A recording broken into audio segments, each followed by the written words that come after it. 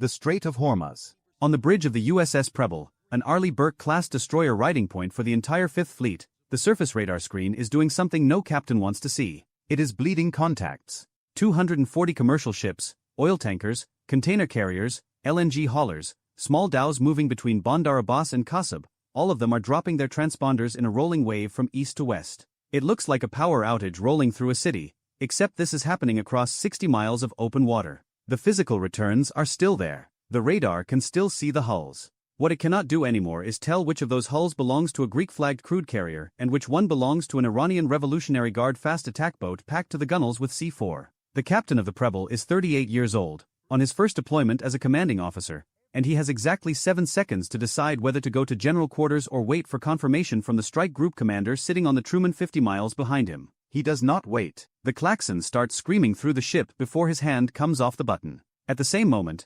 190 miles to the northwest, a Triton drone flying at 50,000 feet catches something on its infrared pod that makes the analyst back in Sigonella lean forward in his chair. 30 heat signatures, low to the water, moving in a loose diamond formation at roughly 40 knots. They are coming out of a small inlet near Bandar Lenja, and their heading, if projected forward 12 minutes, terminates on the port side of the USS Harry S. Truman. The Truman launches 2 Super Hornets off the waste catapults inside of 90 seconds. The pilots, still buckling in as the aircraft accelerate down the deck, are given a target brief that is essentially 2 words. Fast boats. Kill them. But this is where the trap begins to close, and nobody on the American side has realized it yet. A Nor anti-ship missile, Iran's domestic version of the Chinese C-802, lifts off from a concealed rail battery hidden inside a limestone quarry 12 miles inland from Bandar Abbas. The rail was covered with a fabric tarp painted to match the surrounding rock. Satellite imagery had passed over that quarry 41 times in the last 6 months and never flagged it. The missile clears the ridge, drops to 16 feet above the water, and begins its terminal run at just under the speed of sound. The Preble sees it. Of course it sees it. The SBY-1D radar on an Arleigh Burke can pick up a soccer ball moving at Mach 1 from 60 miles away. But to actually kill the Nor, the Preble has to bring its illuminators online and go active. It has to shout, in electromagnetic terms, at the top of its lungs.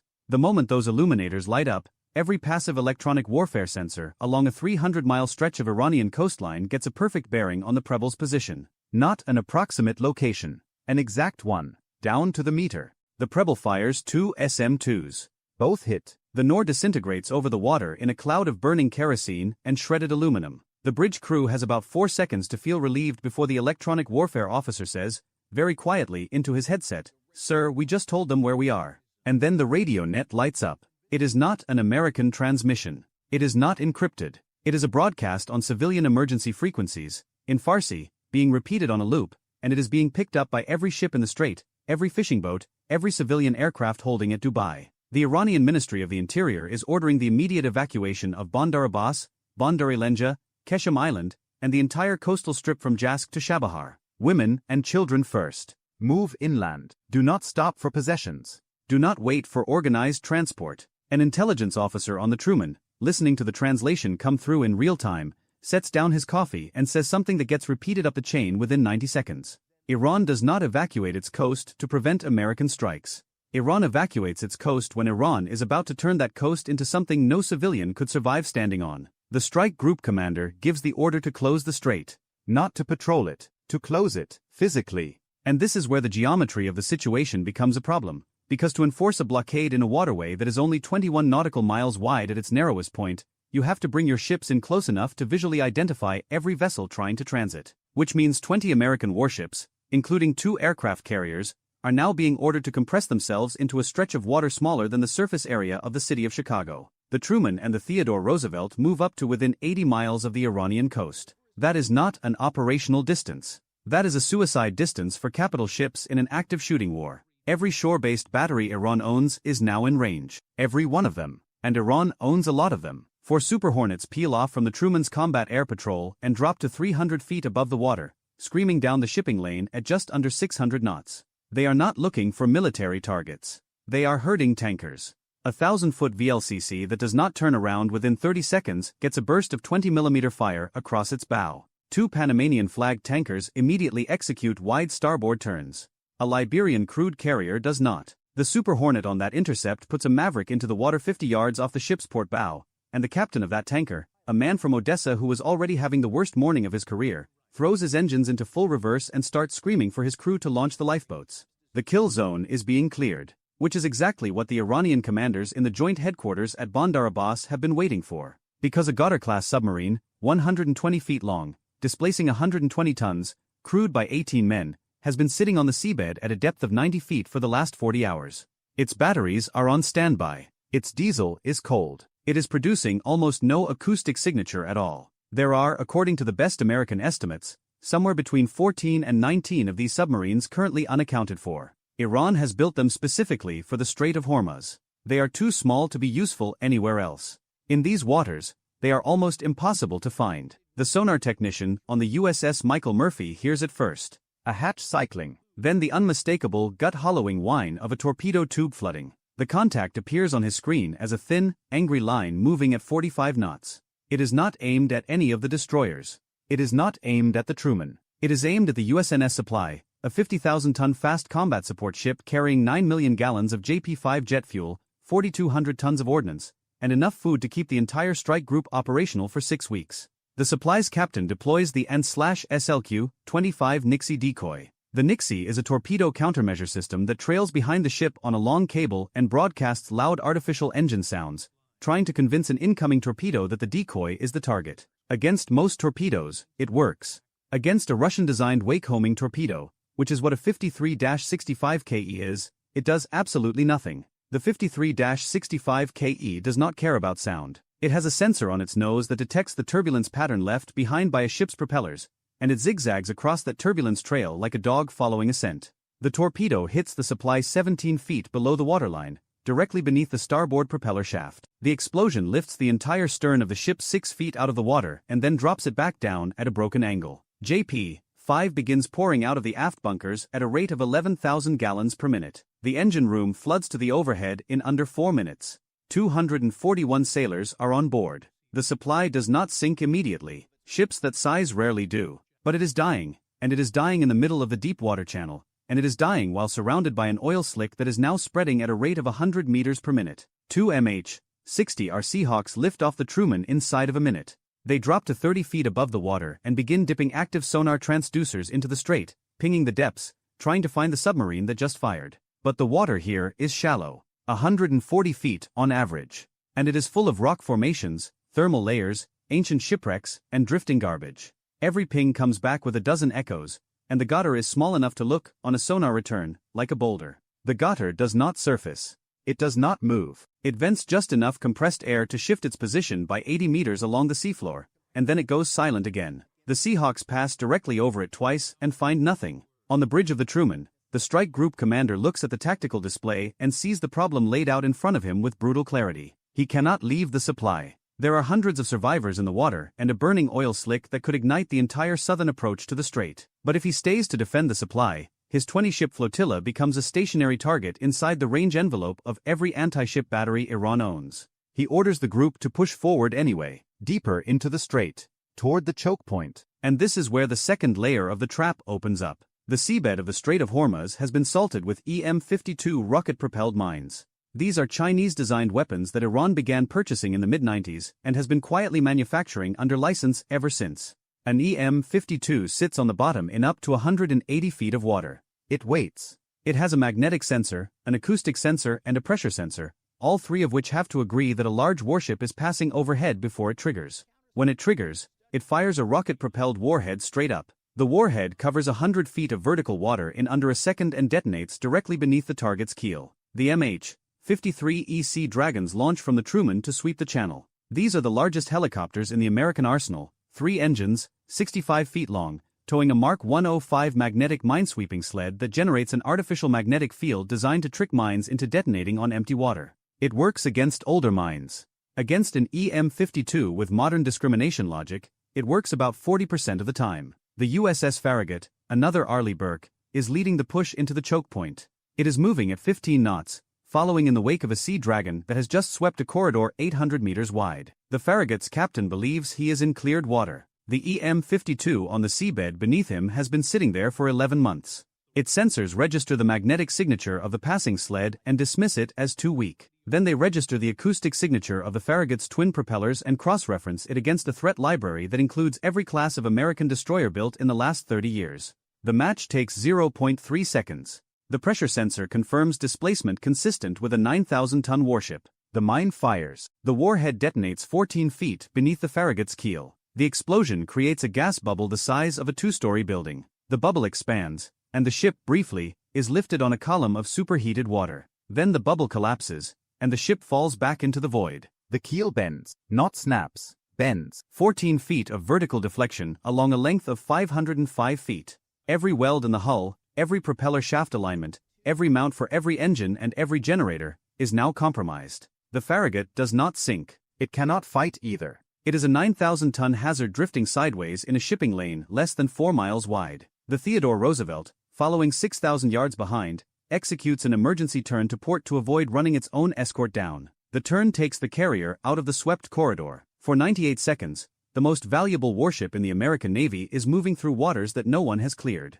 It does not hit a mine. But that is luck, not planning, and every officer on the bridge knows it. The flotilla cannot move forward. The mines are in front of them. It cannot move back. The burning wreck of the supply is behind them. It cannot spread out. The channel is too narrow. And this is the moment Iran chose to release the storm. The coastal hills between Bandar Abbas and Bandar Lenja erupt in white smoke. The first wave is Shahid, 136 loitering munitions. Not dozens, 140. They fly at 115 miles per hour. They cost between $20,000 and $40,000 each, and they sound at close range like a swarm of chainsaws. They are not fast. They are not stealthy. They are not particularly accurate. They do not need to be. They are cheap, and there are a lot of them, and the American ships have to shoot down every single one. The Aegis combat system on every destroyer in the group begins engaging. SM-2 interceptors, at roughly $2 million per round, start climbing out of the vertical launch cells at a rate of 1 every 3 seconds across the flotilla. The math is grotesque. Every Shahid the Americans kill costs them 100 times what it cost Iran to launch. And this too is the point. Because hidden inside the radar clutter created by 140 exploding drones, buried in the thermal noise of burning wreckage and expended interceptor motors, the second wave launches. 50 Nor and Gator anti-ship cruise missiles. Sea skimming. Mach 0.9. They come in from 3 different bearings simultaneously, from batteries spaced 60 miles apart along the Iranian coast, on flight paths that were programmed hours in advance to converge on the American flotilla from angles the Aegis system has to reprioritize to engage. The system reprioritizes. The SM-6, the newest and most capable interceptor in the American arsenal, begins launching. The SM-6 is designed exactly for this scenario. It has a range of 240 miles, it can engage sea-skimming missiles at extreme distances, and it has a data link that lets one ship guide another ship's missile to its target. But an Arleigh Burke has 96 vertical launch cells. Some of those cells are loaded with land attack Tomahawks. Some are loaded with anti-submarine rockets. Some are loaded with SM-3 ballistic missile interceptors. The number of cells actually loaded with SM-6X and SM-2s at the start of this engagement is, on the average destroyer in the group, somewhere between 40 and 60. They have been firing for 11 minutes. The gaps begin to open. Not everywhere, but in specific places, where specific ships have burned through specific inventories, gaps appear. A single Nor breaks through the outer defensive layer on the eastern side of the formation. It is skimming 10 feet above the water, heading directly for the Theodore Roosevelt, which is still recovering from its emergency turn and has not yet regained full defensive posture. The last-ditch defense on an American carrier is the RIM-116 rolling airframe missile. It is small. It is fast. It is designed to hit a threat inside 5,000 yards, when everything else has failed. A 21-cell ram launcher on the Theodore Roosevelt engages the incoming Nor at a range of 4,200 yards. The ram's infrared seeker acquires the missile's exhaust plume, the missile spins itself onto an intercept solution, and it detonates directly on the nose of the Nor at a range of 400 meters from the carrier's hull. 400 meters. That is the width of 4 football fields. That is how close it came. The Truman's air boss, watching the intercept on the bridge monitors, says nothing at all for about 6 seconds. Then he calls down to combat and asks how many rams the Roosevelt has left in that launcher. The answer is 13. And this is when the ballistic phase begins. The Aegis operators see them first. Not on the surface search radar. On the volume search. 4 contacts, climbing on ballistic trajectories from deep inside Iranian territory, apogee at just under 200 kilometers, terminal velocity projected in excess of Mach 6. These are Khalij Far's anti-ship ballistic missiles. Iran developed them from the Fateh 110 short-range ballistic missile platform and mated them with an electro-optical seeker in the nose cone. The seeker is a high-resolution camera that, in the terminal phase of flight, identifies the shape and thermal signature of a ship and steers the warhead into it. The Khalij Fars is not fast enough or maneuverable enough to be a genuine carrier killer against a fully alert Aegis group with a full magazine. Against a group that has just spent 11 minutes shooting down drones and cruise missiles, it is a very different weapon. The remaining SM-SIXS launch. 3 of the Khalij Fars are intercepted in the upper atmosphere, converted into streaks of burning debris that will fall across 100 miles of empty desert. The 4th continues its dive. Its seeker, in the final 6 seconds of flight, looks down at the sea and sees the American flotilla arranged below it. It is looking for a carrier-shaped thermal signature. It finds one. But between the carrier and the missile, in the geometric center of the deep water channel, there is another target the seeker's discrimination logic has never been optimized to reject. A very large crude carrier. 1,100 feet long, 200,000 deadweight tons, loaded to the waterline with 2 million barrels of Kuwaiti crude oil that never got the memo to turn around. The seeker locks onto the tanker. The warhead hits amidships at a velocity of just over Mach 6. The kinetic energy alone is equivalent to about 40 tons of TNT, and the warhead itself adds another 600 kilograms of high explosive. The tanker does not explode. Crude oil does not detonate. It burns. It burns for a very long time, and it produces a column of black smoke that rises to 12,000 feet and drifts west across the strait in a wall the width of the shipping lane. The infrared sensors on the American ships, which have been the primary means of identifying incoming threats through the drone smoke and missile debris, go effectively blind. Every optical seeker on every helicopter, every jet, every destroyer, is now looking through a curtain of oil fire and black soot. The flotilla scatters. It has to. The tight formation that made the layered air defense possible is no longer survivable. The destroyers push out into the shallower waters north and south of the main channel, water they have not surveyed, water that may or may not be mined, water where their high-speed maneuvering is the only thing keeping them from being targeted by the shore batteries whose optical sensors are now, thanks to the smoke, just as blind as the American ones. They move at 30 knots. Zigzag patterns. Randomized headings. It is the only way to defeat a GPS-guided targeting solution from shore. And it is burning fuel at 4 times the rate of a normal cruise. The supply, which was supposed to refuel them, is on the bottom of the sea 40 miles behind them. The nearest replenishment ship is in Bahrain, 12 hours away at flank speed, and no one wants to send that ship into the strait right now. The carriers are burning through their reserves just to keep the combat air patrol aloft. The E-2D Hawkeye that is coordinating the entire air defense picture has been aloft for 9 hours and is on its second aerial refueling. The tanker aircraft that refueled it is now itself running low. And this is when the intelligence officer on the Truman, the one who read the evacuation broadcast, walks back into the flag bridge with a piece of paper and says, "Sir, I think I understand the evacuation order now." The order was not a warning to civilians. Not primarily. It was a coordination signal, broadcast in the clear because it needed to reach 14 different units, all of them running on shore power or battery reserve, all of them in emissions-controlled states where they could not receive a standard military transmission without lighting up their own antennas. The units on the receiving end of that signal were the Goddard-class submarines. All of them, sitting on the seabed, waiting. The one that killed the supply was the first. The intelligence officer, tracing the geometry of the flotilla's advance against the underwater terrain of the strait, believes there may be as many as 9 more of them, arranged in a rough arc along the 50-mile stretch of water the American ships have just sailed into. The strike group commander looks at the tactical display for a long time. The Roosevelt has 13 rams left in its portside launcher. The average destroyer in the group is down to 20% of its interceptor loadout. Fuel is bleeding out of every ship at unsustainable rates. The mine channel behind them is impassable. The oil fire in front of them is impassable. And underneath them, quite possibly, are 9 submarines that have been holding their fire for a reason nobody on the American side has yet figured out. He picks up the handset for the fleet-wide net. He does not raise his voice. He orders every ship to go to ultra-quiet, all non-essential emitters off, all active sonar secured, all high-speed maneuvering to cease. He orders the carriers to recover aircraft and hold them on deck. He orders the destroyers to form a tight defensive ring around the carriers at a radius of 4,000 yards.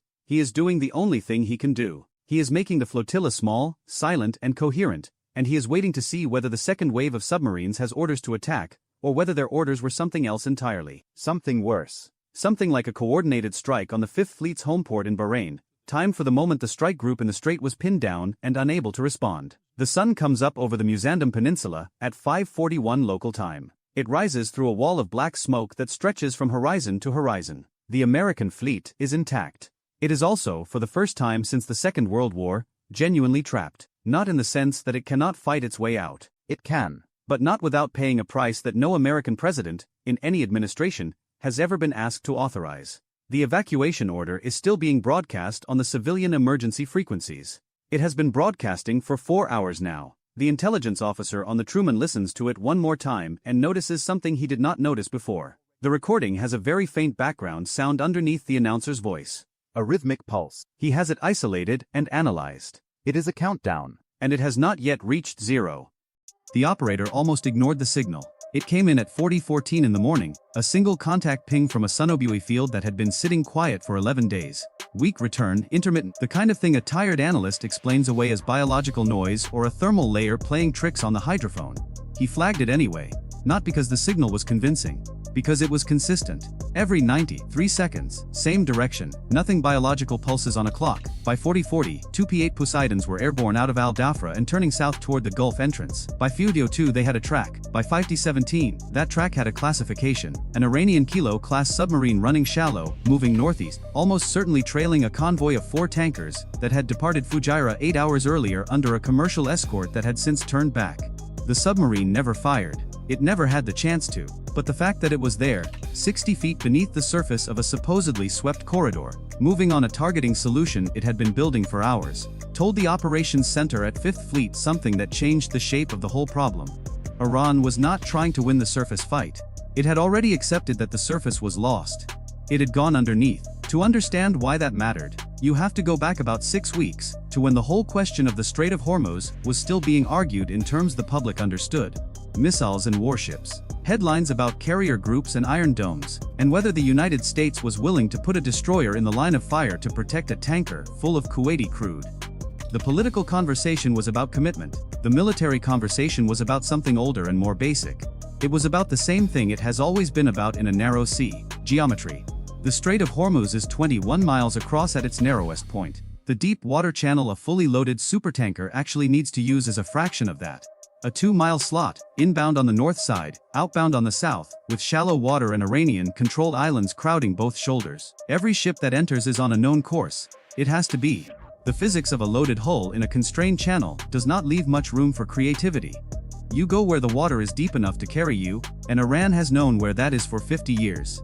The coast above that slot had been militarized over decades with a patience and a thoroughness that deserves respect even from the people it is aimed at. Radar installations on the high ground, overlapping coverage multiple bands. Anti-ship missile batteries ranged onto the channel at distances where a supersonic skimming weapon gives a crew approximately 15 seconds of warning before impact. Fast attack boats hidden in the coves and inlets along the Kishim Island coastline, small enough to be invisible on a cluttered radar return, fast enough to close a tanker before a defensive gun system can engage them all. And underneath all of it, the mines. Pressure activated, magnetically triggered, acoustically sensitive. Thousands of them seeded across decades of contingency planning, mapped and positioned and ready to be dropped in a matter of hours once the order came. When the order came in early 2026, it came fast. Within 72 hours of the declaration that the strait was closed to American and Allied shipping, the mine laying was already underway. Within a week, the inbound lane had gone from a busy commercial corridor, moving roughly 15 million barrels of oil a day, to an effectively empty stretch of water that nobody with insurance was willing to enter. The shipping companies did not need to be told twice. When 3 tankers were struck in 4 days, 2 of them losing crew, the market made the decision that navies were still debating. Rates tripled. Then they doubled again. Vessels already inside the Gulf anchored and waited. The ones outside turned around. And the oil price did what oil prices do when a fifth of the world's seaborne supply is suddenly in question. Washington stood up Project Freedom within days. Carrier, escorted convoys, flag on the mast, Navy warships riding the shoulders of the merchant column in broad daylight. Exactly the posture that had worked in 1987 during the tanker war, when a visible American presence was enough to make Iranian fast boats reconsider their career choices. The first convoy assembled. It got as far as the entrance to the strait before the problems announced themselves simultaneously. A harpoon-sized return lit up on the radar of the escorting destroyer before anyone had time to categorize it. The countermeasures fired. The decoy bloomed. The missile followed the decoy. Nobody was hit, but the missile had been fired from 42 miles inland, from a position the carrier strike package had assessed as inactive 20 hours earlier. Iran had moved a mobile launcher overnight, set it up in the dark, and fired it the moment the convoy's radar emissions told them exactly where to aim. The convoy turned back. The flagship of Project Freedom returned to port, having demonstrated, very conclusively, that the old logic no longer applied. Being seen had stopped being a deterrent. It had become a targeting service. The people who rewrote the approach did not hold a press conference about it. The first indication that something had changed came from what stopped appearing, not from what started. The insurance tracking services that monitor AA's transponder data noticed that a category of vessel, large crude carriers of a specific draft range, had simply vanished from their displays in a particular region of the Gulf. Not turned around, not anchored, disappeared. The hulls were still there. The signals were not. This is the part of the operation that looks like a trick and is actually a doctrine. A supertanker in peacetime is a lighthouse that moves. It broadcasts its name, its position, its heading, its destination, its speed, its cargo, its flag, its IMO number, continuously to any receiver within range because the law requires it to. The automatic identification system exists because ships are very large and the sea is very dark, and running into each other costs lives and money. The AIS is not a vulnerability. It is a safety system. It was designed to prevent accidents, and it is extraordinarily good at that job. It is also, in a war zone, a beacon that tells a missile battery exactly where to aim. Turning it off is illegal under normal maritime law. It is also, in a narrow strait with an active mining operation and an enemy tracking every commercial transponder in the waterway, the only move that makes sense. The lawyers worked that out inside of 48 hours. The operators had already started doing it before the lawyers finished. The discipline that went with the blackout was total. AIS off. Navigation lights off. Radio silence except for encrypted burst transmissions to 5th Fleet every 30 minutes, position and status, then silence again. Radar emissions minimized because a radar searching for mines throws a signal that a shore-based intercept station can detect and localize and hand off to a targeting cell in about 4 minutes. The crews navigated the outbound leg using gyroscopic compass, chart plottings updated by hand, and GPS inputs that they treated with deep suspicion, because Iran had been spoofing the satellite navigation in the strait since the 3rd week of the crisis, injecting false position signals that could make a bridge display show a ship sailing through downtown Bandar Abbas, while the actual hull was still in the water. More than one crew had caught the spoof only because an experienced officer looked out the bridge window and noticed that the coastline visible through the glass did not match the coastline on the screen. Old eyes over new instruments. There is a lesson in that, though it is not a comfortable one. The crews went back further than they expected to go. Paper charts. Parallel rulers. Dividers stepped across the page to measure distance by hand.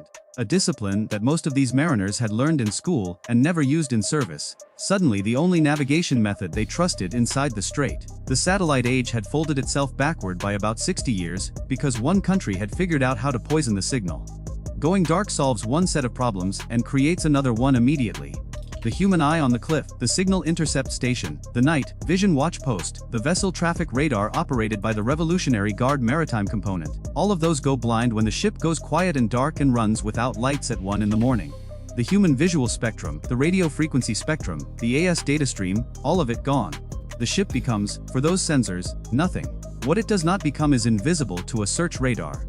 A supertanker is approximately 1,000 feet of steel plate arranged in a shape that happens to be nearly optimal for reflecting radar energy. You cannot hide that cross-section.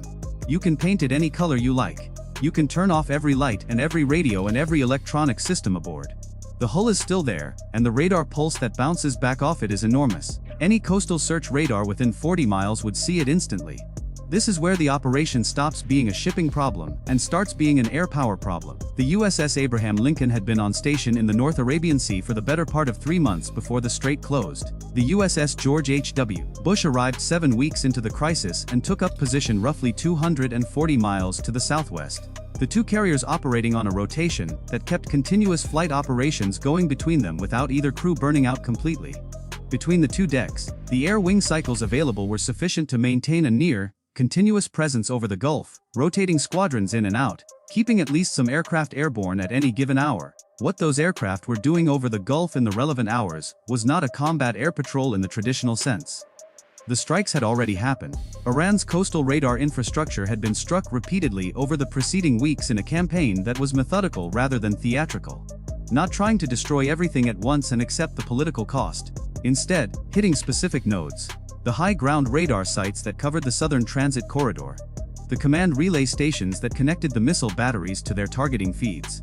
The maintenance facilities for the fast attack boat flotilla at Bandar Abbas and Kishim. Hitting them, watching the Iranians try to rebuild or relocate, hitting them again before the new position was fully operational. The math of that exchange was deliberately asymmetric.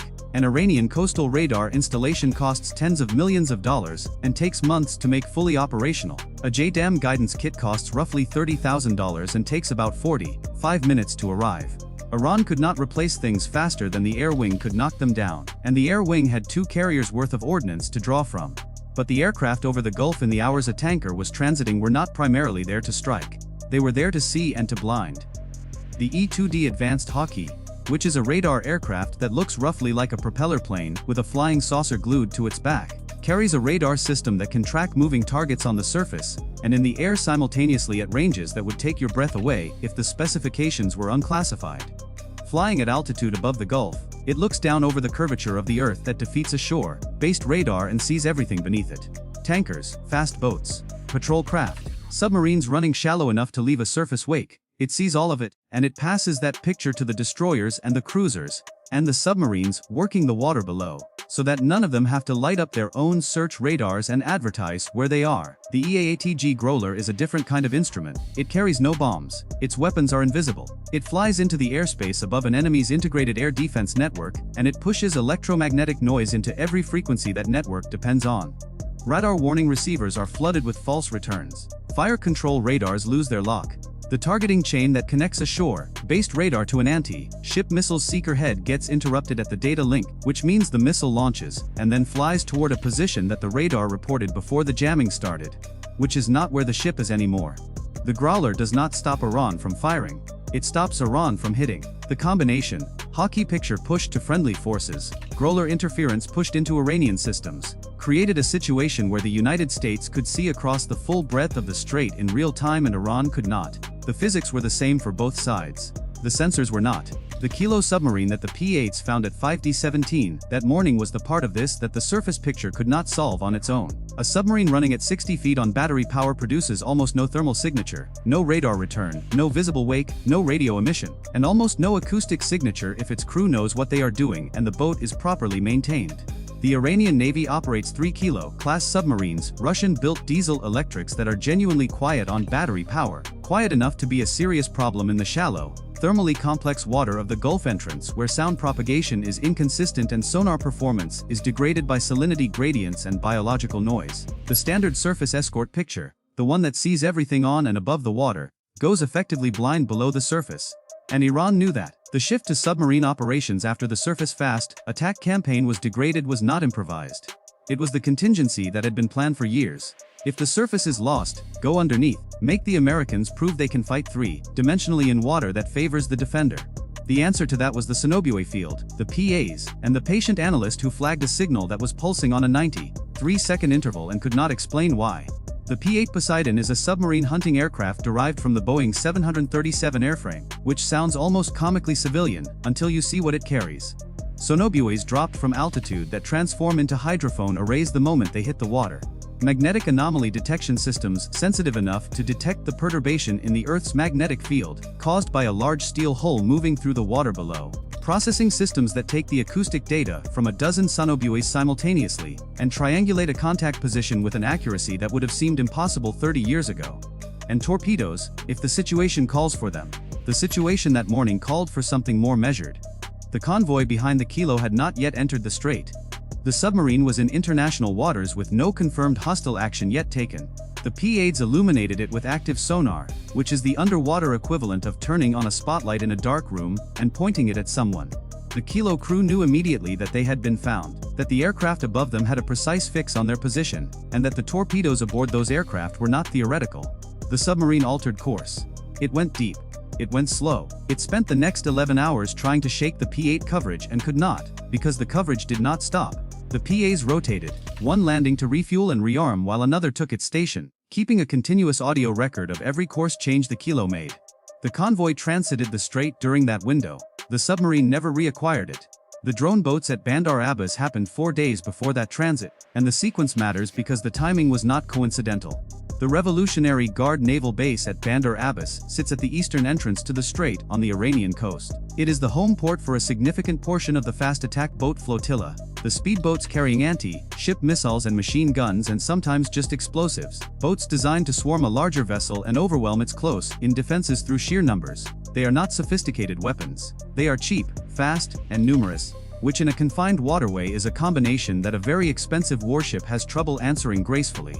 The base itself was not a viable target for a conventional airstrike in the conventional sense. Iran's shore-based air defense around Bandar Abbas was layered, overlapping, and specifically optimized to engage aircraft approaching from the south, which is the direction any carrier-launched strike would come from. Sending a strike package in against a defended harbor, where the defenders have had 50 years to sight their guns, was a cost-benefit calculation that the targeting cell did not love the look of.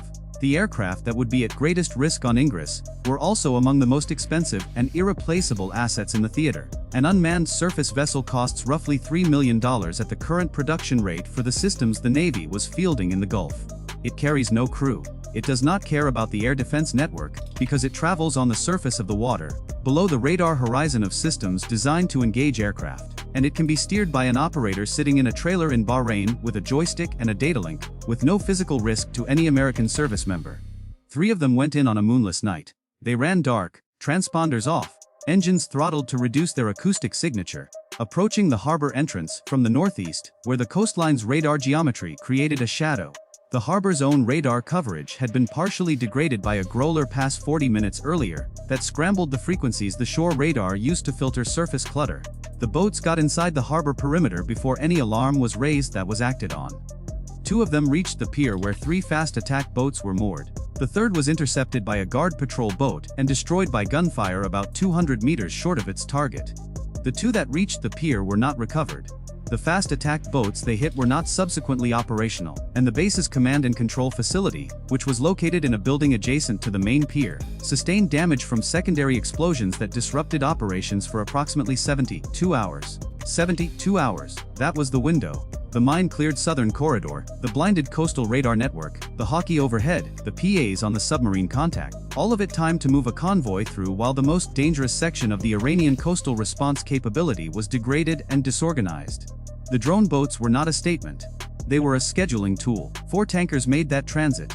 The largest of them was just over 300 meters in length, fully laden, drawing nearly 22 meters of water, moving at approximately 9 knots through a lane that the mine hunters had swept and re-swept over the preceding 48 hours. The crew had been briefed to expect a 6 to 7 hour passage with no communication except the encrypted burst transmissions. They had been told about the spoofed GPS and given the paper charts and told which instruments to trust and which to ignore. They had been told that they would have air cover they could not see and naval support they could not contact, and that this was deliberate, because the thing protecting them was its own invisibility, and anything they did to make themselves feel less alone was a risk they could not afford. One of the officers later described the experience as navigating inside a blackout curtain with the sound turned off. No lights visible in any direction except the stars. No radio traffic on any channel. No other ships visible. The radar screen showing them a picture they had been told not to fully trust. The paper chart spread across the chart table with pencil marks being updated every few minutes by hand. The magnetic compass, a technology that has not changed in any meaningful way since the 12th century. The most reliable instrument on the bridge. They came through on schedule, all 4 of them. No contacts on the visual watch, no vessels approaching, no radar locks detected, no missiles fired. The kilo that had been running a targeting solution on them from below never got close enough to be relevant. The fast attack boats that would normally have been dispersed across the southern corridor to intercept were either destroyed, still assessing the damage at the base, or unable to get a firing solution through the electronic interference above them. The Hawkeye that saw everything and said nothing to anyone who was not supposed to hear it watched them clear the straight exit and logged the time. The convoy formed up in safer water on the other side, and eventually, over the next several hours, the AIS transponders came back on one by one as each vessel crossed outside the boundary the lawyers had defined, and they reappeared on the world's shipping displays as if they had never been gone. The insurance tracking services logged the returns. No one outside the relevant operations centers knew the route those hulls had taken, the assets that had been cleared from in front of them, the submarine that had been parked on their track until a patient analyst and a rotating pair of aircraft had sat on it for 11 hours and refused to let it move. The broader picture from that operation did not resolve the crisis in the strait overnight. Iran retained its capacity, its mines, its missile batteries, its submarines, its fast attack flotilla, most of which survived the conflict intact and dispersed. What changed was more specific and more durable than a weapons count. The coast's ability to convert that capacity into effective action against a transiting hull had been demonstrably broken. Not permanently and not completely, but broken enough that the math of the interdiction had shifted in the wrong direction for anyone trying to enforce a blockade. A blockade is, at its operational core, a detection and engagement system. You have to see the ship to stop the ship. Everything else, the missiles, the mines, the fast boats, the submarines, is downstream of that first requirement. Take away the detection, degrade it, jam it, destroy the infrastructure it runs on, put your own sensors above the horizon, so you see everything your enemy cannot, and what remains of their blockade is a coastline full of weapons pointed at an empty sea. Iran still owns that coast. The geography has not moved. The weapons are still there. But a weapon pointed at nothing is a storage problem, not a military capability. The supertanker that came through dark and silent at 1 in the morning was not hiding from the blockade. It was demonstrating that the blockade's first principle, the idea that owning the coast meant controlling who crossed the water, was no longer a reliable assumption. Each hull that transited was a data point in an argument the Navy was making not to the press but to every operational planner on the Iranian side. The argument was simple. We can see you better than you can see us. We can be invisible when it costs you to find us. And we have already demonstrated what we do to the assets you need to maintain the sightline. The submarine contact from that morning sits in that argument too, because the PAs that found it were not there by accident, and were not there alone. The Sonobue field that caught the initial ping had been laid 3 days earlier, maintained continuously, data processed ashore and flagged for human review by an analyst who noticed a 93-second interval that could not be explained away. The entire detection chain, the buoys, the aircraft, the analyst, the communications back to the operations center, the P8 dispatch, the active prosecution that ran for 11 hours, existed because someone had decided weeks earlier that the submarine threat to the corridor was the detection problem that the surface picture could not solve on its own, and had built a layered response to it before it became an emergency. That is the part of the operation that does not make headlines. Not because it is less important, because it looks like administrative work until you understand that the tanker convoy running dark through a swept corridor, at 9 knots with a kilo-class submarine somewhere behind it is the reason the Sonobue field had to exist at all. One last detail that tends to get lost in the larger shape of the story. The mine hunters who cleared the southern corridor spent 11 days on that work before the first convoy was authorized to transit. 11 days of slow, methodical, unglamorous operations. Unmanned underwater vehicles working the bottom systematically, one grid square at a time. Helicopter, deployed sonar systems searching the water column. Human divers in some cases, when a contact required close investigation and the unmanned systems had given an ambiguous return. Neutralization operations that were individually unremarkable and collectively essential. The mines that were found and destroyed during those 11 days were not exotic.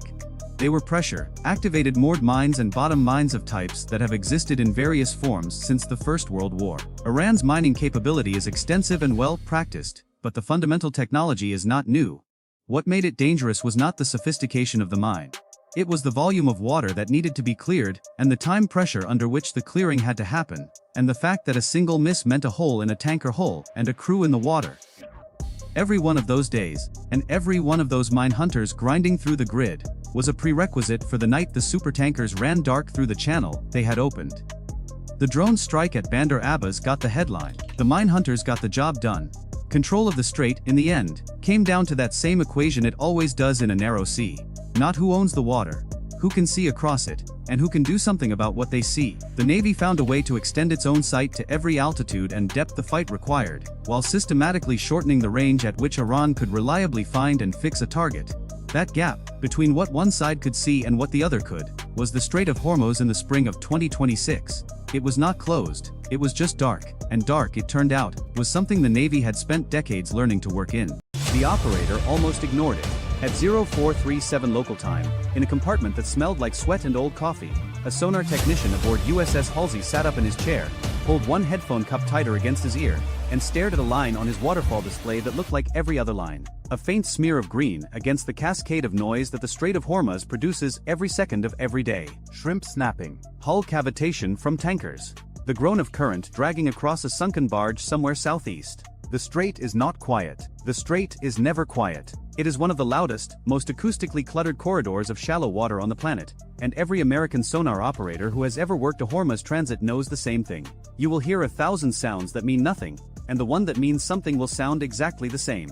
He almost marked it by a logic and moved on. He didn't. Somewhere beneath 80 feet of warm, silty water, on a shelf of compacted sand and broken coral where the bottom of the strait rises toward the Iranian coast, 3 submarines sat with their engines off. Each one 29 meters long. Each one displacing 120 tons submerged. Each one built for approximately $15 million. Gota class. Diesel electric. Iranian. Derived from North Korean designs that were themselves derived from Yugoslav coastal defense boats from the 1970s. They are small. They are cheap. They are not sophisticated. And in the right water, at the right depth, doing absolutely nothing, they are functionally invisible to every major anti-submarine warfare system the United States Navy has spent the last 4 decades perfecting. Because those systems were not built for this. The American anti-submarine playbook is a masterpiece of deep water detection. Towed arrays that can hear a Russian Akula at 40 nautical miles. Hull-mounted sonars that can track a Chinese Jean-class ballistic missile submarine through convergence zones across hundreds of miles of Pacific Ocean. Sonobuoy patterns that can sanitize a box of open water the size of Connecticut in under an hour. In blue water, the United States Navy finds submarines the way a hawk finds mice. Patiently, precisely, and from a distance that makes the kill inevitable before the prey knows it has been seen. The Strait of Hormuz is not blue water. The Strait of Hormuz is a bathtub. The deepest point in the shipping lanes barely reaches 260 feet. The average depth in the traffic separation scheme is closer to 150. The water temperature in summer creates thermal layers so dense that active sonar pulses refract, scatter, bounce off the bottom, bounce off the surface, and return to the transducer as a wall of meaningless noise. The seabed is uneven, cluttered with pipelines, old anchors, debris from decades of tanker traffic, and geological formations that return sonar pings with signatures almost identical to submarine hulls. American sonar operators working the strait have a name for the experience. They call it being deaf in a nightclub. Everything is loud. Nothing is useful. And into this environment, the Islamic Republic of Iran Navy had placed 3 boats with a plan that was not stupid. The plan was, in fact, the kind of elegant asymmetric thinking that keeps war planners in the Pentagon awake in the small hours, staring at ceilings and running cost ratios in their heads. The concept was simple. Do nothing. Let the carrier come to you. This is a speculative scenario. The date is fabricated. The operation is fictional. Every weapon, every system, every cost figure, and every tactical specification in this story is real. The 3 Godders had been towed into position 4 days earlier by civilian fishing boats, a method Iran had practiced in exercises observed by satellite but never fully understood in context. They motored the last 6 nautical miles on battery power, settled onto the bottom in a staggered line running roughly northeast to southwest, 4 nautical miles apart, and shut everything down. No engines. No active sonar. No communications. Crew of 18 per boat, breathing air from rechargeable canisters, eating cold rations, urinating into bottles. Waiting. The only sound each submarine produced was a 47 Hz tonal, a faint low-frequency hum generated by the battery monitoring system, a component that could not be turned off without risking a thermal runaway in the lithium cells. 47 Hz. Buried 30 decibels below the ambient noise floor. Invisible to hull-mounted sonar. Invisible to helicopter dipping sonar. Invisible to every active sensor in the American inventory for this environment. But not invisible to everything. The staggered line was oriented to bracket the narrowest segment of the eastbound shipping lane, a stretch where the navigable channel for a ship drawing 37 feet of water contracts to less than 6 nautical miles across. A Nimitz-class nuclear aircraft carrier draws 37 feet. It cannot deviate from the deep water track without risking grounding. It transits the strait on a predictable course, at a predictable speed, through a channel whose dimensions have not changed since the last ice age. The carrier has to come through. It has to come through here. And when it does, it will pass between the 1st and 3rd Godders at a range where even 1970s-era straight-running torpedoes have a meaningful probability of impact. The man coordinating the ambush sat in the 2nd submarine, the middle boat in the line, Lieutenant Commander Davoud. His background, according to Iranian state media profiles that Western intelligence had assembled into a dossier over 7 years, included 2 years at the Bandar Abbas Submarine Warfare School, a 6-month technical exchange in Pyongyang, and command of a Godder during Exercise Great Prophet 9, where he had simulated a torpedo attack on a target barge being towed at 10 knots and missed by 600 yards. He had not missed in the 40 rehearsals conducted since then in a reservoir outside Bandar Abbas where the depth and temperature profile had been artificially matched to the strait's summer conditions. Davoud carried the cell's only encrypted burst transmitter, a system that compressed a 3-second message into a 0.4-second transmission. A blip. A flicker of electromagnetic energy so brief that direction-finding equipment needed a minimum of 1.2 seconds of continuous signal to generate a bearing fix. The burst would be over before the American electronic warfare systems could triangulate. That was the theory. 12 nautical miles to the south-southwest, the USS Abraham Lincoln, CVN-72, was making her transit. The Lincoln is a Nimitz-class carrier. She displaces approximately 100,000 tons at full load. Her flight deck is 1,092 feet long. Her crew numbers over 5,000. Her air wing, Carrier Air Wing 7, represents roughly $4.5 billion in aircraft alone. The ship herself cost approximately $13 billion in current replacement value. She was making 12 knots eastbound, surrounded by her escort screen, heading for a deployment in the 5th Fleet area of operations that had been scheduled 9 months earlier and accelerated 3 weeks ago when Iran began moving fast attack craft into formations near Abu Musa Island and publicly threatened to close the strait to military traffic.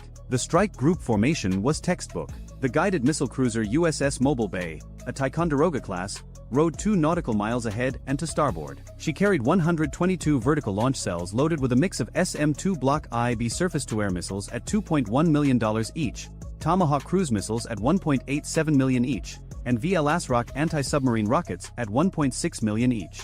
Her hull-mounted and SQS-53C sonar was pinging on a 30-second cycle, its active pulses radiating outward through water that returned so much clutter the sonar supervisor had already downgraded confidence on 4 separate contacts in the past hour, all of which turned out to be bottom features. The destroyer USS Sterett held the port quarter at 3 nautical miles. An Arleigh Burke-class flight IIA, $1.8 billion, 96 vertical launch cells, and SQS-53C hull sonar, and the newer and SQR-20 multifunction towed array, which the Navy quietly considered the most capable passive submarine detection system deployed on any surface combatant in the fleet. The SQR-20 was specifically optimized for low-frequency detection in cluttered littoral environments. It was designed, almost literally, to find exactly the kind of sound a Goddard battery monitoring system makes. The SQR-20 was not in the water. 2 hours earlier, Sterett's sonar team had requested permission to reel in the towed array. The cable was picking up so much flow noise from the shallow bottom currents, so many false tonals from the commercial traffic, so much interference from the thermal inversions that the operators were spending more time dismissing phantom contacts than looking for real ones. Lieutenant Commander Okafor, running Sterett's anti-submarine warfare module, approved the request. This was standard operating procedure for Hormuz transit. Every Burke that had transited in the last 18 months had done the same thing. The towed array in the strait was considered a liability, not an asset. Nobody had tested that assumption against a submarine sitting motionless on the bottom. A second destroyer, USS Halsey, trailed 5 nautical miles astern, running the group's other towed array, an older and SQR-19. Halsey's array was still deployed, but the SQR-19 lacked the low-frequency optimization of the SQR-20. It could hear the 47 Hz tonal if conditions were perfect. Conditions in the Strait of Hormuz are never perfect. Above the formation, 2 SH-60 Seahawk helicopters from the Lincoln's air wing were running a dipping sonar pattern. Seahawk 612 and Seahawk 614, each carrying an AQS-22 airborne low-frequency sonar, had been cycling through predetermined hover points for 90 minutes. Lower the transducer on its cable. Ping.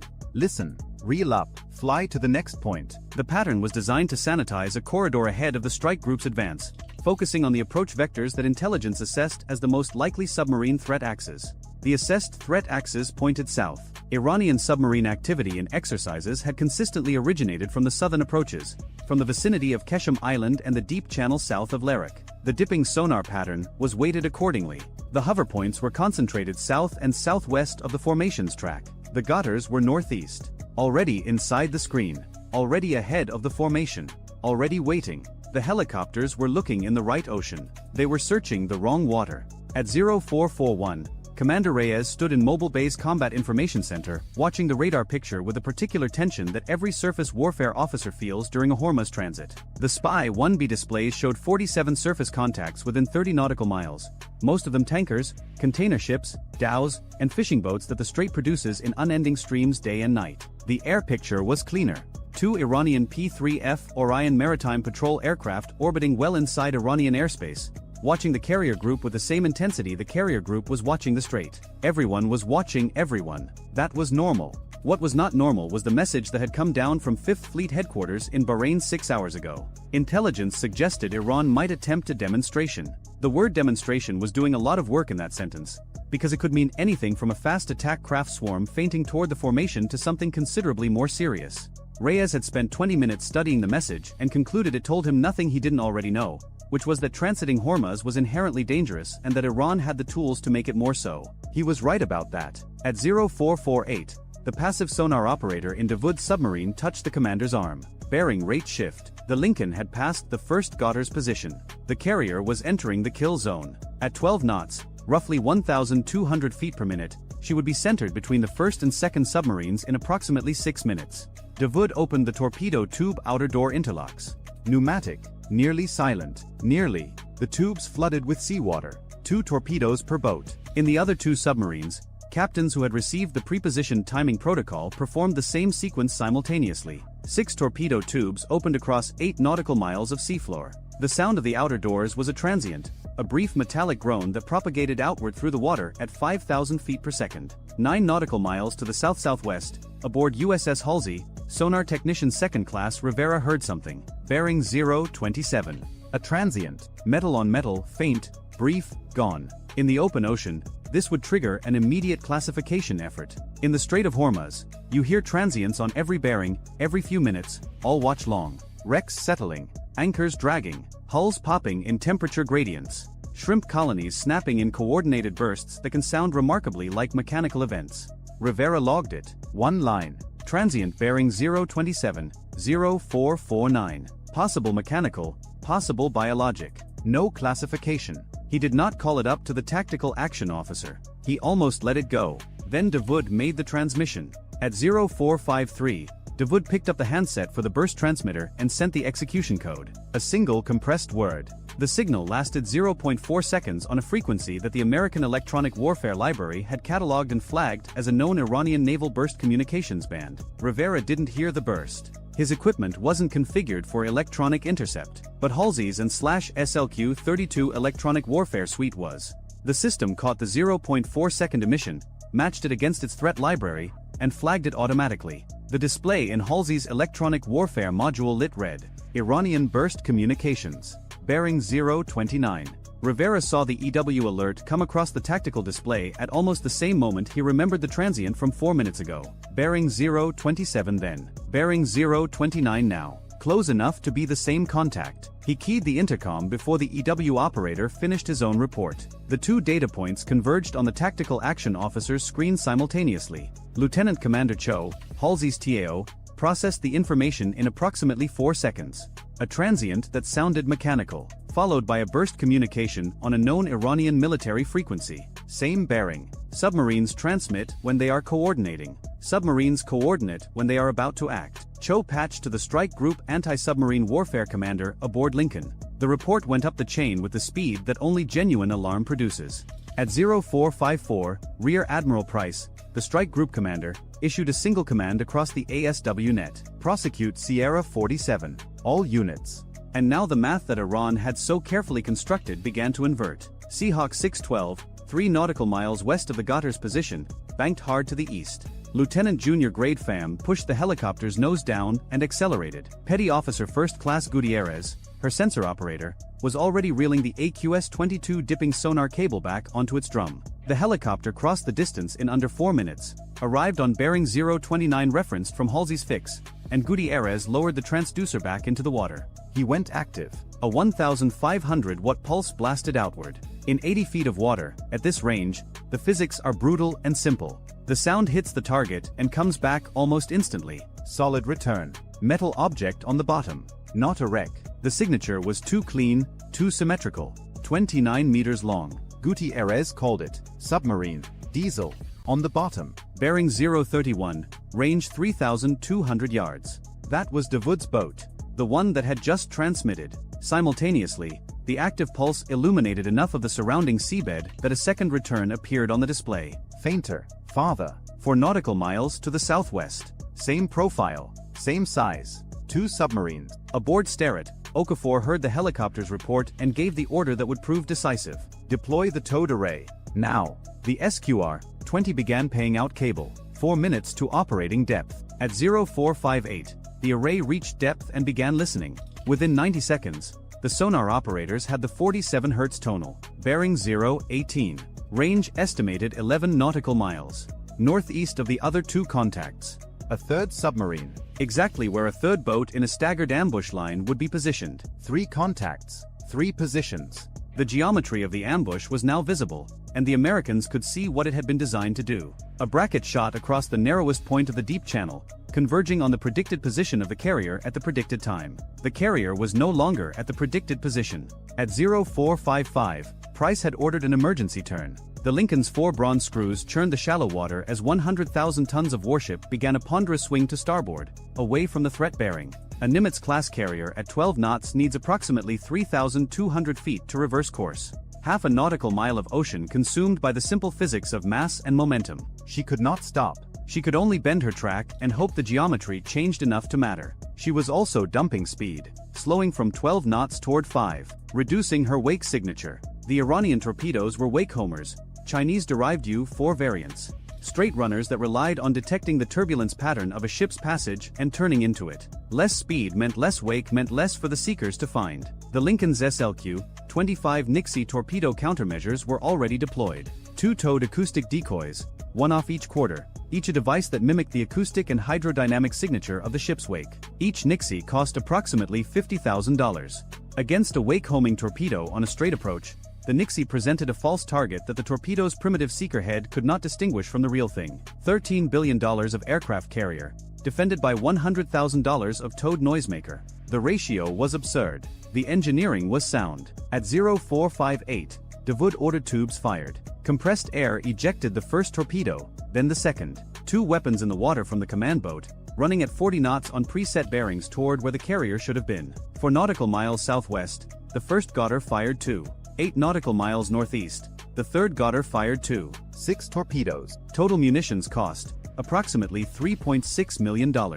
Aimed at a formation whose combined replacement value exceeded $22 billion. Each torpedo carried approximately 400 pounds of TNT equivalent explosive. Against the hull of a Nimitz-class carrier, that warhead could not achieve a kill. The carrier's underwater protection system, a layered arrangement of voids, liquid loading and structural bulkheads, was designed to absorb precisely this kind of threat. But a 400-pound detonation against the hull below the waterline could buckle frames, breach compartments, damage shaft seals, and compromise propulsion. A single torpedo hit would not sink the Lincoln.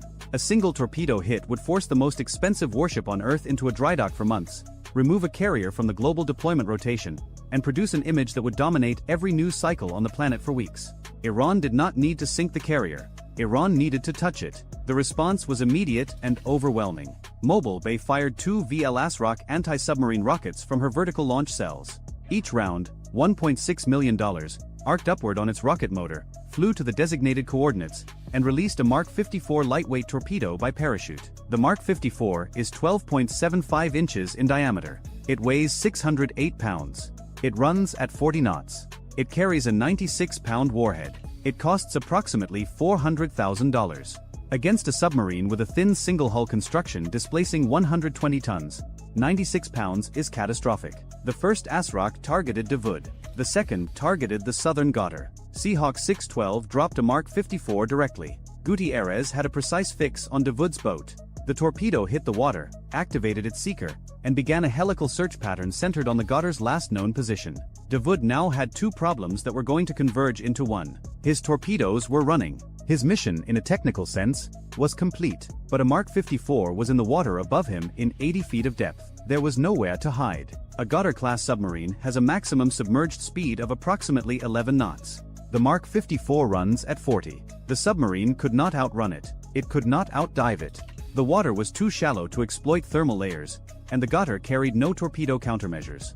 No decoys, no noisemakers, no expendable jammers. The submarine had been designed for one mission profile: get into position undetected, fire, and run for the coast before anyone figured out what happened. The entire concept depended on not being found before the torpedoes were away. Nobody had adequately planned for what happened after being found. Davoud ordered maximum speed southeast. The electric motor wound up. The Goddard lurched off the bottom, trailing a cloud of silt, accelerating to 11 knots through water that now contained an active torpedo specifically designed to kill exactly what he was. At 0501, the Mark 54 dropped by Seahawk 612 acquired Davud submarine at a range of 600 yards. Terminal homing. The torpedo closed the gap in under 30 seconds.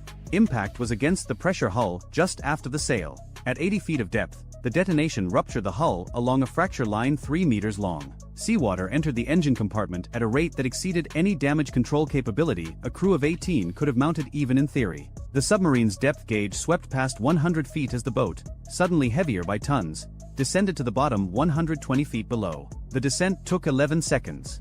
A $400,000 torpedo had just killed a $15 million submarine that was trying to kill a $13 billion aircraft carrier. 4 nautical miles to the southwest, the first Godder's captain heard the explosion through his hull. He also heard the Asrock torpedo enter the water above him. He did not know the details of what had just happened to the command boat. He knew it was loud and it was close, and the sound that followed it was the unmistakable high-frequency ping of an active torpedo seeker sweeping toward him.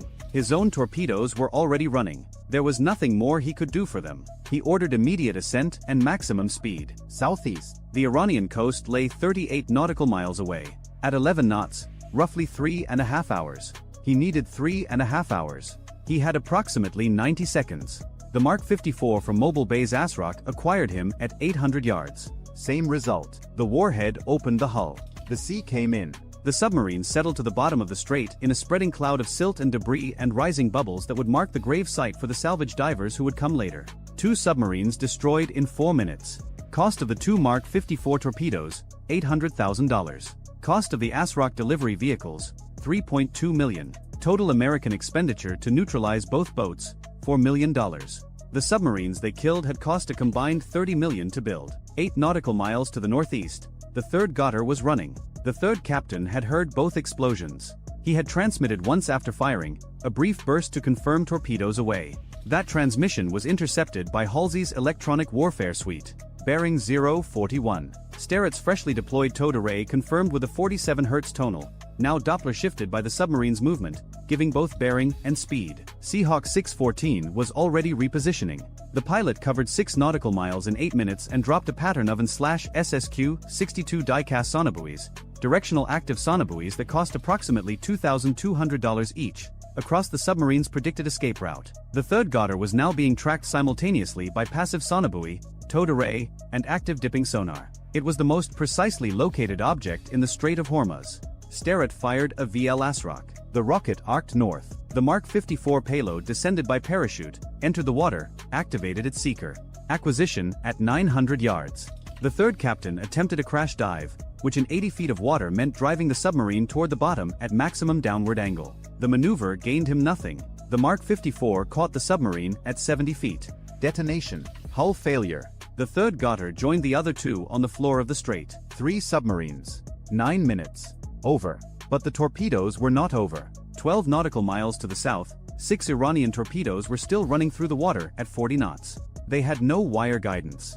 Once fired, they could not be redirected or recalled. They were ballistic in the truest sense, committed to their preset courses, their simple wake-homing seekers scanning for turbulence. 4 of the 6 had been aimed at the carrier's predicted position at 0458. The Lincoln's emergency turn and speed reduction had shifted her nearly a mile from that position. 3 of the 4 torpedoes ran through empty water, their seekers finding nothing, their fuel burning down to nothing, their casings eventually sinking to the bottom as inert metal cylinders that would be recovered by Navy EOD divers over the following week. The 4th torpedo found a wake. Not the Lincoln's. The Nixie decoys. The towed device was doing exactly what it was built to do, generating a false wake signature that a simple seeker head could not distinguish from the real thing.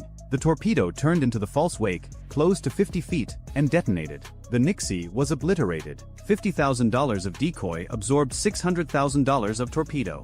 The Lincoln felt the detonation as a dull thump transmitted through the water and up through the hull. No damage, no casualties. The ship continued her turn. The 2 torpedoes from the third Godder, fired from 8 nautical miles to the northeast, had been aimed at the predicted positions of the carrier's escorts. One ran out of fuel 1,100 yards from USS Halsey, never having acquired a target. Its seeker had pinged uselessly against the confused acoustic environment of the strait until the battery died. The 6th torpedo found something. Not a warship. Not a decoy. A 280,000 deadweight ton Panamanian flagged crude oil tanker, the MV Pacific Harmony, making 8 knots through the outbound shipping lane. The torpedo's wake-homing seeker, designed to chase the turbulence of a moving ship, locked onto the tanker's massive wake. The weapon closed from astern. It detonated 20 feet from the tanker's stern, directly beneath the waterline. The blast buckled 3 hull plates below the waterline. The engine room flooded. The tanker developed an 11-degree list and went dead in the water within 6 minutes. Her crew of 32 evacuated to the bow sections. No fatalities. But the inner hull had sustained a 4-foot gash, and 280,000 tons of Basra light crude oil began seeping into the Strait of Hormuz at a rate that would accelerate as the structural damage worsened over the following hours. At 0512, Admiral Price stood in flag plot aboard the Lincoln, receiving reports. His carrier was untouched. His escorts were untouched. His helicopters had killed 3 submarines in 9 minutes using weapons whose combined cost was less than the price of a single Ghautar. By every tactical metric, this was a decisive American victory. The kind of engagement that gets studied at the Naval War College for decades. The kind of kill ratio that makes careers. 3 hours later, CNN opened its broadcast with aerial footage of a black slick spreading across turquoise water. The anchor said the word carrier once in a 12-minute segment. She said the word tanker 14 times. By sunset, the Strait of Hormuz was closed to commercial traffic. Salvage teams needed to stabilize the Pacific Harmony before she broke apart completely. Navy divers needed to survey the 3 submarine wrecks on the bottom for unexploded ordnance. Maritime safety authorities needed to verify that the shipping lanes were clear of torpedo debris. The closure would last 9 days. During those 9 days, approximately 189 million barrels of oil did not transit the strait. At the pre-crisis spot price of $78 per barrel, that represented roughly $14.7 billion in delayed energy shipments. Global oil futures spiked 18% before the New York Stock Exchange opened on the morning after the engagement. Brent crude hit $97 per barrel by close of trading, the highest price in 14 months. The spike rippled through every economy that imports oil, which is nearly every economy. The Pacific Harmony's insurance claim triggered the single largest maritime liability case in Lloyd's of London's history. The cleanup operation, involving specialized skimmer vessels, dispersant aircraft, and environmental remediation teams from 4 countries, would take 14 months and cost in excess of $3 billion. Lawsuits from the governments of Oman, the UAE, and 3 other Gulf states whose coastlines were affected would accumulate for years. Iran spent $45 million on 3 submarines and $3.6 million on 6 torpedoes.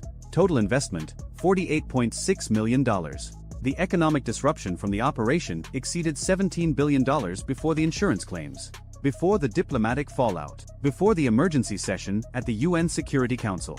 Before the Pentagon was forced to explain to Congress why a carrier strike group that successfully destroyed every threat it encountered had still failed to prevent a catastrophic oil spill in the world's most important maritime choke point. The 3 submarine crews, 54 men, were dead. The carrier was fine. And the side that lost every engagement somehow came out ahead on the ledger. That is the strategic paradox of defending a $13 billion asset in a waterway that carries 20% of the world's daily oil supply. You can detect every submarine. You can sink every submarine. You can execute flawlessly by every measure the Navy uses to evaluate performance. And a single torpedo that misses its intended target and finds a tanker instead can produce consequences that dwarf the entire military engagement in scale, in cost, and in the only metric that ultimately matters in a conflict between a regional power and a global one: political impact. The torpedo that missed the carrier hit something the market cared about more. The 54 men on the seafloor achieved in death what they could not achieve alive. Not the destruction of an American warship, but the demonstration that the strait itself is the weapon, and that any country willing to spend $48.6 million and 54 lives can hold $17 billion hostage with technology from the 1970s. The Lincoln completed her transit 2 days later, after the strait reopened, under escort conditions that had been upgraded to wartime protocols. She arrived in the 5th Fleet area of operations without a scratch on her hull. Her deployment continued as scheduled. Her air wing flew missions for 7 months. None of it made the front page. The oil spill did. 12 hours earlier, in a planning room 300 miles south of Bandar Abbas, the doctrine was rehearsed like scripture. 3 submarines, different classes, different roles. 1 mission. The Iranians had spent almost a decade studying the American carrier strike group, watching the repetition of its patrols, the rhythm of its escorts, the predictable way it advanced through choke points, and showed its silhouette to anyone patient enough to wait. They had modeled the distances at which destroyers could hear, the angles at which towed arrays performed best, the way a carrier's own massive weight created a sound shadow that quiet submarines could press against. Every detail had been refined, then refined again, across exercises in the Caspian, in the southern Gulf, in places where Iranian submarine crews were trained to think slowly, breathe slowly, and make no noise at all. Their 3 boats came from different streams of Soviet and Chinese parentage. The lead submarine was a Kilo, Russian-built, diesel-electric, deep-running, a hull optimized for long endurance and patient waiting. Its captain, a man named Hossein Falaki, had been running this kind of mission since the early 2000s.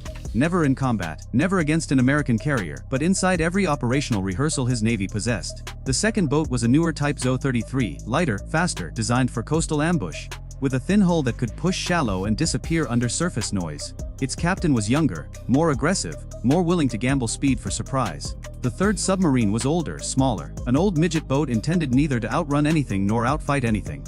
It was the bait, the distraction, the piece the plan counted on the American defenders to chase. Iran's logic was clean enough to be dangerous. Most carrier strikes never started close enough for submarines to matter. Aircraft and cruise missiles did the opening work. But Iran's arsenal of long-range attack missiles was aging, monitored, and increasingly visible to satellites and radar picket ships. If war came, Tehran knew the first hours would be a contest of pre-planned strikes, not improvised ambushes. The submarines were meant to be the second move.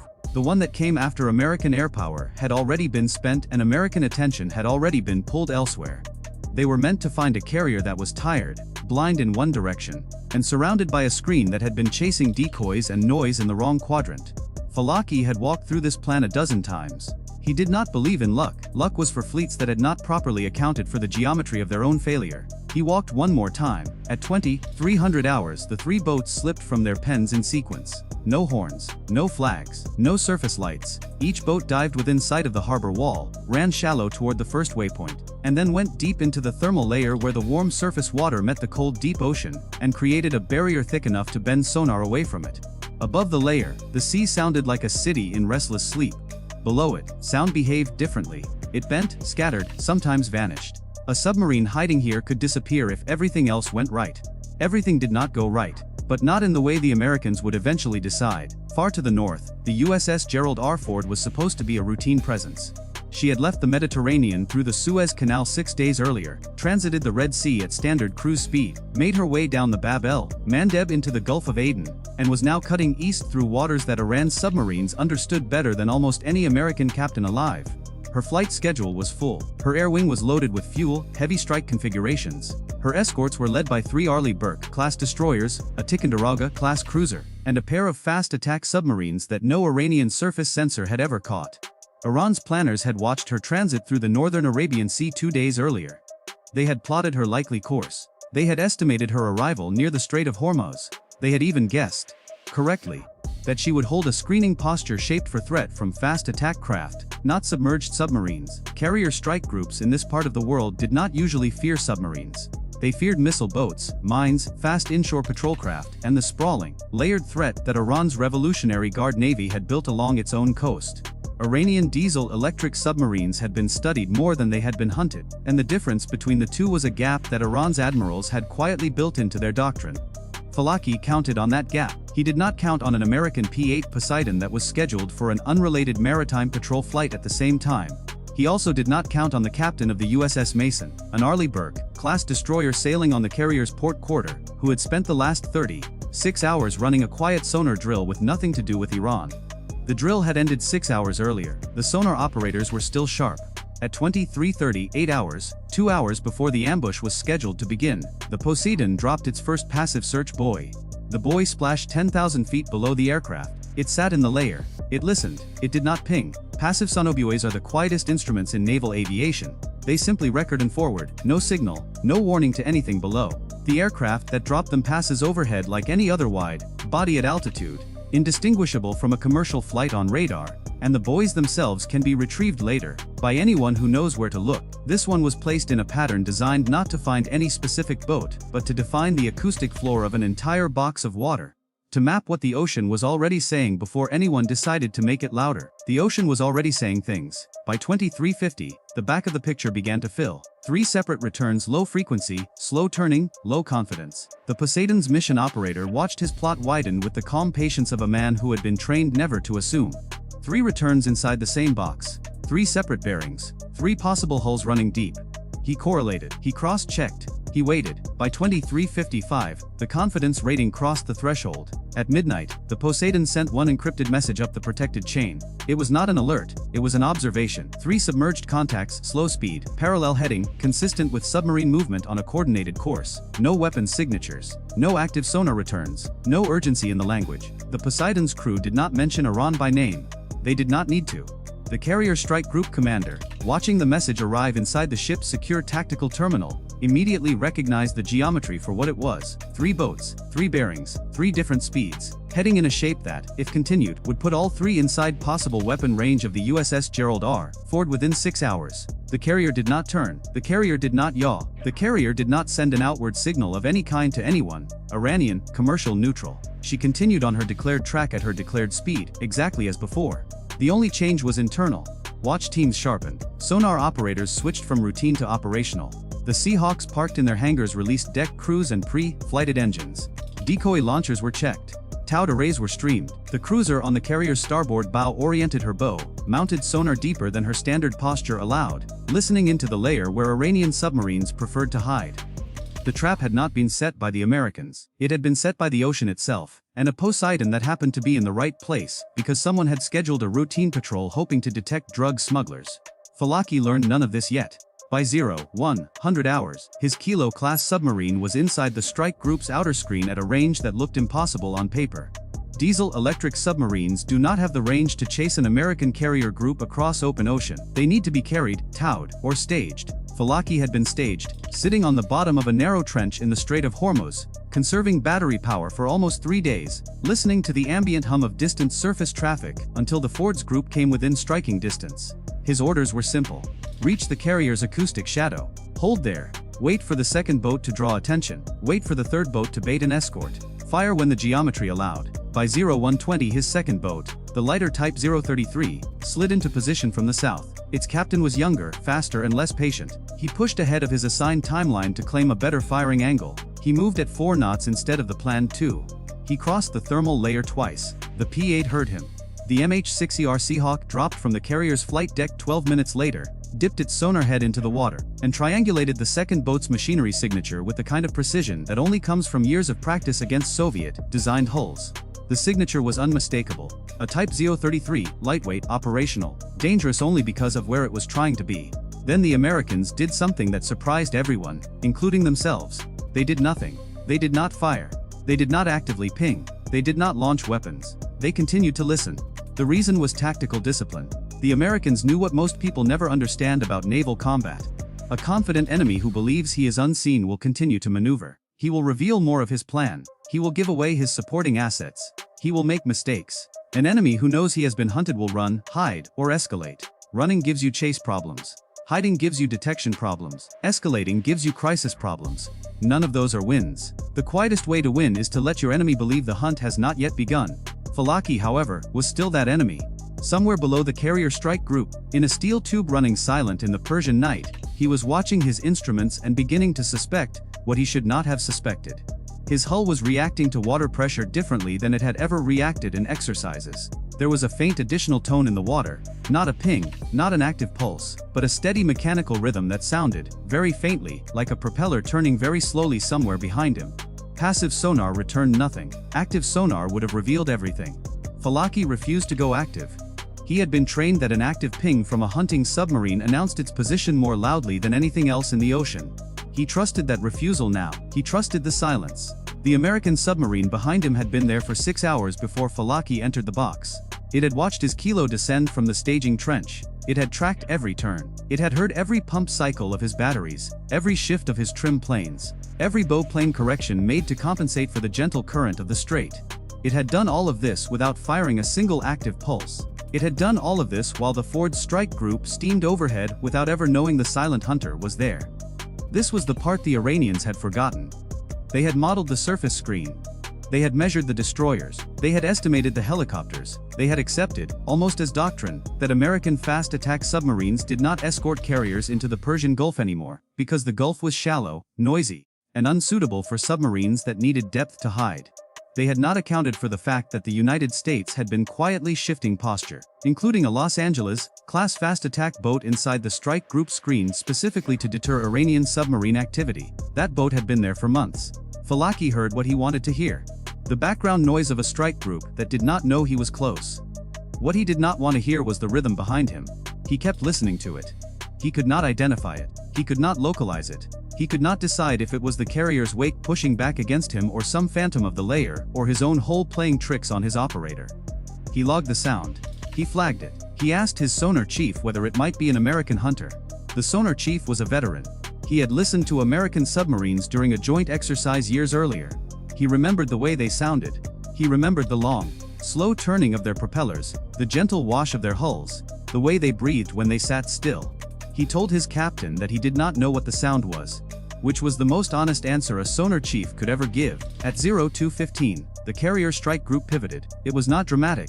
There were no flashing lights on the bridge, no horn blasts, no radio chatter. The Arleigh Burke on the port quarter turned first, opening a torpedo decoy range behind her as casually as a swimmer adjusting direction in a current. The cruiser pulled tighter to the carrier's centerline. The Seahawk gained altitude, then dropped again, sonar still wet. The second Seahawk lifted off the destroyer's flight deck and orbited south, dropping an additional line of sonobuoys across the path the second Iranian submarine had been following for the last 40 minutes.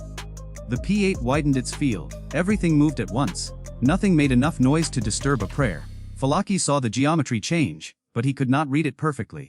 To him, it looked like a defensive rotation in response to the second boat's pressure. The American screen was tightening in front of him.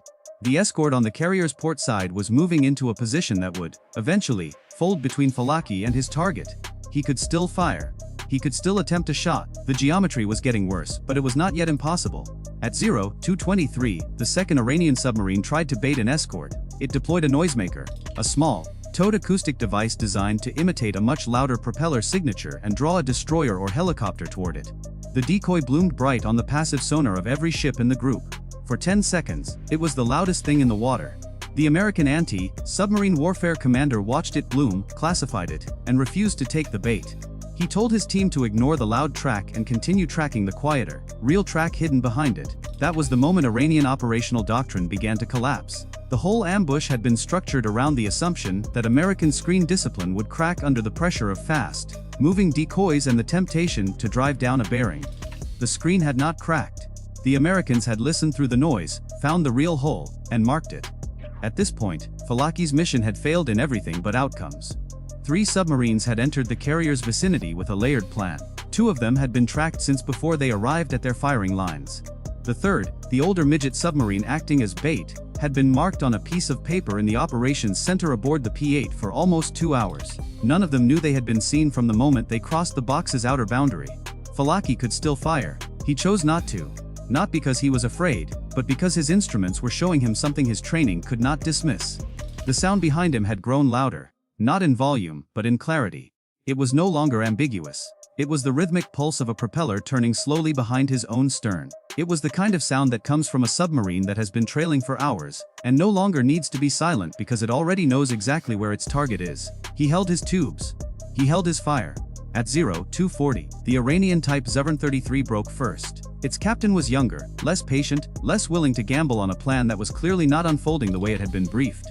He swung his bow toward the carrier's stern and accelerated. He crossed a sound threshold the American sonobuoys had been waiting for. They recorded his propeller cavitation, the formation of tiny vapor bubbles around fast, spinning blades, and forwarded the trace through the tactical network in seconds. The P-8 marked him. The destroyer's bow sonar locked him. The Seahawk reoriented south. 3 torpedoes were never launched from American tubes. None needed to be. The carrier strike group simply closed the geometry, sealed the firing lanes, and made every shot the Iranian submarine could attempt geometrically improbable. If he fired toward the carrier, his torpedo would have to cross 3 separate sonar barriers filled with decoys, into water dominated by the wake of a moving carrier group, into a screen tightened by 2 destroyers and a helicopter armed with active sonar. If he fired at anything, he would reveal his exact position to the submarine behind him, and that submarine, the American hunter he had not been told about, would have its own shot at a range so close the kill would be mechanical. The Type So-33 turned away. It dived deeper. It ran. Falaki watched the second boat run, and for the first time, he felt the plan break inside his own head. Not panic, not despair, Just the slow, cold recognition that whatever was happening beneath the sea tonight had not been planned by anyone in Bandar Abbas. The Americans were not reacting. They were anticipating. He had not walked into a carrier group that was unaware. He had walked into a kill box that had been waiting for him since before he left the trench. At 03, the strike group completed its pivot. The carrier held her line. The destroyers settled into their redesigned screen. The helicopter pattern was complete. The P-8 expanded its field for the last time, dropping the final sonobuoys in a perimeter that effectively locked every exit from the inner box. The American submarine behind Falaki adjusted its course to maintain trail. The third boat, the midget sub meant as bait, never made contact with any American unit. It was intercepted at the edge of the screen by an active sonar pulse from the destroyer.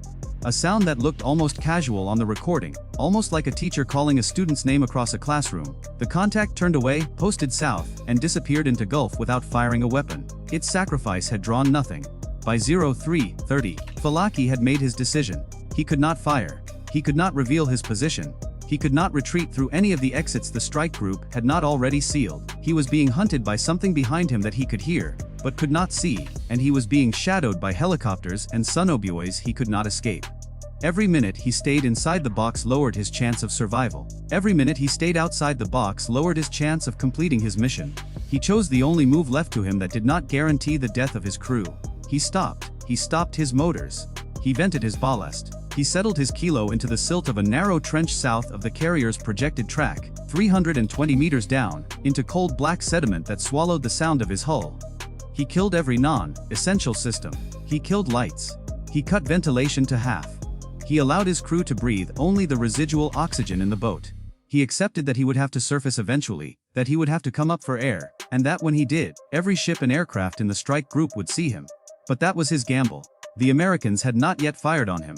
The Americans had not yet escalated. They were content to box him, to shadow him, to deny him his mission. Maybe they would let him surface. Maybe they would let him drift home. Maybe they preferred to record his every move and leave him alive to think about what had just happened. Falaki did not know. Above him, the Gerald R. Ford changed course by 1 degree. Below him, the American hunter tightened its patrol line. Somewhere in Bandar Abbas, officers who had spent 10 years refining this plan were about to begin a long argument about what had gone wrong. Between them, the ocean held the kind of silence that only submarines ever truly understand. The silence of machines pretending not to be alive, waiting for each other to breathe. The radar operator at Bandar Lenja stared at his screen and saw nothing where something should have been. At 0237 local time, 90 miles north of the Iranian oil terminal at Karg Island, the entire southern air defense sector of the Islamic Republic of Iran had just gone dark. The first Scalp cruise missile was already 11 minutes into its terrain-hugging flight, and the Emirati pilots who launched it were turning for home before Iran knew a war had started. Shift 340 miles south to Al Dhafra Air Base, just outside Abu Dhabi. 8 UAE Rafale F-4 fighters sat on the apron 90 seconds earlier with their canopies already closing.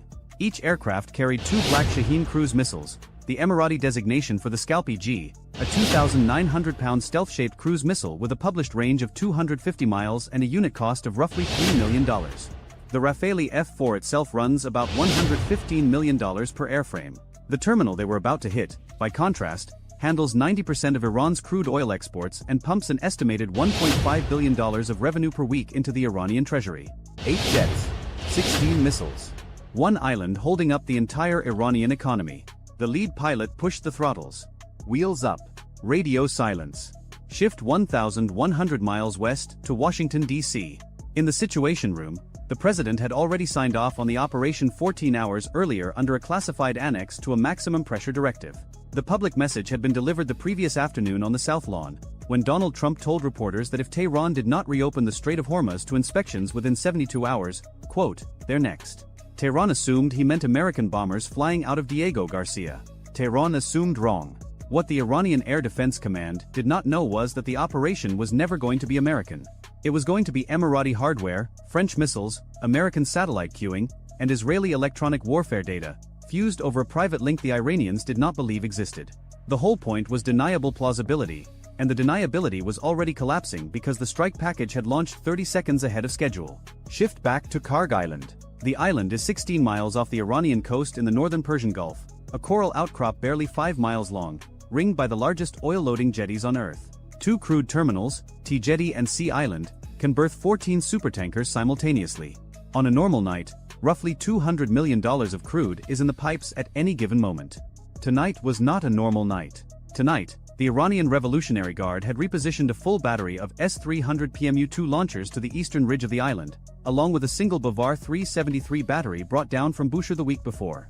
The Bavar 373, Iran's domestically produced long-range surface-to-air system, claims a detection range of 260 kilometers, or roughly 160 miles, against large aircraft. Against a Scalp cruise missile flying 100 feet over the Gulf at 600 miles per hour, it claims considerably less. The radar plot the Iranians had drawn assumed any attack would come from the west, from American carriers in the Red Sea or bombers from Al Udeid in Qatar. The Bavar 373 antennas were oriented accordingly. The missiles were coming from the south. Shift 95 miles southeast to the lead Rafale, callsign Falcon 1. The pilot, a 41-year-old Emirati colonel with 2,800 flight hours, watched his tactical display update in real time from an E-7 Wedgetail orbiting over Saudi airspace. 2 waypoints. Release point Alpha at 90 miles from target. Release point Bravo at 75 miles. He hit Alpha. 2 missiles dropped. Engines lit. Gone. Shift to the missile itself. The Scalp EG is 17 feet of stealth-shaped composite, weighing 2,900 pounds, with a 990-pound broach tandem warhead designed to punch through hardened concrete before detonating. It cruises at 600 miles per hour, roughly the speed of a commercial airliner, but at an altitude low enough that any boat captain in the Gulf would mistake it for a low-flying gull at night. It uses terrain reference navigation, GPS, and a thermal imaging seeker that compares the target to a stored 3D model in the final 10 seconds of flight. The Iranians had practiced for ballistic missiles. They had not practiced for this. Falcon 1 turned south. Falcons 2 through 8 repeated the sequence at 30-second intervals. 16 missiles in the air. Combined cost, $48 million. Target replacement cost, north of $20 billion when you count the oil, the infrastructure, and the export revenue. Shift 1,400 miles north to a Russian-built radar station outside Shiraz. The technician on duty saw the first faint return at 0241.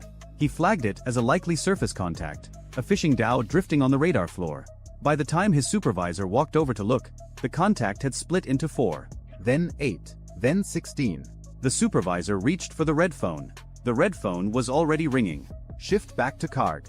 The first Scalp came in from the southeast at 110 feet, popped up to 400 feet at the 4-mile mark, and angled down into the central pumping manifold of T-Jetty. The 990-pound warhead penetrated 3 feet of reinforced concrete before detonating inside the primary crude distribution header. The explosion lifted the entire jetty roof 80 feet into the air. Burning crude began pouring back through ruptured pipes at a rate of 40,000 barrels per hour. 4 seconds later, the second missile hit Sea Island. 6 seconds later, the third hit the desalination plant that supplied the entire island workforce. The Bavar 373 battery commander finally got a lock on missile number 4. He fired 2 Sayyad 4 interceptors. Each Sayyad 4 costs Iran roughly $1 million to produce. The first interceptor missed cleanly. The second proximity fused on a decoy radar return generated by an Israeli-built jammer pod hanging under Falcon 3, 120 miles away. 2 interceptors expended. 1 Israeli jammer pod retained. Iran was about to learn what happens when you bring 1980s Soviet doctrine to a fight engineered by people who read every word of the Soviet manuals first. Shift to the S-300 battery on the eastern ridge. The battery commander, a colonel of the IRGC Aerospace Force, had 8 missiles ready. He launched 4 at the cluster of inbound contacts. The 48 N6E2 interceptor screams off the rail at Mach 6, 6 times the speed of sound, climbs to 90,000 feet, and noses over. Against a fighter jet, it is devastating. Against a sea-skimming cruise missile masked by the radar horizon of the island itself, it is searching for a target that, from the radar's perspective, does not yet exist. 3 of the 4 interceptors flew their full kinematic envelope and self-destructed over open water. The 4th got a partial lock and clipped the wing of an inbound Scalp. The Scalp cartwheeled into the Gulf 800 yards short of the target. Cost of the interception, roughly $4 million. Cost of the missile destroyed, roughly $3 million. Cost of being 1 for 16, incalculable.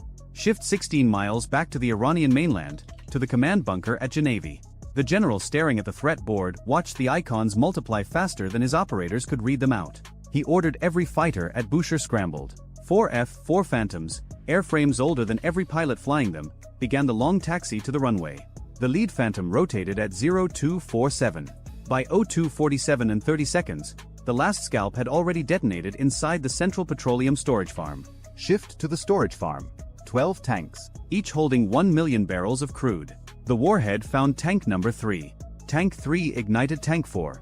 Tank 4 breached tank 5. The fireball was visible from the Qatari coast, 180 miles away, where an American satellite operator filing nightly weather imagery suddenly had a daytime photograph at 3 in the morning.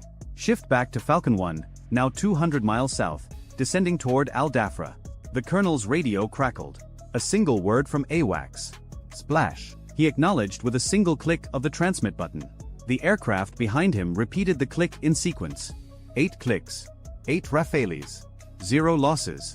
0 radar locks achieved by Iranian air defense for longer than 11 seconds.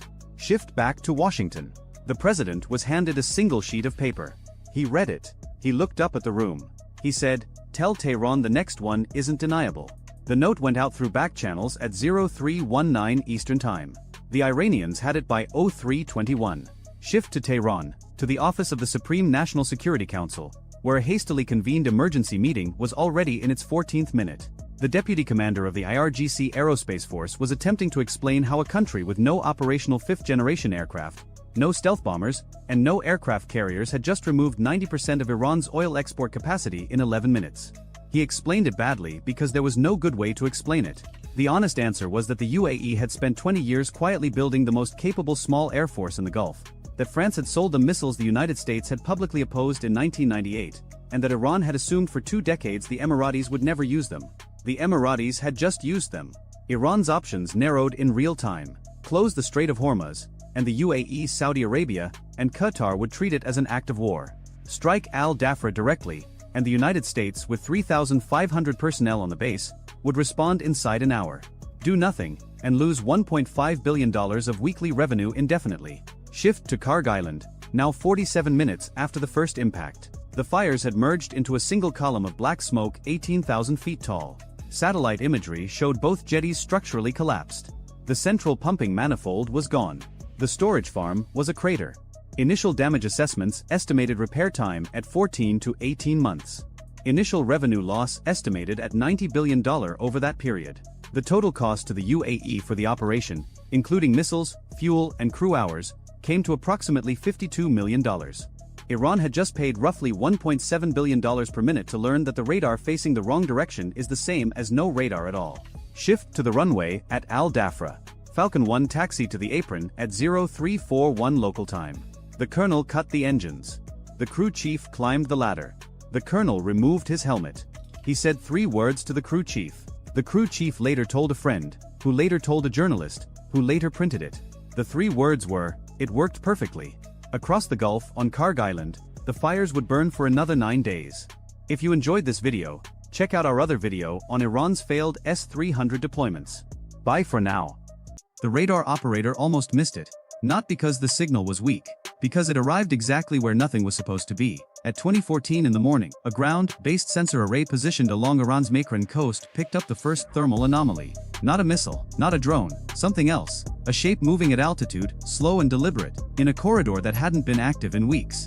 The operator flagged it, ran his secondary check, and then sat very still for a moment. Because what he was looking at wasn't supposed to exist in that airspace, and the system he was operating wasn't supposed to be able to see it. This is the story of the night Iran lost the one thing it spent 40 years building, and never once believed it would lose in a single evening. Not a ship, not a city, not an oil field, its confidence. The Islamic Revolutionary Guard Corps Navy had rehearsed the Gulf scenario in some form or another since the tanker war of the 1980s. The core premise never changed. Iran's geography is the weapon. The Strait of Hormuz is 21 miles wide at its narrowest point. The coastline is 800 miles of inlets, islands, and shallow water that big American surface ships can't enter without becoming targets. And between those coastlines, Iran had spent 4 decades stacking every advantage it could afford. Coastal missile batteries, swarm boat doctrine, underground hardened shelters carved into the rock of Keshem and Hormuz Islands. A layered system designed around one strategic truth. America would come from the sea, and the sea is where Iran would bleed it. What they had not fully accounted for was what happens when America doesn't come from the sea at all. At least, not only from the sea. Back to that thermal anomaly. The sensor operator's flag traveled up the chain quickly, because the chain had been on elevated alert since the early evening, when satellite imagery had shown unusual activity at several American air bases in the region. The flag reached the duty officer at the Integrated Air Defense Coordination Center, just outside Bandar Abbas at 2:21. The duty officer looked at the data, reached for his phone, and made the call that would define the next 4 hours. He put the entire coastal defense network on alert status. That decision was correct. It was also already too late by roughly 90 minutes. The sequence that night had started not with a missile, but with a target list. The planning cell that assembled it operated on a principle borrowed from logistics rather than from warfare. You categorize by what the mission requires. Some targets need to be erased. Some need to be disabled. Some need to be put in a condition where they can't be used for weeks, long enough for a specific diplomatic window to open or close. The list reflected all 3 categories, and each category came with its own weapon. The hardened anti-ship missile shelters along the Bandar Abbas waterfront belonged to the first category. These weren't improvised. They were engineered over 2 decades, reinforced concrete walls thick enough to absorb anything short of a direct hit from a penetrating munition. Iran had positioned them with care, set back from the waterfront by several hundred meters, partially buried into the hillside, with their launcher doors oriented seaward for fast deployment. Their contents were the weapons that had spent that same morning tearing holes in 3 commercial tankers in the Gulf of Oman. By evening, the calculation was straightforward. Leave them standing and they reload by dawn. The coastal radar network belonged to the second category. Destroying it was unnecessary and potentially counterproductive. A blind coast generates unpredictable behavior. A degraded coast can be managed. The goal was suppression, not elimination. Keep it noisy enough, long enough for the first wave to cross unmolested. The port operations infrastructure belonged to the third category. Command nodes, fuel storage, the logistics chain that moved weapons from storage to launcher. Disable the system and the hardware becomes irrelevant even if it survives. 9 BGM-19 Tomahawk cruise missiles launched from 2 surface ships in the Gulf of Oman at 9:47 in the evening local time. The BGM-109 is a weapon that has aged into its role like a piece of furniture that turns out to be load-bearing. It is 20 years old in its current configuration, carries a 1,000-pound warhead, cruises at 550 miles per hour at wavetop altitude, and can cover nearly 1,000 miles on a route that nobody anticipated. It was not designed to be fast.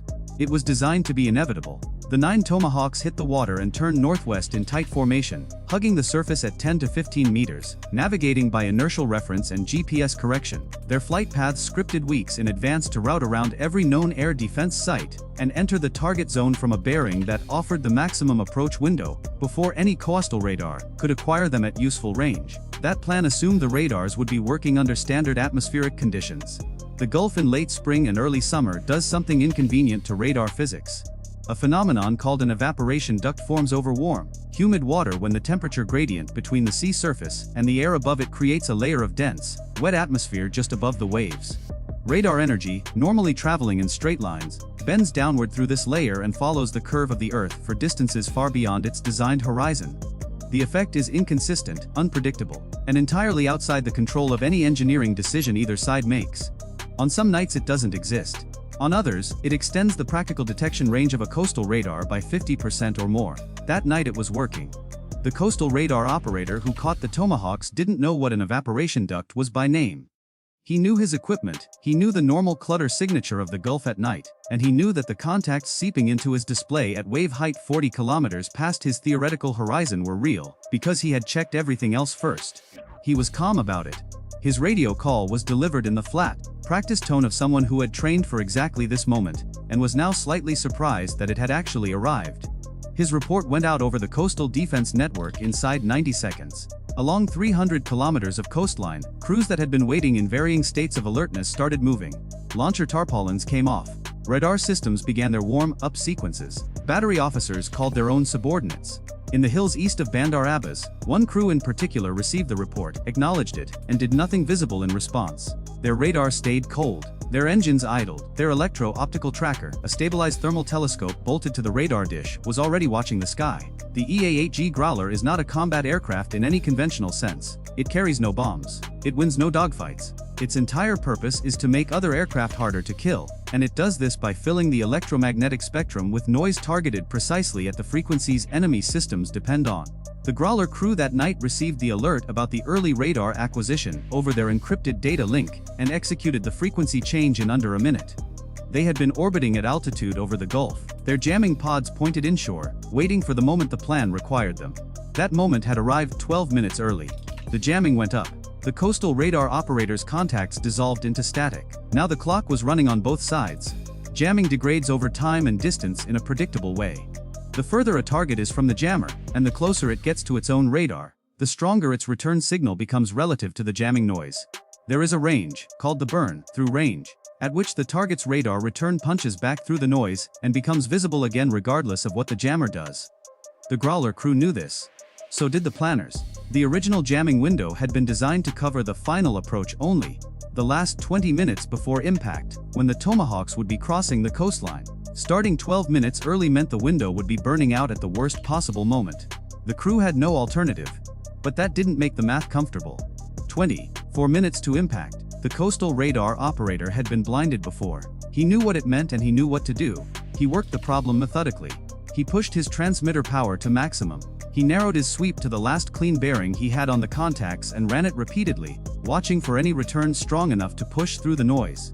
The jamming was strong and his equipment was doing its best. He kept working. He had done this in exercises. He had never expected to need it on an actual night. Now he was grateful he had paid attention. 60 miles inland, in the hills above the port, the corded battery crew were also doing their job without making themselves visible. The system the Iranian military calls the Third of Cordad is a mobile surface-to-air missile battery built around the Sayad-2 missile, a weapon with a maximum range of roughly 45 kilometers, capable of engaging aircraft flying at medium altitude. The same system had reached up and removed an American RQ-4 Global Hawk from the sky above the Strait of Hormuz in 2019. Its crews had learned since then that in this kind of environment, the radar is both the weapon and the target. 2 batteries had been destroyed earlier in the day, both lost within seconds of activating their radar systems, both killed by HAWARM missiles that rode the radar beam straight back to the source. This crew had internalized that lesson completely. Their electro-optical tracker was watching the sky to the south, looking for the heat signature of jet exhaust against the cooler background of the upper atmosphere. It couldn't guide a missile. What it could do was tell the crew exactly where to point the radar before they switched it on. 8 seconds of radar. That was the plan. Long enough to get the missile on track. Short enough that a higher M launched the instant the emission appeared couldn't fly the distance back before the radar went cold again. The FA-18 pilot the strike planners had designated as Uppercut 2. One had known there was a Cordad somewhere in the hills east of the port. His pre-mission intelligence package had placed it at a position 15 kilometers south of his planned route, confirmed by satellite imagery taken the previous afternoon. He had designed his ingress specifically to route around the threat box it defined. The additional distance had cost him 40 miles and nearly 2,000 pounds of fuel. He had absorbed the cost without complaint because the alternative was flying through a known engagement envelope. Standard calculation. The Cordad had moved at sunset. Not far. 12 kilometers. Far enough. His detour didn't clear the threat. It aimed him directly down the battery's line of sight. 20 minutes to impact. The electro-optical tracker found him first. The crew confirmed the bearing. The radar snapped on. In Uppercut 2-1's cockpit, the radar warning receiver went from silence to full tone lock alert in the same fraction of a second. He had roughly 3 seconds before the missile already climbing toward him closed the geometry past the point where maneuvering could help. He broke hard, dispensed chaff, and pulled the nose sideways with enough force that the harness dug into his shoulders hard enough to leave marks. 3 seconds gone. The Sayad was already in the air, command-guided, the radar in the hills steering it every meter of the way. This is where the timing collapses into fractions. The Growler carrying the escort mission had been listening on all active frequencies since the evening began. The moment the Cordad's radar emission appeared, the AGM-88G under its wing had the coordinates memorized before the missile finished its launch sequence. The HARM is a weapon designed to kill radars. It doesn't wait for guidance. Its seeker memorizes the last known position of an emission even after the source goes quiet, and it drives to that position regardless.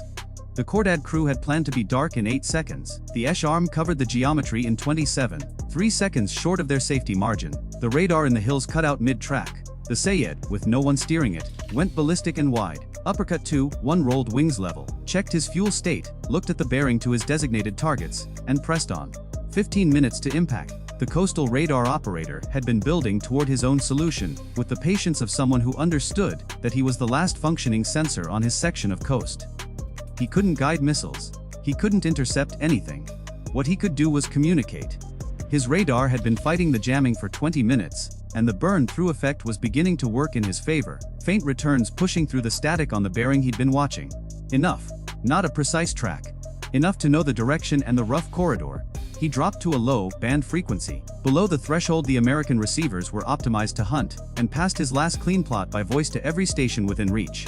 Strike aircraft bearing 160, inbound on the port approach corridor. That message reached the surviving batteries in time to be useless. The one battery that mattered, the corded, was already a burning truck in the hills. 8 miles offshore, the Tomahawks encountered their next problem. GPS works by receiving an extremely faint signal from satellites in orbit. A ground-based jammer broadcasting on the same frequency can flood the local area with interference strong enough to drown the satellite signal out. Iran had positioned a jammer on the coast specifically to degrade the terminal guidance phase of any cruise missile attack. Done correctly, the technique walks a weapon off its aim point by several hundred meters, enough to miss a hardened shelter entirely. The Tomahawk stopped receiving a clean GPS signal. The navigation system shifted to pure inertial guidance, counting its own velocity and heading without external correction, and held its course. This is the system's designed fallback response to GPS denial. When the coastline rose ahead of the nose camera, the terrain matching system, essentially a photographic comparison between what the camera saw and what the weapon had memorized from pre-mission imagery, snapped the position back into focus with an accuracy that the GPS jammer could not affect. You can flood a radio frequency. You cannot alter what a building looks like from the north at 2 in the morning. The weapons came down off the wave tops and ran straight for the port. The Panzer S-1 battery stationed on the port perimeter was a Russian-designed system carrying a radar, 12 surface-to-air missiles, and twin 30mm cannons on a single-wheeled vehicle. It was designed specifically to engage cruise missiles in their terminal phase, and its crew was competent. The first missile they fired detonated in the sea 50 meters short of a Tomahawk running at 10 meters altitude. The second missed on a similar geometry. The problem is not the Panzer's capability. The problem is physics. A missile flying 10 meters above the sea surface sits inside the radar's ground clutter return, the background noise created by the sea surface itself. The proximity fuse that detonates the interceptor when it senses a nearby object cannot cleanly distinguish the Tomahawk from the water it's skimming over. The fuse triggers early on the waves or not at all. The battery got 4 shots off before an AGM-88G arrived to address the radar at the center of the system. 3 minutes to impact. The lead Tomahawk crossed the beach, matched its nose camera image against the stored scene of the anti-ship missile shelter, and drove a 1,000-pound warhead through reinforced concrete at 550 miles per hour. The shelter did not collapse outward, it collapsed inward. 3 more arrived on interval, spaced to prevent debris from one impact interfering with the next. The command and control node that coordinated the coastal battery network took 2 direct strikes and stopped functioning as a building. The waterfront boat sheds, where the fast attack craft that had launched that morning's tanker strikes were stored alongside their weapons and fuel, disappeared in a chain of secondary explosions that burned for 6 hours. Uppercut 2. One rolled in behind the Tomahawks with a GBU-31, a 2,000-pound satellite-guided bomb, and put it through the roof of the Port Operations Center. The building, which had been the communications hub for the entire Bandar Abbas Naval District, detonated from the inside out as its internal fuel and power systems fed the initial charge. Then the boats came out. They didn't emerge in formation, they emerged in 1s and 2s from every available point of water access, throttles wide open, spreading across miles of dark gulf on a heading that put them between the burning piers and the American ships offshore.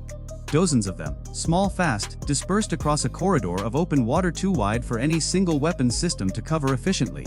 This was the doctrine Iran had rehearsed since the 1980s. Make the attacker solve 30 separate problems simultaneously. Make every solution expensive. Force the exchange ratio to work in your favor through sheer volume. Every exercise for 40 years had validated the approach. The umpires always ruled the swarm successful, because the swarm had always been evaluated against systems that were looking at it from sea level. On the lead boat, the coxswain had the throttle against its stop and the bow lifting and slamming across 4-foot chop. The piers behind him were a wall of orange light. Ahead was black water.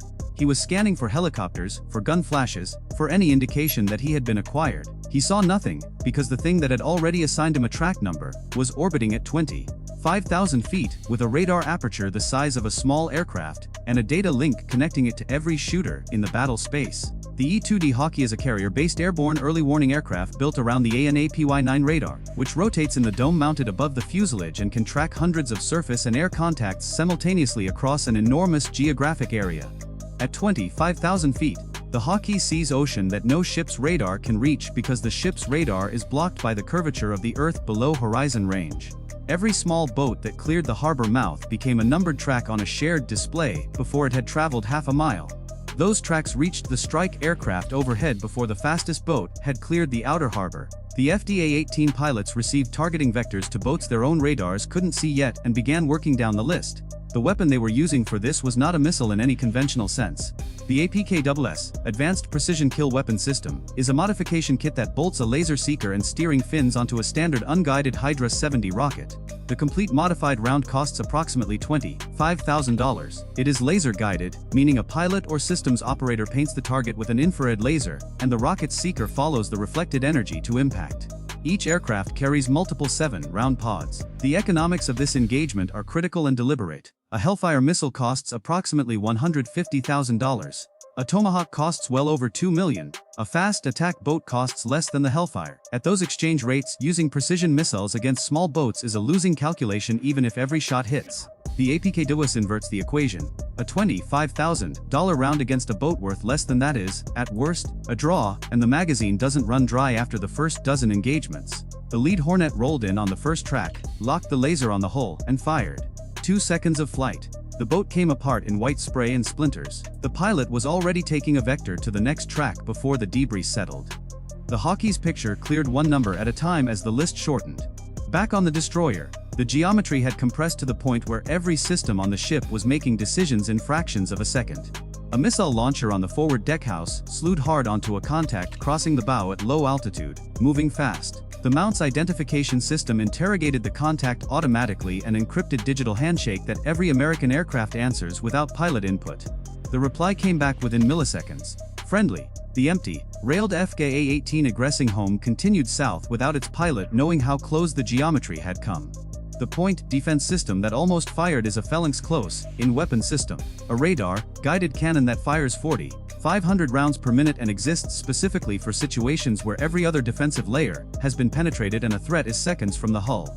It operates autonomously. It doesn't wait for human authorization because human reaction time is not fast enough for the geometries it's designed to address. The only thing that keeps it from engaging friendly aircraft is the Mode 5EF reply and the carefully briefed altitude and corridor deconfliction plan that separates friendly aircraft from threat profiles by lane and by timing. The system is invisible in mission graphics. It appeared in no briefing slide. It was the structural foundation the entire operation ran on. The last boat steadied on the destroyer's bow bearing with its throttle against the stop at 4,000 meters. A Hornet tipped in from altitude, designated the target with a laser, and released. At 1,000 meters of range, the final round of the evening followed the laser spot down to the hull. The Hawkeye's picture went quiet. The tracks cleared one by one until the scope showed open water, smoke, debris, and nothing else moving. Over the port of Bandar Abbas, the fire from the boat sheds was burning tall enough to be visible 40 miles offshore. A container ship inbound from Fujairah on a standard commercial transit watched the smoke column climb for the better part of an hour before its bow crossed the longitude where the strait begins to narrow. The ship's master logged the observation and held his course. Commercial traffic continued. The strait remained open. That was, in the end, the specific outcome the operation had been designed to produce. Not the destruction of a city, not the collapse of a government. A demonstrated cost for a specific behavior, delivered against a specific capability, at a specific time, with the strait still open when the sun came up. Iran had built its Gulf strategy around one foundational assumption: that the cost of defending against a sustained American conventional strike would be prohibitive, and that the threat of retaliation against commercial shipping would make that cost politically unacceptable before it was ever paid. The assumption was reasonable. It had been reasonable for decades. It was based on accurate analysis of American political risk tolerance, and accurate understanding of the economic pressure that disrupting the Strait of Hormuz places on global energy markets. What the assumption couldn't account for was an administration that decided the political cost of inaction had become higher than the political cost of action, and a military that had spent 20 years building the systems, the doctrine, and the ammunition stockpiles to execute a campaign that left the strait open and the shelters closed in a single night.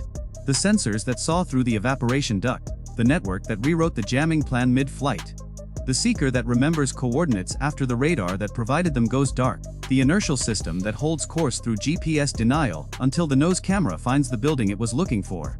The cheap rocket that made the boat swarm a solvable problem instead of a prohibitive one. The encrypted handshake that kept the point defense cannon from firing on the pilot flying home with empty rails. None of these are dramatic individually. Together, at 2 in the morning over the Strait of Hormuz, they were the answer to 40 years of rehearsal. The coxswain on the lead boat had been right about one thing. Disperse and close fast. Make them solve 30 problems at once. That part worked exactly as designed. The problem was the 30 problems all had pre-assigned numbers, and the solution was already airborne before the first throttle opened. At 2:14 local time, an Israeli Air Force F-35 Ayadir dropped below 200 feet over the Persian Gulf, 40 miles south of Bandar Abbas, and released a payload that had never been used in combat before. The pilot didn't see the target. He didn't need to. The aircraft's mission computer had already confirmed coordinates transmitted from a source the pilot would never be briefed on, locked the weapon, and initiated release sequencing before the jet even crossed into Iranian airspace. The weapon fell for 11 seconds. Then its engine ignited and it disappeared from the pilot's heads-up display entirely. He pulled into a 7G climbing turn back toward tanker airspace. His part was done. The weapon's part was just beginning. 6 seconds later, 190 miles to the north, an operator at Iran's Karg Island oil terminal noticed something unusual on his monitoring screen. A pressure reading in the main crude distribution manifold had dropped by 4%. He noted it in his log. He assumed it was a sensor fault. Karg Island processes roughly 90% of Iran's crude oil exports. On a normal day, 5 million barrels pass through its loading systems. This was not going to be a normal day. 1,200 miles to the west, at Nevatim Air Base in the Negev Desert, the operations center was running at full capacity. 47 personnel occupied stations in a room roughly the size of a basketball court. The air smelled like coffee and static electricity. 3 screens along the far wall displayed feeds from assets the Israeli Air Force doesn't publicly acknowledge having in theater. One of them showed a live infrared image of Karg Island from 62,000 feet. The operator watching it said nothing. He just marked a timestamp. 2:14 and 31 seconds. 700 miles southeast, in the waters off Fujairah, 3 commercial supertankers sat at anchor waiting for loading schedules. Each one carried roughly 2 million barrels of capacity. Each one was empty. They had been empty for 11 days. The shipping companies that owned them had received quiet advisories from their insurance underwriters to delay Persian Gulf transits. No reason was given. No reason needed to be. When Lloyd's of London tells you to wait, you wait. And in Washington, D.C., where it was still 5:14 in the evening of the previous day, a statement had been drafted but not yet released. The statement concerned the Strait of Hormuz. It contained exactly one sentence that would rearrange global oil markets within hours of its publication. The sentence had been reviewed by the National Security Council, the Secretary of Defense, and the President himself. It read in part that the United States would consider any hostile interdiction of commercial shipping in the Strait of Hormuz as an act requiring immediate and proportional military response. The word proportional was doing a lot of heavy lifting in that sentence. It was about to do more. Back over the Persian Gulf, the weapon released from the F-35I had covered 140 miles in just under 4 minutes. It was a variant of the Rampage air-to-surface missile, a supersonic precision munition with a range of approximately 190 miles and a warhead designed not for blast damage but for structural penetration. Think of a telephone pole made of tungsten and high explosive moving at Mach 2.4. It doesn't need to destroy everything. It just needs to hit the right thing. At 2:18 local time, it hit the right thing. The target was not a military installation. It was not a nuclear facility. It was not a government building. It was a 36-inch high-pressure crude oil pipeline junction at the southern edge of Karg Island's Tank Farm No. 3. This junction connected the main export pipeline to 3 of the island's 6 single-point mooring buoys, the floating loading stations where tankers connect to take on crude. Without this junction, those 3 buoys were dead metal in the water.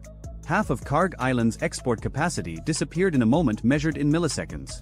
The explosion itself was modest. A flash. A pressure wave that broke windows in a control building 400 meters away. Then a fire that burned at 1,100 degrees for the next 14 hours. The operator who had noted the pressure drop 4 minutes earlier now had a very different problem on his screen. He wasn't looking at a sensor fault. He was looking at zero flow across the entire southern distribution network. He reached for the emergency communications panel. The line was dead. That wasn't an accident. 70 seconds before the Rampage missile reached its target, an Israeli cyber operation that had been dormant inside Karg Island's communications infrastructure for an estimated 19 months activated a prepositioned payload. It didn't destroy the communication system.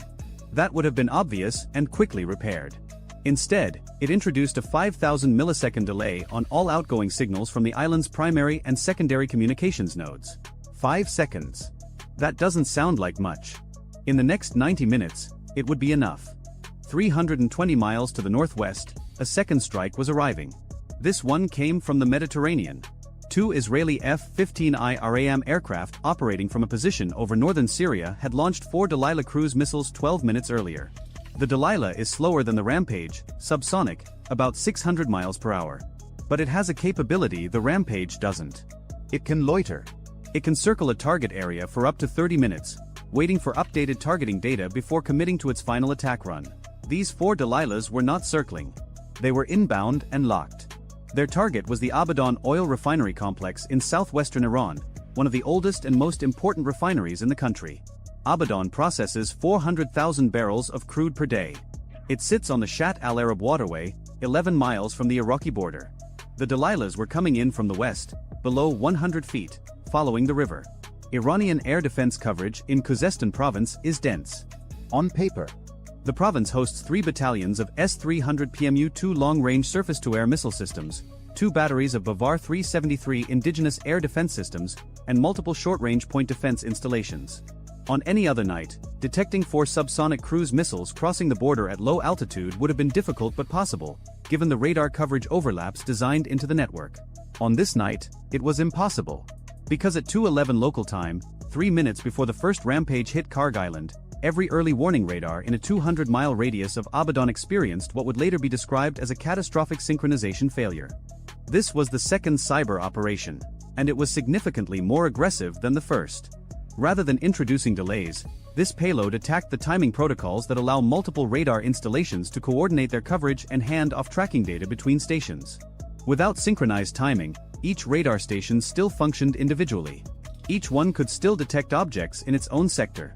But none of them could talk to each other. And none of them could pass targeting data to the missile batteries that depended on that information to engage threats. Each radar operator saw pieces of the picture. None of them saw all of it. The 4 Delilahs threaded through the gaps like water through a cracked dam. At 2:22 local time, the first Delilah struck the main atmospheric distillation column at Abadan's Unit 2 processing facility. The second hit the adjacent crude desalting plant. The third struck a 200,000-barrel floating roof storage tank. The fourth missed its intended target by 40 meters and detonated on a maintenance road. The first 3 were enough. Within 6 minutes, fires were burning across an area the size of 4 football fields. Secondary explosions in the desalting plant sent burning hydrocarbons into the drainage system that fed into the Shat al-Arab waterway. A black cloud visible from Basra, Iraq, 30 miles away, began to climb. 600 miles to the east, Iran's response was already in motion. But it was the wrong response. At 2:16, 2 minutes after the Karg Island strike, Iran's Supreme National Security Council received initial reports of an explosion on the island. The information was fragmentary because of the communications delay. But the SNSC had anticipated an Israeli strike against its nuclear program for months. Every contingency plan, every prepositioned response, every retaliatory option was built around that assumption. The assumption was that any Israeli attack would target Natanz, Isfahan, or Fordow. The nuclear triad. Every wargame they had run, every scenario they had planned for, started with those 3 locations. At 2:19, a duty officer in Tehran ordered a general air defense alert across all nuclear-associated facilities. S-300 batteries at Natanz powered to full readiness. Bavar 373 units at Isfahan began sweep scanning. Fighter squadrons at Mehrabad and Tabriz were ordered to immediate alert status. Within 12 minutes, Iran had its most sophisticated air defense umbrella active and scanning. It was covering the wrong targets. No Israeli aircraft were within 400 miles of any nuclear facility. That was the point. 1,200 miles from Tehran, aboard the USS Dwight D. Eisenhower operating in the Gulf of Oman, the Carrier Strike Group's intelligence center was watching everything. They weren't participating. Not yet. Their role, for now, was to observe and to maintain a posture that the Pentagon described internally as conspicuous readiness. The Eisenhower had 2 squadrons of F divided by a -18E divided by F Super Hornets, a squadron of EA-18G Growlers electronic warfare aircraft, and an air wing that had been at elevated readiness for 9 days.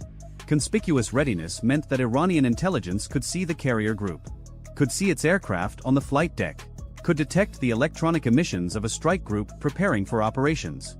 It was meant to be visible. It was meant to create doubt.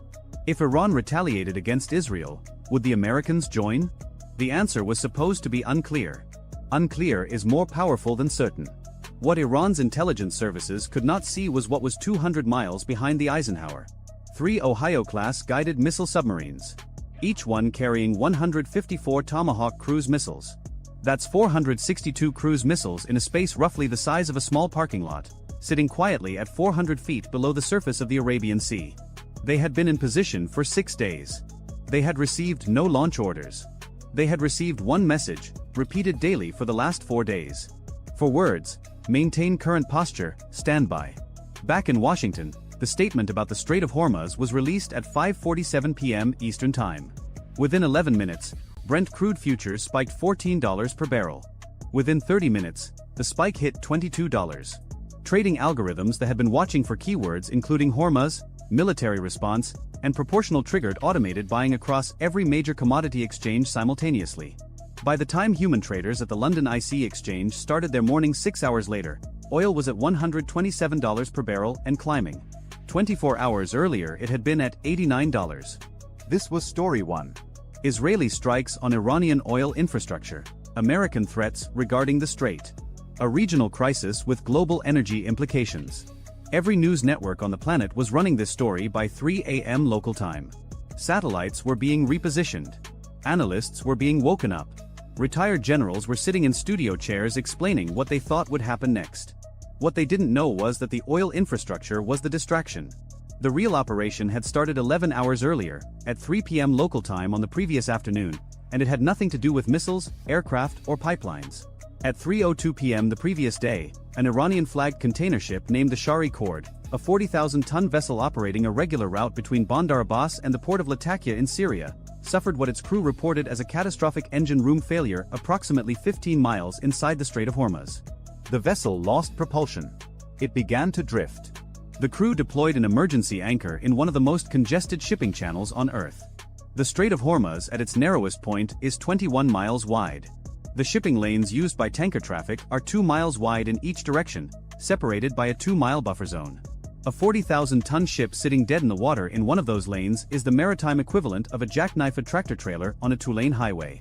Traffic began to stack up almost immediately.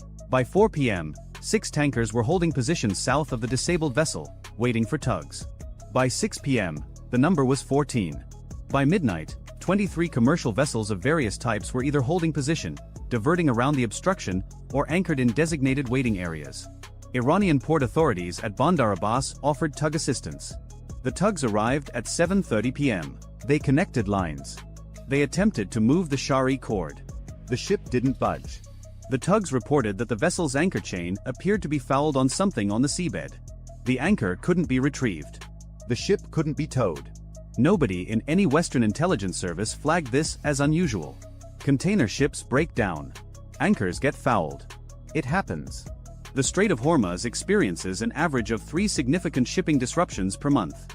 This was routine. Annoying but routine. It was not routine. The Shari Cord's engine room failure had been manufactured. The anchor was not fouled on the seabed. It was functioning exactly as intended. The ship's purpose was not to transit to Latakia. Its purpose was to sit precisely where it was sitting for precisely as long as it was sitting there. Because directly beneath the Shari Cord, on the floor of the strait at a depth of 80 meters, sat something that had been placed there 14 weeks earlier by an Iranian Revolutionary Guard Corps Navy midget submarine. It was a mine. But not a conventional naval mine. It was a rising mine, a weapon that sits on the seabed and upon activation, releases a torpedo that ascends to intercept a target passing overhead.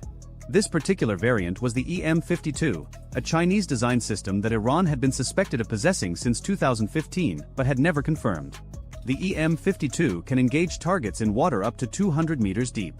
Its torpedo component has a range of approximately 10 miles. There wasn't just one. There were 6. Spaced at 1,500-meter intervals along the shipping lanes. The Shari Cord was sitting on top of one of them, not because the ship was part of the mine deployment, but because the ship's position was intended to force tanker traffic into a predictable diversion pattern. When ships can't use the normal channel, they use the alternate channel. The alternate channel ran directly over 4 of the other 5 mines. It was a kill box, and 23 ships were slowly being herded into it. The American statement about the strait was not a coincidence. It was based on intelligence.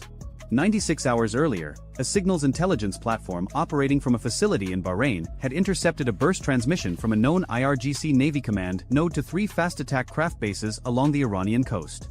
The transmission was encrypted, but its structure matched a pattern that NSA analysts had catalogued 4 years earlier during a previous escalation. The pattern was associated with mine warfare activation.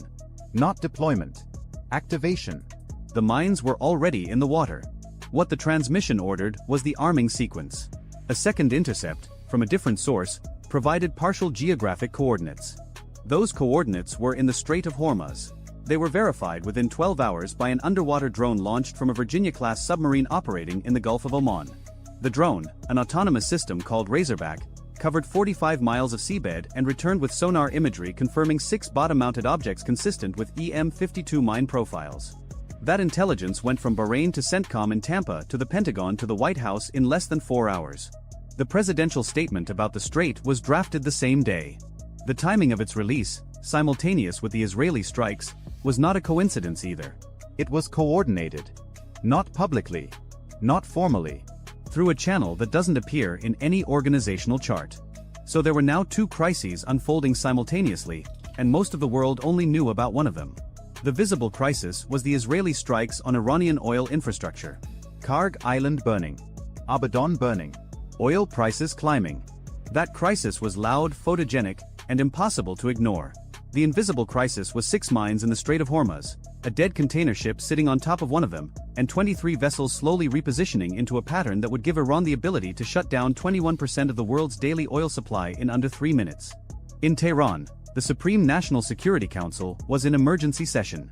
The room was divided. The strikes on Karg Island and Abadan were an act of war. There was no ambiguity about that. The damage to Karg alone would reduce Iran's oil export capacity by an estimated 40% for a minimum of 6 months. Abadan would take longer. The economic impact was staggering. Iran's oil revenue for the current fiscal year was projected at approximately $50 billion. 40% of export capacity gone meant roughly $20 billion in lost revenue. Annual. For at least a year. The math was not complicated. The IRGC commander present in the session argued for immediate activation of the strait contingency. The mines were armed. The fast attack craft were loaded with anti-ship missiles. 62 missile boats, each carrying 2 to 4 C-802 anti-ship cruise missiles, were dispersed along the Iranian coastline between Bandar Abbas and Jask. The total missile count exceeded 200. Against commercial shipping, those numbers were overwhelming. Tankers don't have countermeasures. They don't maneuver. They're 1,000-foot steel boxes moving at 15 knots. Even a 20% hit rate would mean 40 missiles finding targets. The strait would be closed within hours. Oil would hit $200 per barrel. Maybe $250. The economic damage to the West would dwarf what Israel had just done to Iran. The foreign minister argued the opposite. The American statement had changed the calculus. Closing the strait would not trigger an American diplomatic protest. It would trigger a military response. And unlike previous administrations that had drawn red lines and then negotiated around them, this White House had positioned assets that made the threat credible. The Eisenhower strike group was visible. The statement was public. The word proportional gave the Americans legal and political cover to do almost anything. What the foreign minister didn't know, and what the IRGC commander didn't know, was what was 200 miles behind the Eisenhower. Those 3 Ohio-class submarines. 462 Tomahawk cruise missiles. Proportional is an interesting word when you have 462 cruise missiles available. The debate in Tehran lasted 47 minutes. The decision was to activate Phase 1 of the strait contingency but not Phase 2. Phase 1 meant the fast attack craft would deploy from their bases and take up pre-assigned positions along the coast, visible to American surveillance, creating a threat posture. The mines would remain armed but not triggered. Phase 2, the actual mining and missile attacks on shipping, would be held in reserve as a deterrent. The logic was that the threat of closing the strait was almost as powerful as actually closing it, and significantly less likely to result in an American attack. It was a reasonable calculation. It had one flaw. The flaw was that Israel already knew about Phase 1. They knew because the communications network that carried the SNSC's orders to IRGC Navy Command was compromised. Not the encryption. The metadata. Israeli signals intelligence didn't know what the order said, but they knew when they were sent, from where, to whom, and the response patterns they generated. When 62 missile boats began leaving their berths within 20 minutes of the SNSC session ending, the pattern matched what Israeli intelligence had predicted for a straight closure posture. At 3:40 local time, roughly 90 minutes after the first strike on Karg Island, the Israeli operation entered its second phase. This phase had no missiles, no aircraft, and no explosions. It was conducted entirely in the electromagnetic spectrum. 4 Israeli Gulfstream G550 aircraft modified for signals intelligence and electronic warfare, known as the Nakshon Shavit and Nakshon Item, had been orbiting in a racetrack pattern over the Red Sea at 41,000 feet since midnight. They had been silent until now. At 3:40, all 4 aircraft activated their electronic warfare suites simultaneously. The effect was immediate. Iranian naval communications along the entire southern coastline degraded by approximately 70%. The 62 fast attack craft that had just deployed from their bases suddenly couldn't talk to their command authority with any reliability. Some lost communications entirely. Others received garbled fragments. The boats were designed to operate independently if necessary, but their commanders had trained for a coordinated missile saturation attack. Without coordination, each boat was a single unit with 2 to 4 missiles. Individually, they were annoying. Collectively, they were devastating. Israel had just turned collectively into individually. At the same time, 400 miles to the east, something happened that nobody in Tehran or Jerusalem had planned for.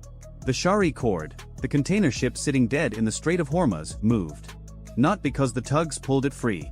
Because its anchor chain broke. Or more precisely, because the anchor chain was cut.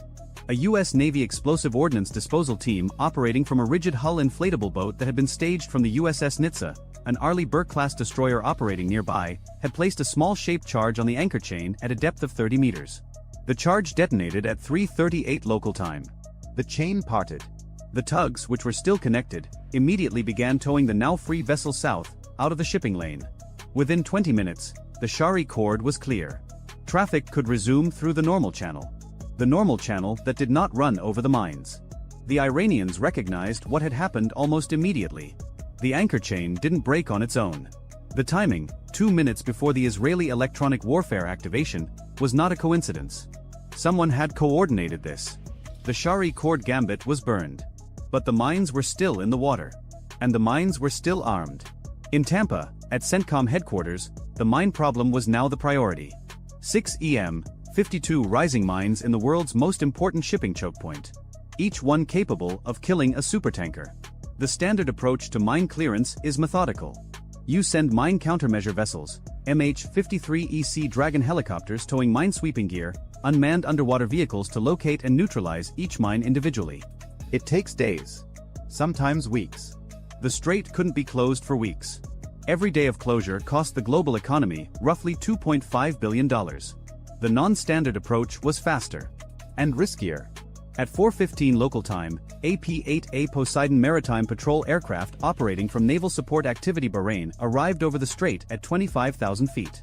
It was carrying sonobuoys, expendable underwater sensors that could be dropped from the aircraft to create an acoustic picture of the seabed.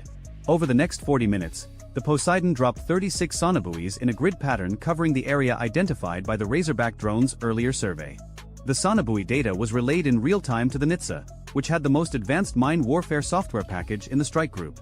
Simultaneously, 2 MH-60S Seahawk helicopters launched from the Eisenhower carrying airborne mine neutralization systems, essentially remote-controlled underwater vehicles with explosive charges that could be guided to a mine and detonated. Each helicopter carried 2 neutralization vehicles. 4 vehicles. 6 mines. The math wasn't perfect. 50 miles to the south, a second underwater drone was launched from the Virginia-class submarine. This one wasn't mapping. It was carrying 4 lightweight charges specifically designed for bottom mine neutralization. The drone's transit time to the minefield was estimated at 90 minutes. Too long for the first pass. The helicopters would have to do what they could with 4 vehicles and hope the submarine's drone arrived in time for the remaining mines. At 4:55 local time, the first airborne mine neutralization vehicle reached its target. The mine was sitting in 75 meters of water, partially buried in silt. The neutralization vehicle positioned itself within 2 meters of the mine and detonated. The explosion was felt on the surface as a dull thump. Sonobuoy data confirmed the mine was destroyed. 1 down, 5 to go. The second vehicle reached its target at 5:03. Successful detonation. 2 down. The third vehicle experienced a guidance malfunction at 5:10 and drifted off course. The operator on the Seahawk attempted to regain control. The vehicle's battery died at 5:14. It sank to the seabed, useless. 3 vehicles expended. 2 mines destroyed. 1 failed. The fourth and final vehicle was deployed at 5:18 toward the third mine. Successful detonation at 5:24. 3 mines neutralized. 3 remaining. The helicopters had nothing left. The submarine drone was still 40 minutes out. 40 minutes. In those 40 minutes, 3 armed mines sat in the shipping lanes of the Strait of Hormuz. 3 mines that could each destroy a supertanker. 3 mines that the Iranian IRGC Navy still had the ability to trigger remotely. And in Tehran, the argument about Phase 2 was starting again. The IRGC commander now had new information. The Americans had moved the Shari cord. The Americans were actively clearing the mines. The Iranian contingency was being dismantled in real time. If Phase 2 was going to happen, it needed to happen now, before the remaining mines were neutralized. The window was closing. 62 missile boats were in position, though many had degraded communications. The 3 remaining mines were armed and could be command detonated. The foreign minister's counter-argument was simpler now. The Americans were clearing the mines. That meant the Americans knew about the mines. That meant the American threat about the strait was not hypothetical. It was operational. If Iran triggered those mines or launched anti-ship missiles at commercial shipping, the response would not be a statement. It would be 462 Tomahawk cruise missiles. And those would not be aimed at oil infrastructure. They would be aimed at every IRGC Navy base, every missile storage facility, every command center, and every fast attack craft that could be located. The IRGC Navy would cease to exist as a functional force in approximately 90 minutes. There was also the question of China. China buys roughly 27% of Iran's oil exports. China had not been consulted about the strait contingency. China would not appreciate having its energy supply interrupted by an Iranian decision made in the heat of a crisis. Beijing's ambassador had already called twice. He had not been put through to anyone with decision-making authority. That was a mistake that would have consequences regardless of what happened in the next hour. At 5:45 local time, with dawn beginning to lighten the eastern horizon over the Gulf of Oman, the SNSC reached its second decision. Phase 2 would not be activated. The remaining mines would be left in place as a card to be played later, but not triggered. The fast attack craft were ordered to return to port. The strait would remain open. Iran would pursue its response through other channels. Diplomatic, economic, asymmetric. The IRGC commander left the session without speaking to anyone. His deputy, waiting in an anteroom, asked him what had been decided. He said one sentence. It wasn't recorded, but it was reported later by 3 separate sources with minor variations. The version most commonly cited translates roughly to, "We just paid $50 billion to learn that our Navy is a suggestion." He wasn't entirely wrong. The 62 missile boats were returning to port. The electronic warfare jamming from the Israeli Gulfstream aircraft had lifted once the boats began withdrawing, which confirmed for the IRGC that the jamming had been targeted and deliberate, not some broad-spectrum interference. The Israelis had known exactly which frequencies to hit. That meant they had been listening for a very long time. At 6:04 local time, the submarine-launched underwater drone reached the 4th mine. Successful neutralization. At 6:22, the 5th. At 6:41, the 6th and final mine was destroyed. The Strait of Hormuz was clear. The entire mine neutralization operation had taken 1 hour and 46 minutes from first vehicle deployment to last detonation. The standard timeline for clearing a minefield of that size in a contested environment was 5 to 8 days. CENTCOM's after-action report would later describe the operation as compressed but acceptable. An unofficial assessment from the EOD team that cut the Shari cord's anchor chain used different language. They called it stupid lucky. Back in the daylight, the visible damage was becoming clear. Satellite imagery of Karg Island showed a fire burning across the southern tank farm with a smoke plume extending 40 miles downwind. The pipeline junction was destroyed. 3 of 6 loading buoys were inoperable. Iranian emergency crews were on scene but struggling to contain the fire because the water supply system for the firefighting infrastructure drew from a pumping station that had been damaged by debris from the initial strike. A $3.2 million missile had knocked out a pipeline junction, 3 loading buoys, a control building, and a firefighting pumping station. Total estimated repair cost, $1.4 billion. Estimated repair time, 8 to 14 months. Abaddon was worse. The atmospheric distillation column is the heart of any refinery. Without it, crude oil is just crude oil. It can't be processed into gasoline, diesel, kerosene, or any other usable product. Abaddon's Unit 2 distillation column was a total loss. The desalting plant was a total loss. The storage tank would burn for another 9 days before it consumed all available fuel. Repair estimates for Abaddon ranged from $2.1 billion to $3.6 billion depending on which engineering assessment you trusted. Timeline, 18 months to 3 years. 4 missiles had hit Abaddon. 3 of them found their targets. Total missile cost, approximately $4.8 million. The damage they inflicted would cost at least $2 billion to repair and remove billions more in refining capacity from the market for years. The cost ratio was not lost on analysts.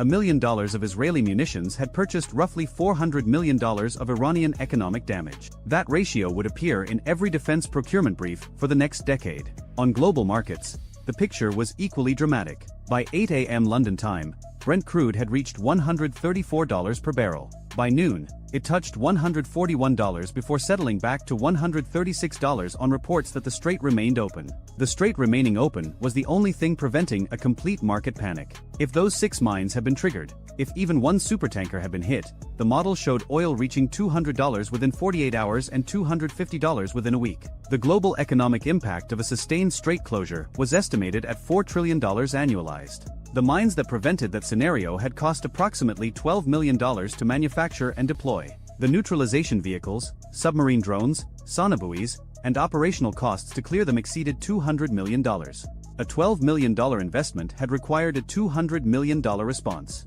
That ratio also appeared in the procurement briefs.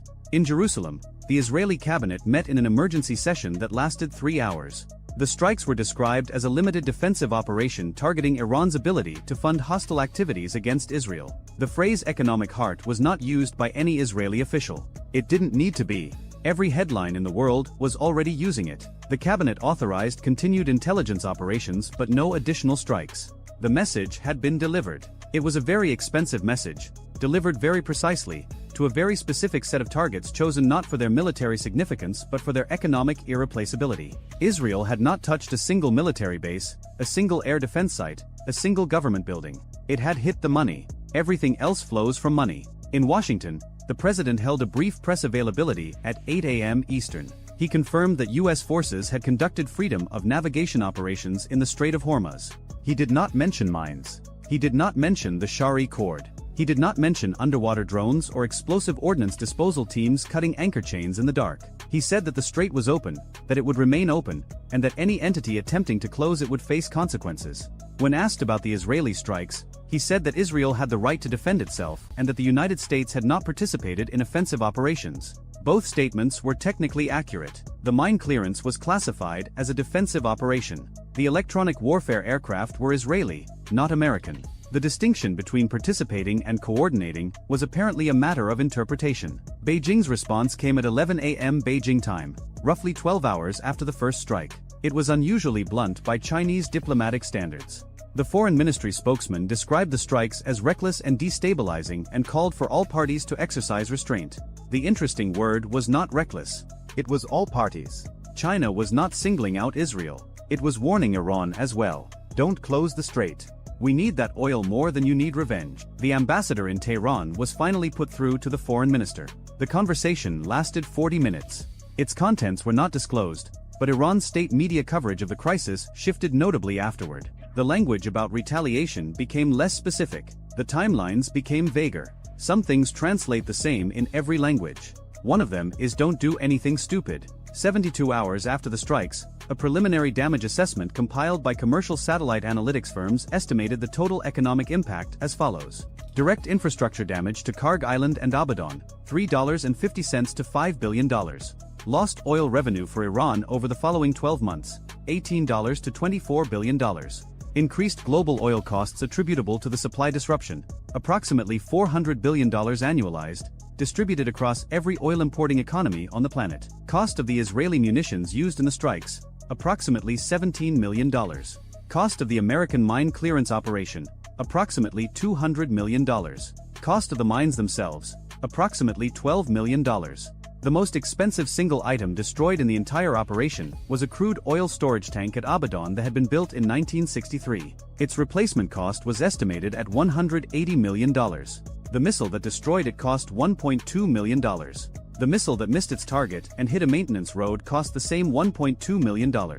It destroyed approximately $40,000 worth of asphalt. 6 weeks later, the Shari cord was quietly towed to a shipyard in Bandar Abbas. An inspection of its engine room found nothing wrong with its engines. Both main propulsion diesel engines were fully functional. The engine room failure had been simulated by the crew on orders from IRGC Navy Command. The crew had not been told why. They had been told to fake a breakdown at specific coordinates and deploy their anchor. They did what they were told. They spent 11 hours sitting on top of a weapon that could have killed every person on their ship if something had gone wrong. They were not told about the mine. The IRGC Navy did not consider this relevant to their assignment. The captain of the Shari cord resigned from the Iranian merchant marine within a month. He did not give a public reason. People who knew him said he had developed a persistent fear of deep water. Nobody else resigned. The oil kept burning. The prices kept climbing. And in shipping offices from Singapore to Rotterdam to Houston, insurance underwriters quietly added a new surcharge to every policy covering Persian Gulf transits. The surcharge was 17%. Nobody argued about it. When the math is that clear, nobody needs to. If you enjoyed this video, check out our other video on how Iran's mine warfare strategy nearly shut down the Persian Gulf in 1988. Bye for now. Somewhere in the western foothills of the Zagros Range, in a stretch of terrain so geologically unremarkable that it passed through 14 months of overhead collection without raising a single flag, a thermal anomaly appeared on a Tuesday. Not a plume, not an exhaust signature. A faint, persistent warmth radiating from bare limestone at 3 in the morning, when the surrounding rock had cooled to ambient. The signature was 2 degrees Celsius above what the geology predicted. 2 degrees. That is what unraveled 40 years of concealment doctrine. That is what began the sequence that would culminate in one of the most precise underground strikes conducted during Operation Epic Fury. A strike that the Revolutionary Guard did not see coming because they believed, with the confidence of 4 decades of successful hiding, that what lay beneath that ridge was invisible. It was not invisible. It had simply never been looked at with the right instrument at the right time. The story of how the United States military located and then struck a previously unknown IRGC tunnel complex buried inside the mountains of western Iran is not a story about bombs. Not primarily. It is a story about patience, about the quiet accumulation of data across months, about the particular kind of intelligence work that turns geological surveys into targeting packages, and about what happens when an adversary's deepest assumption, the assumption that depth equals safety, encounters a system designed specifically to prove that assumption wrong. To understand the significance of what happened, you need to understand what Iran built and why they believed it could not be found. The Israeli Army Chief of Staff claiming 60% of the launchers have now been taken out. Since the mid-1980s, in the aftermath of the Iran-Iraq War, Tehran pursued a strategic doctrine built on a single devastating lesson. Anything visible from above can be destroyed from above. The Iraqi Air Force, equipped with French-supplied aircraft, had struck Iranian cities, military installations, and industrial facilities with relative impunity throughout that 8-year conflict. Iran emerged from the war with a conviction that would shape its military investment for the next 4 decades. Go underground, go deep, and stay hidden. The Revolutionary Guard's aerospace force took this doctrine further than perhaps any military organization in history. They did not merely build bunkers. They built cities. Entire production complexes carved into the living rock of Iran's mountain ranges, the Zagros in the west, the Alborz in the north, scattered across provinces from Lorstan to Hormozgan. Brigadier General Amir Ali Hajizadeh, commander of the IRGC Aerospace Force, stated publicly that Iran had created missile bases in all provinces and cities throughout the country at a depth of 500 meters. He was not exaggerating for propaganda. Independent satellite analysis and open-source intelligence confirmed the scale. Automated rail systems moving missiles through tunnels between assembly zones. Storage halls capable of housing hundreds of ballistic missiles simultaneously. Hidden exits from which transporter erector launchers could emerge, fire, and withdraw underground within seconds. The facilities were designed not merely to survive a first strike, but to continue producing weapons through sustained bombardment. Assembly lines operating beneath 50 meters of granite while the surface above burned. The logic was elegant and for decades entirely correct. But that logic contained a vulnerability that the IRGC either did not recognize or chose to ignore. Every underground facility, no matter how deep, must breathe. It must vent heat. It must exchange air. And those thermodynamic requirements leave traces that are measurable if you possess the right sensor at the right orbital position at the right time.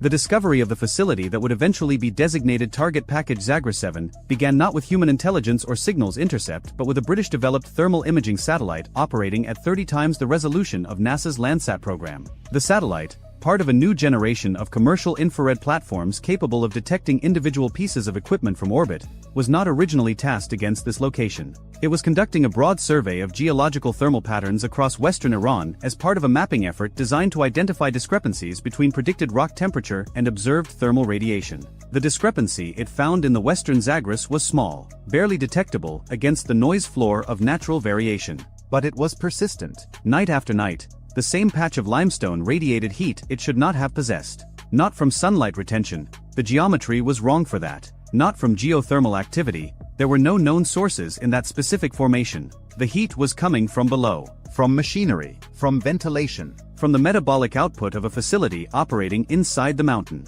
This initial detection triggered what intelligence professionals call a pattern of life study. Additional collection assets were redirected. Synthetic aperture radar mapped the subsurface density. Electro-optical satellites captured imagery at multiple resolutions across different times of day. Signals intelligence platforms listened for electromagnetic emissions.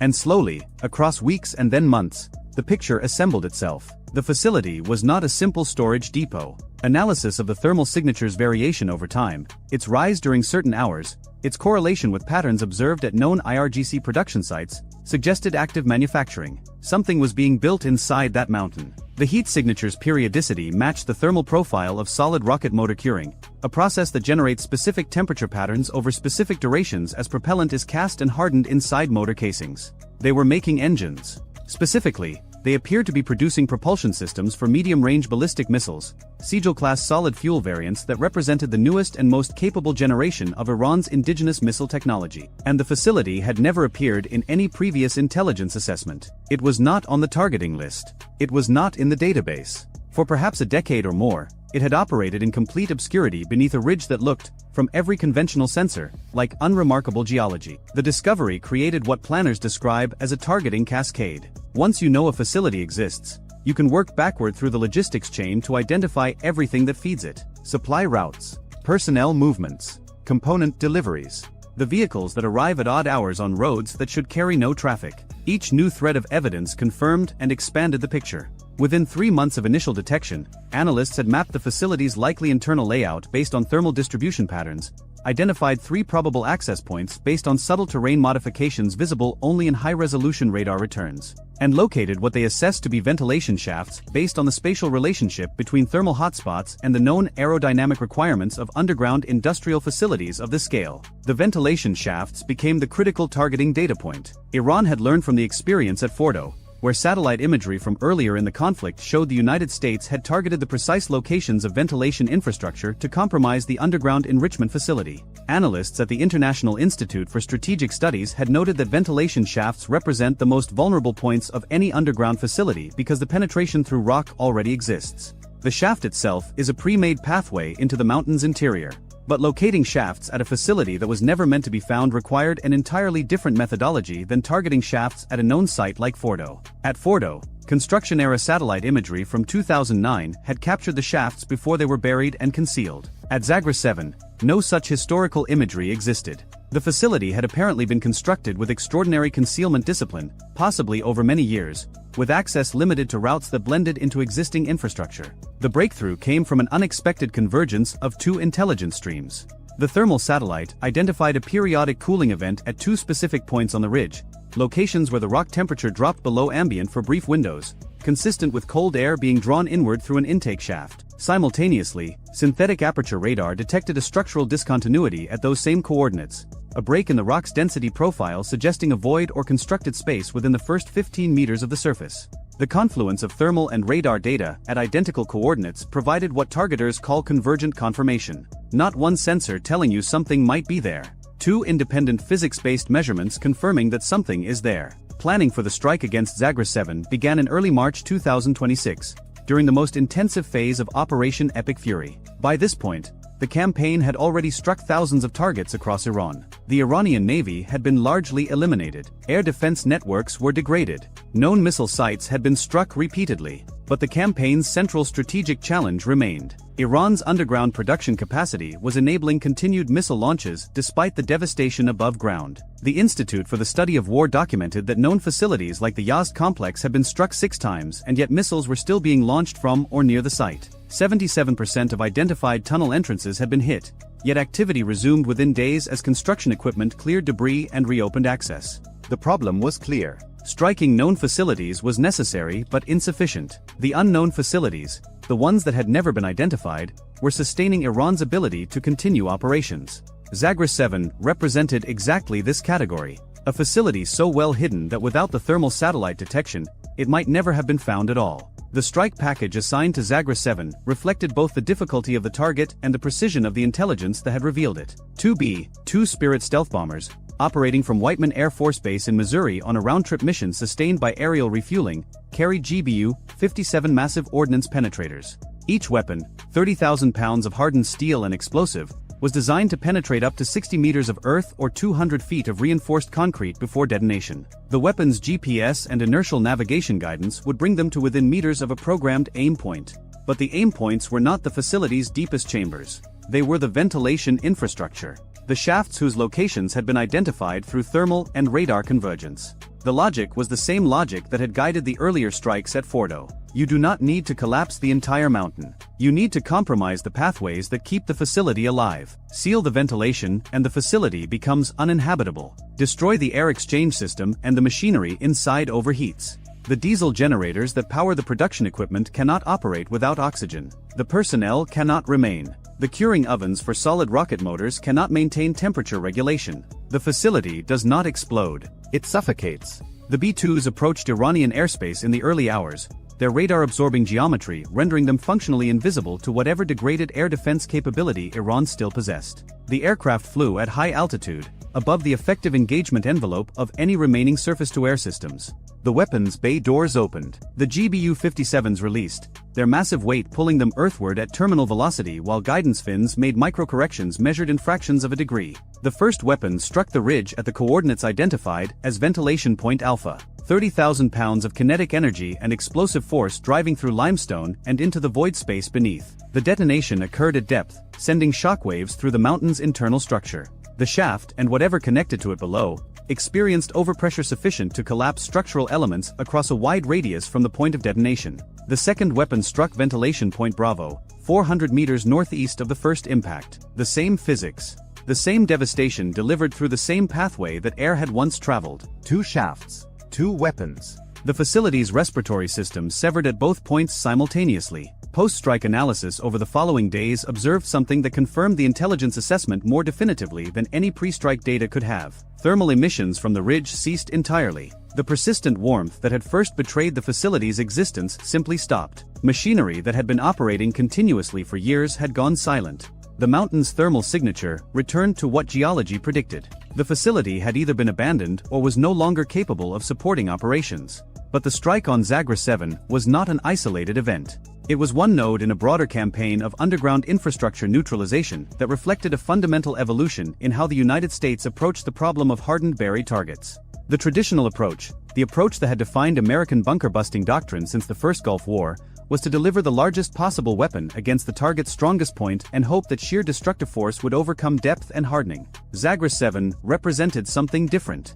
Not overwhelming force against maximum protection, but precise force against identified vulnerability. The difference between trying to collapse a mountain and understanding how a mountain keeps its secrets. This distinction matters because it signals a shift that extends far beyond this single facility. The Wall Street Journal reported that US and Israeli aircraft were circling over subterranean bases, destroying missile launchers as they emerged to fire. CNN documented that Iran was using the ceasefire period to dig out missile launchers trapped underground by collapsed entrances. Satellite imagery showed bulldozers working frantically to clear debris from tunnel mouths. All of this pointed to a campaign that had systematically exploited the specific vulnerabilities of underground architecture, rather than simply attempting to punch through its strongest defenses. The ventilation problem is universal. Every underground military facility on Earth, whether in Iran, China, North Korea, or Russia, must solve the same thermodynamic equation. Machinery generates heat. Personnel consume oxygen. Diesel generators require air intake and exhaust. These requirements create signatures that advanced sensors can detect and targeting systems can exploit.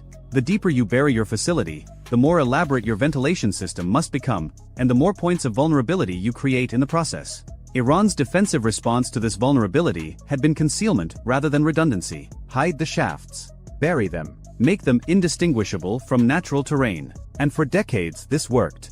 Conventional optical satellites could not distinguish a buried shaft from surrounding geology, but thermal imaging changed the equation. You can hide a shaft from a camera. You cannot hide its heat signature from an infrared sensor tuned to detect temperature differentials measured in fractions of a degree. The ERGC's awareness of this vulnerability appears to have been incomplete. Satellite imagery from February 2026, weeks before the Zagreb 7 strike, showed Iranian engineers frantically backfilling tunnel entrances at Isfahan. They were addressing the access point vulnerability, the obvious doorways into their underground facilities. But they were not, as far as analysis could determine, addressing the thermal signature problem. Perhaps because they did not know how. You cannot eliminate the heat output of operating machinery without eliminating the machinery itself. And eliminating the machinery eliminates the facility's purpose. This creates what strategic analysts describe as an irreducible vulnerability, a characteristic that cannot be designed away without abandoning the core function the facility was built to serve. Iran's underground missile production required power,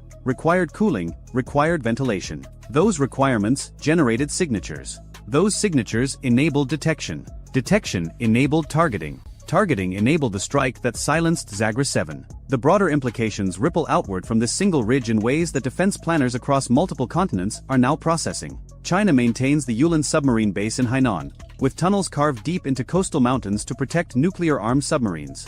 Russia operates the Yamantau strategic complex in the Urals, built to endure nuclear conflict. North Korea has constructed perhaps the most extensive tunnel network in the world beneath the Korean peninsula's mountains.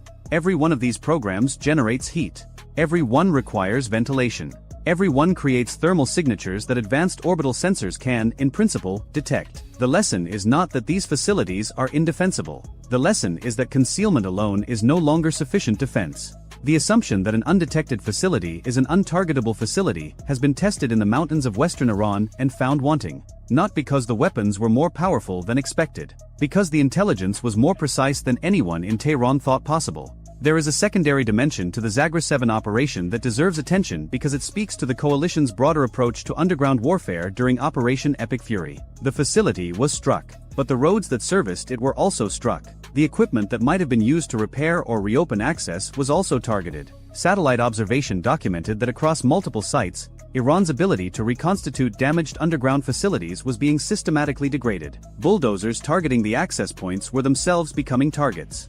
Repair crews arriving to clear debris found that the debris was being refreshed by follow-on strikes timed to the repair cycle. This layered approach, strike the facility, then strike the repair effort, then strike the logistics that enable the repair, represents a doctrine of permanent denial rather than temporary disruption. The goal is not merely to damage infrastructure, but to ensure that damage cannot be reversed within any operationally relevant timeframe. Weeks become months. Months become years. And a facility that might have been restored to partial operation within days if left alone instead remains inert indefinitely because the entire support ecosystem that would enable restoration has been systematically dismantled. For the JRGC commanders who built their careers and their strategic doctrine on the promise that the mountains would protect Iran's military power, the implications are profound. The mountains still stand. The tunnels still exist. But the machinery inside has gone quiet, and the means to restart it have been methodically removed. The promise of invincibility that the underground cities represented to both the military and the civilian population has been undermined not by a single dramatic explosion, but by the patient, systematic application of intelligence and precision that turned the mountain's own thermal physics into a betrayal. As the ceasefire holds and negotiations continue, the question that Iran's military planners must answer is not whether to rebuild. It is whether rebuilding is even possible in an environment where the sensors that found Zagreb 7 continue to orbit overhead, where thermal signatures cannot be eliminated without eliminating function, and where the coalition has demonstrated both the capability and the willingness to strike what it finds with precision that exploits the very infrastructure designed to keep underground facilities alive. The ridge in the western Zagros looks the same as it did before. Unremarkable limestone, a natural fold in the terrain, indistinguishable from 10,000 other ridges across the range. But beneath its surface, where machinery once hummed and rocket motors once cured in temperature-controlled chambers, there is now silence. 2 degrees of thermal difference revealed what 40 years of concealment had hidden, and 2 30,000-pound weapons ensured that what was revealed could not continue. The mountain keeps its silence now, but it is a different silence than before. Before, it was the silence of concealment, of something hidden and operating and waiting. Now it is the silence of conclusion, of a calculation that was tested and found insufficient, of a doctrine that met its counter and could not adapt in time. Whether Iran attempts to rebuild this capability, whether it seeks new methods of concealment, whether it accepts the strategic reality that has been imposed upon it or finds novel ways to circumvent it. These are questions whose answers will unfold across months and years. But the precedent has been established. The thermal signature of underground industry is a physical law that no amount of engineering can fully suppress.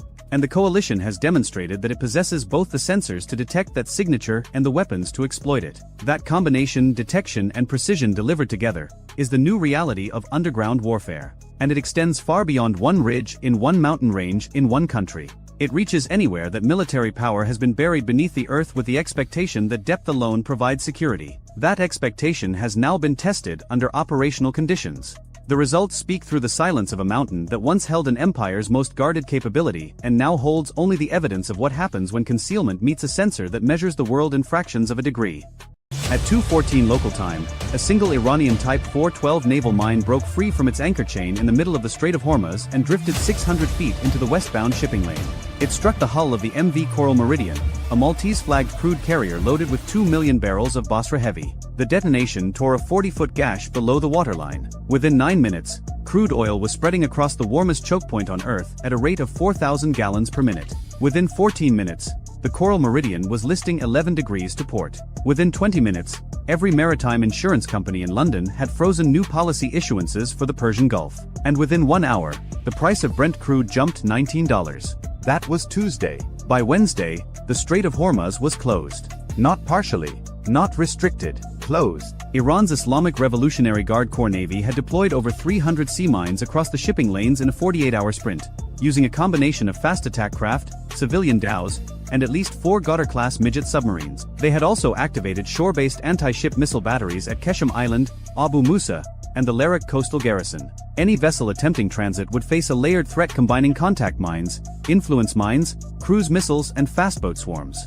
The entire global energy market was being held hostage by roughly 60 miles of water. The stated reason, broadcast on Iranian state television by a spokesman for the Supreme National Security Council, was retaliation for what Tehran called an act of economic warfare. 6 days earlier, the United States had imposed a new round of sanctions targeting Iran's central bank, its sovereign wealth reserves held in Chinese and Emirati financial institutions, and for the first time, secondary sanctions on any port facility worldwide that processed Iranian crude. The effect was immediate and devastating. Iran's remaining oil exports, roughly 1.3 million barrels a day, mostly flowing to China and India through intermediary shell companies, froze overnight.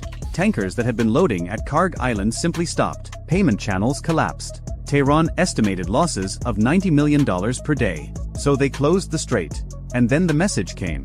At 11 o'clock Washington time on Wednesday morning, the White House released a 4-sentence statement. It did not use diplomatic language.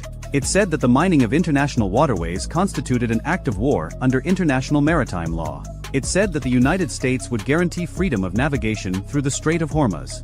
It said that Iran had 48 hours to begin verifiable mine clearance operations and withdraw all anti-ship missile systems to a distance of 50 kilometers from the coastline. And it said that failure to comply would result in the United States and its coalition partners taking all necessary action to reopen the strait. 48 hours. That was the number. Not 72. Not a week. 48.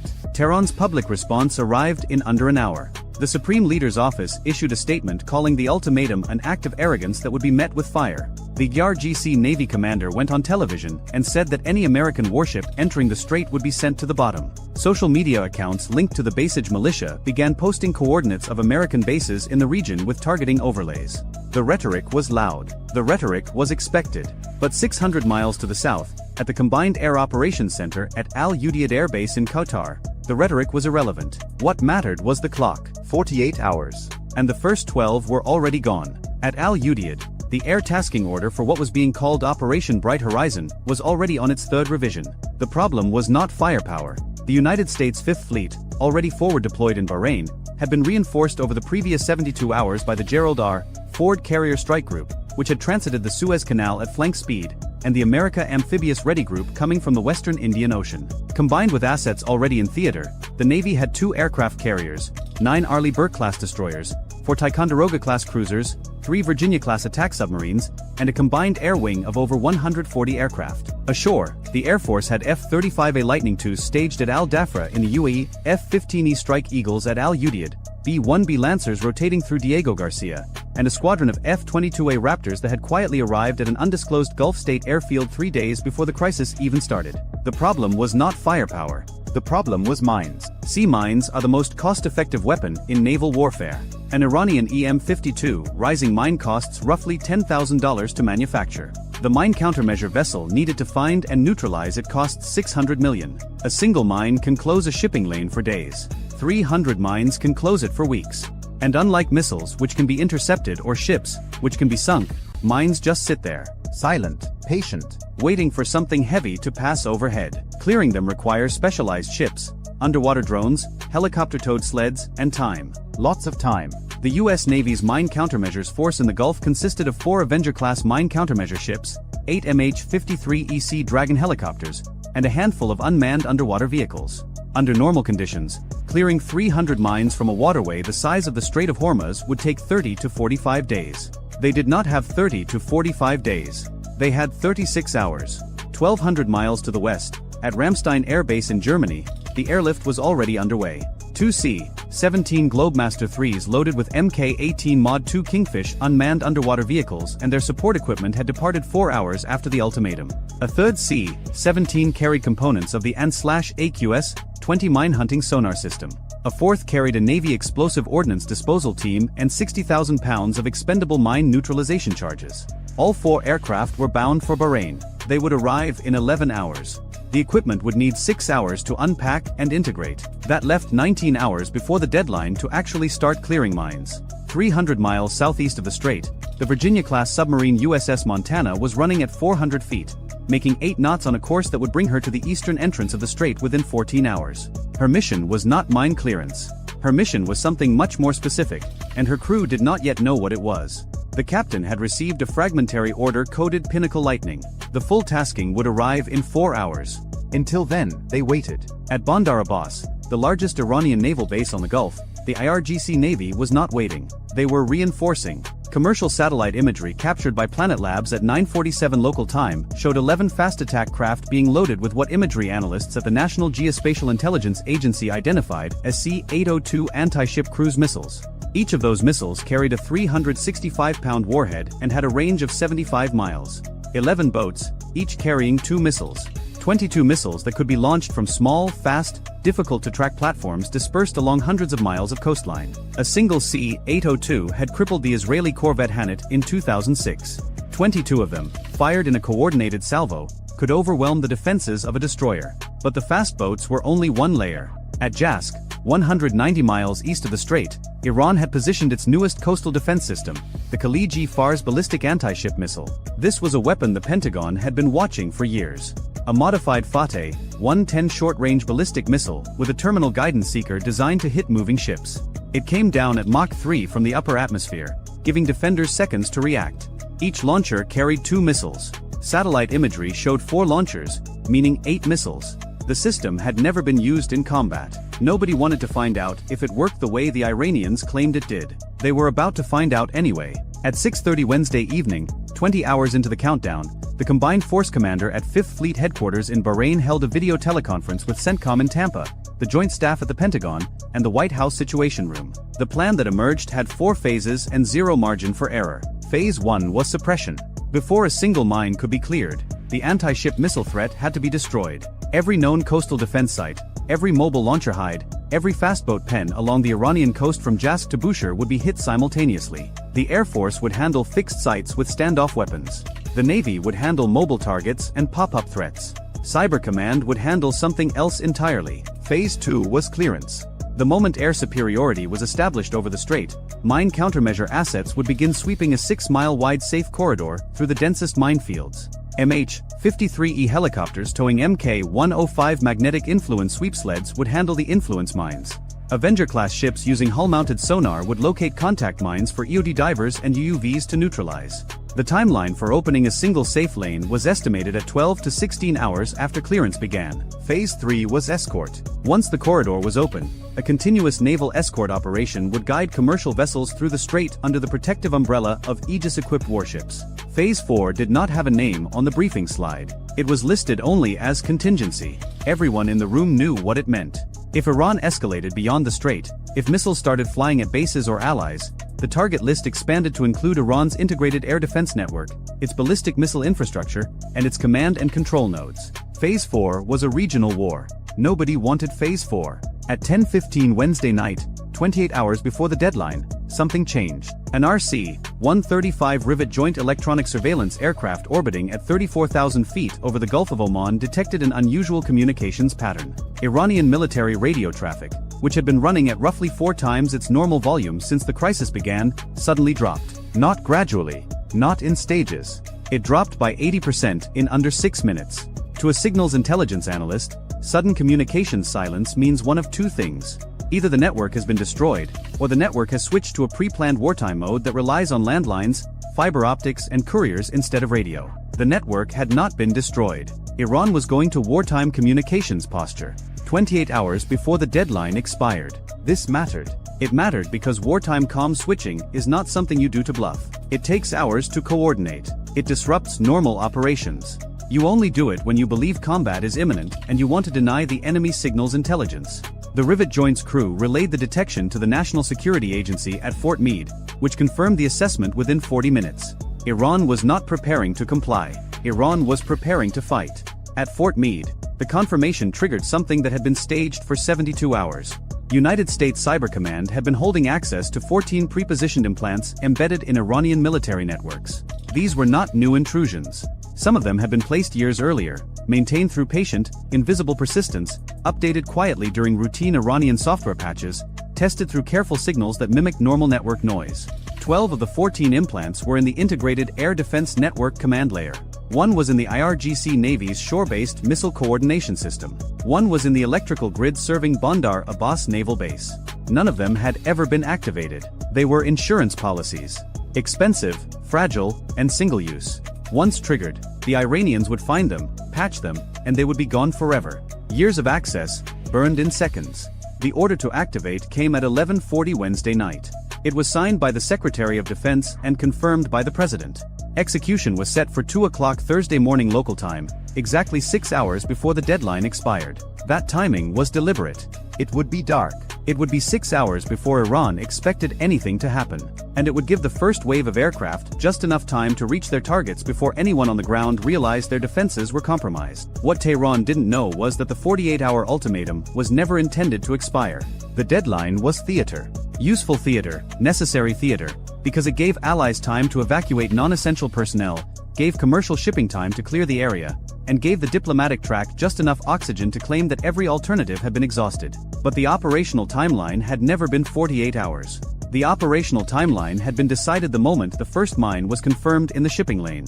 The only variable was how long it took to move assets into position. By Wednesday night, they were in position. 190 miles to the east, at Jask, the 4 Khaliji Fars launchers were being loaded onto their transport erector vehicles for dispersal. Iranian doctrine called for mobile launchers to relocate every 4 to 6 hours to avoid being caught by satellite surveillance. The launchers had been photographed at their garrison at 2 p.m. By midnight, they would be gone, scattered along 80 miles of coastline, hidden under bridges, in warehouses, in the shadows of apartment buildings.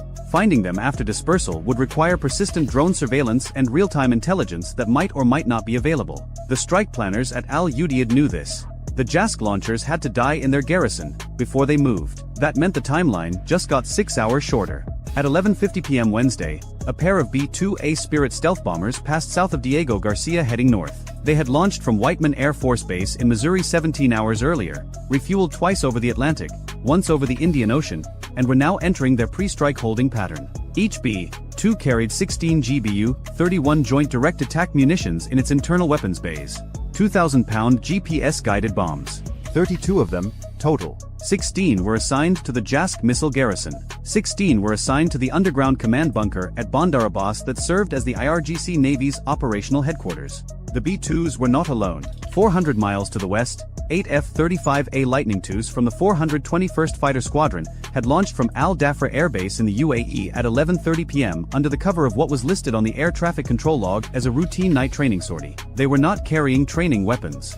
Each aircraft carried 2 AGM-154 Joint Standoff weapons and 2 ALM-120D AMRAAM air-to-air missiles. Their targets were the anti-ship missile batteries on Keshem Island and Abu Musa Island, the two positions that most directly threatened mine clearance operations in the strait itself. The F-35s would strike from standoff range, roughly 40 miles from the targets, using their low observable profiles to avoid detection until weapons release. Simultaneously, the destroyer USS Nitsa, positioned 110 miles south of the strait in the Gulf of Oman, began programming 96 Tomahawk land attack missiles in her vertical launch cells.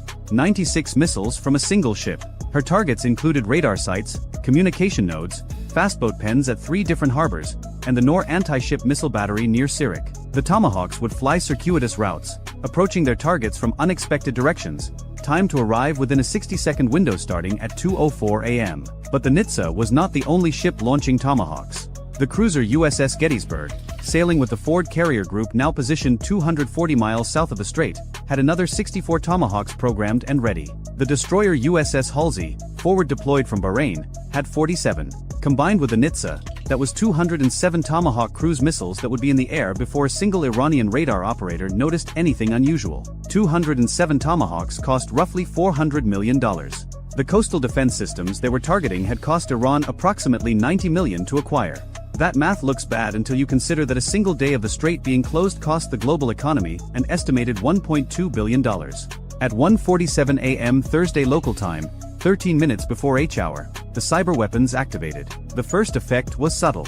The primary radar at Iran's Kish Island air defense sector, a Chinese-supplied JY-14 medium-range surveillance radar, began receiving false returns. Not many. Not enough to trigger an alert.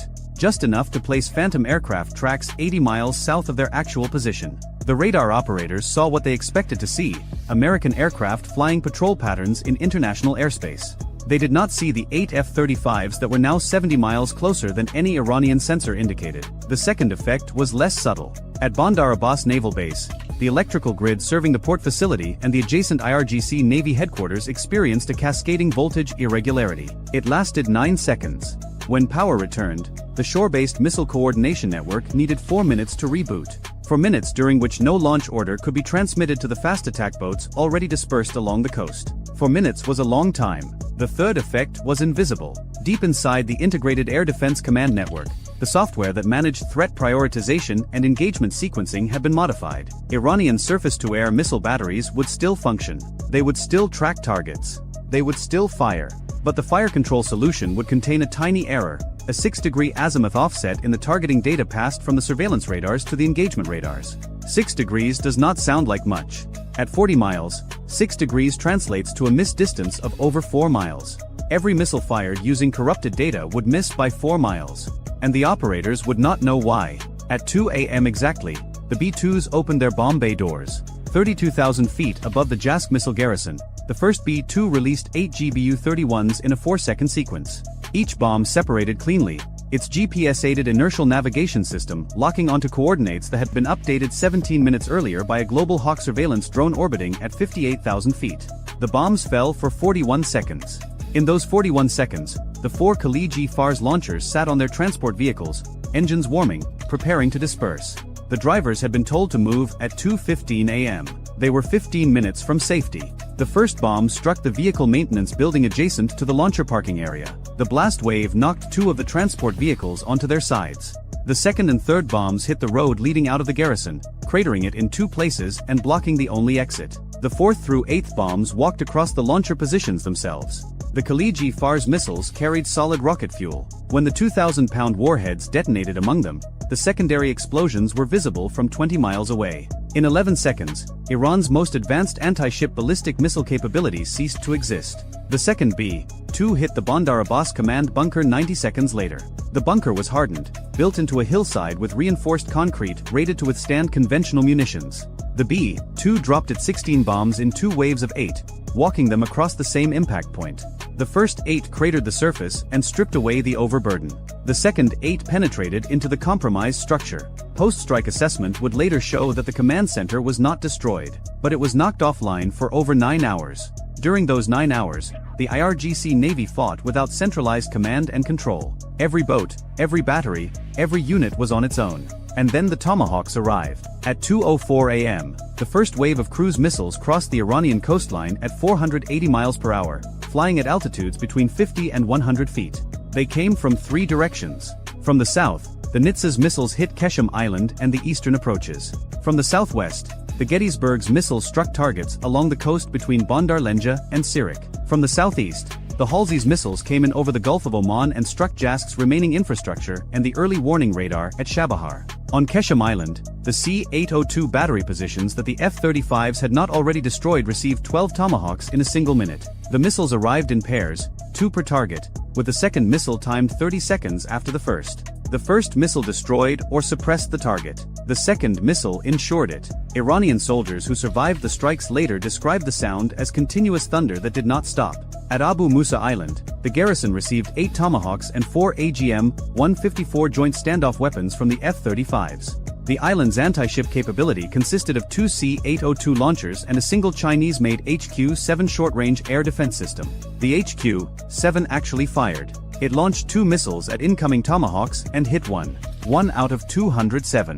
The launcher was destroyed 19 seconds later by a GBU-39 small-diameter bomb dropped by an F-35 that the HQ-7's radar never detected. One Tomahawk destroyed costs $1.9 million. The HQ-7 missile that killed it cost about $80,000. For Iran, that was the best exchange rate of the entire night. 40 miles north of the strait, at the IRGC fastboat base at Bandar Lenja, 11 missile-armed fast attack craft were attempting to get underway. They had received dispersal orders at 1:55 a.m., 5 minutes before H-hour, from a local commander who had noticed the communications disruption and guessed what was coming. It was good instinct. 5 of the boats made it out of the harbor before the Tomahawks hit. The remaining 6 were caught in their pens. The concrete piers, the fuel storage, the ammunition bunkers, everything within 400 meters of the waterfront was destroyed in 60 seconds.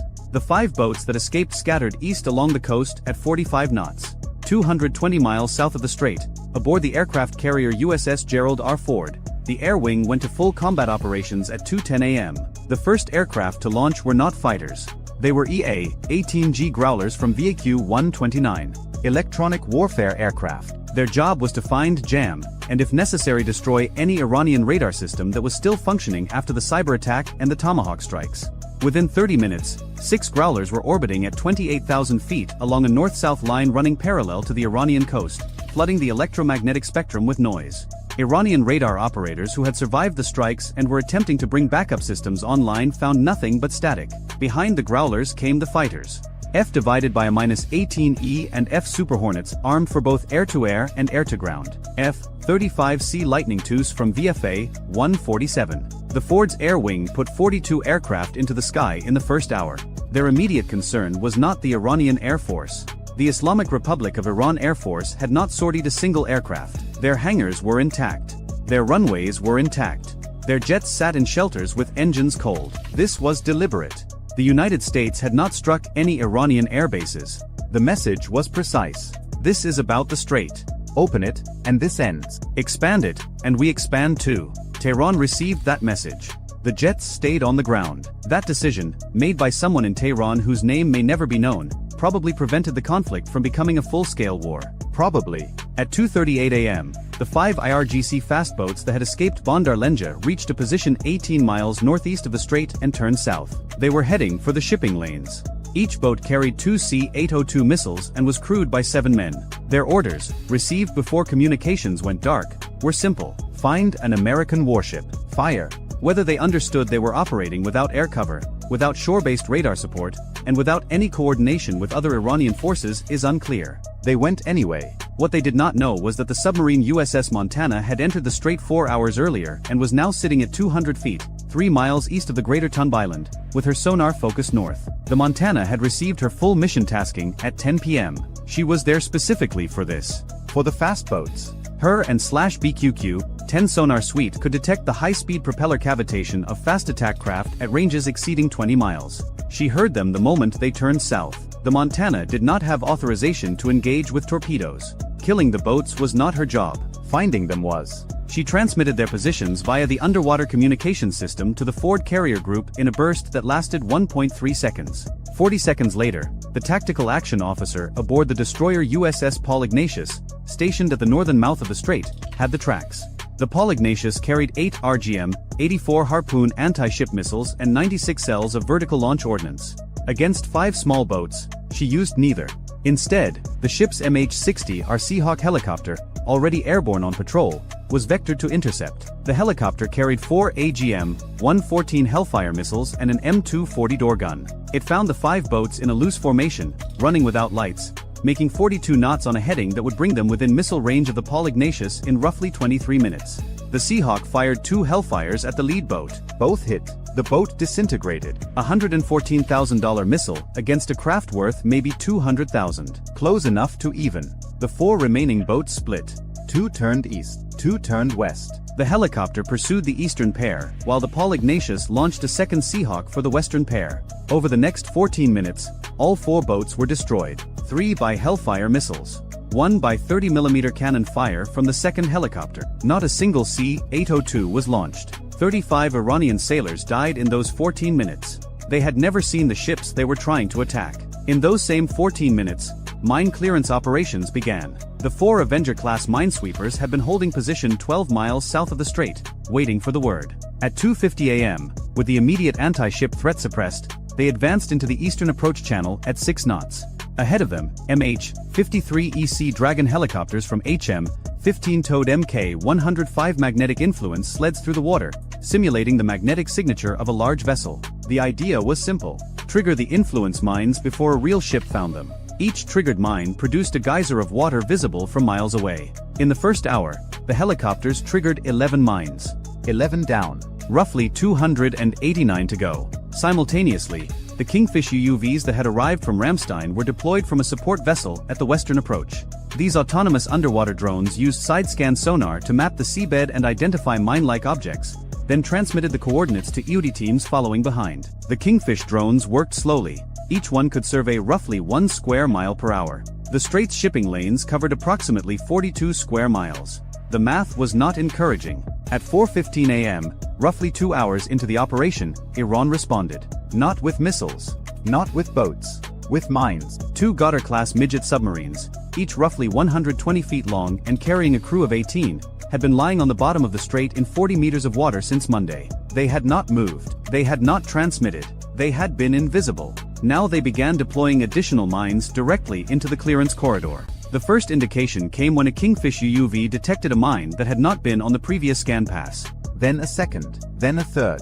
Someone at the Mine Warfare Command Center aboard the USS Lewis B. Puller did the math and realized that the minefield was growing faster than they were clearing it. That realization landed on the Combined Force Commander's desk at 4:22 a.m. Finding a midget submarine in shallow, warm water cluttered with shipwrecks, pipelines, and natural formations is one of the hardest problems in naval warfare. The Goddard-class boats were diesel-electric, nearly silent on battery power, and small enough to hide behind geological features. The Montana could hear fast boats from 20 miles away. A quiet submarine sitting on the bottom at 40 meters might as well not exist. But the Navy had something for this. 2 P-8A Poseidon maritime patrol aircraft from VP-10 had been orbiting south of the strait since midnight. Each carried sonobuoy dispensers loaded with and /SSQ-125 multi-static active sonobuoys. Unlike passive sonobuoys that just listen, active sonobuoys create their own sound pulses and listen for the returns. They do not wait for the submarine to make noise. They find it anyway. The trade-off is that the submarine knows it is being hunted. At this point, subtlety was no longer a priority. At 4:31 a.m., the 2 P-8s dropped a pattern of 64 sonobuoys across the central strait. The acoustic coverage was dense enough to detect an object the size of a refrigerator. A Goddard-class submarine is considerably larger than a refrigerator. The first submarine was detected at 4:38 a.m., sitting on the bottom 2.7 miles north-northwest of the clearance corridor. It was not moving. The P-8 dropped a Mk-54 lightweight torpedo. The torpedo entered the water, acquired the contact, and detonated against the submarine's hull at 4:39 a.m. There were no survivors. The second submarine heard the detonation and did something its crew probably knew was futile. It started its engines and ran. At 8 knots, heading east, trying to escape into deeper water. The noise gave it away instantly. The second P-8 dropped a Mk-54 at 4:44 a.m. The torpedo hit the submarine at 4:45 a.m. 18 more men gone. A Goddard-class submarine costs approximately $40 million to build. A Mk-54 torpedo costs roughly $700,000. 2 torpedoes, $1.4 million. 2 submarines, $80 million. The exchange rate was not in Iran's favor. With the submarine threat neutralized, mine clearance accelerated. By 6 a.m. Thursday, 4 hours into the operation, 38 mines had been swept or neutralized. By 9 a.m., the number was 71. By noon, it was 112. The pace was increasing as crews developed better understanding of Iranian mine-laying patterns.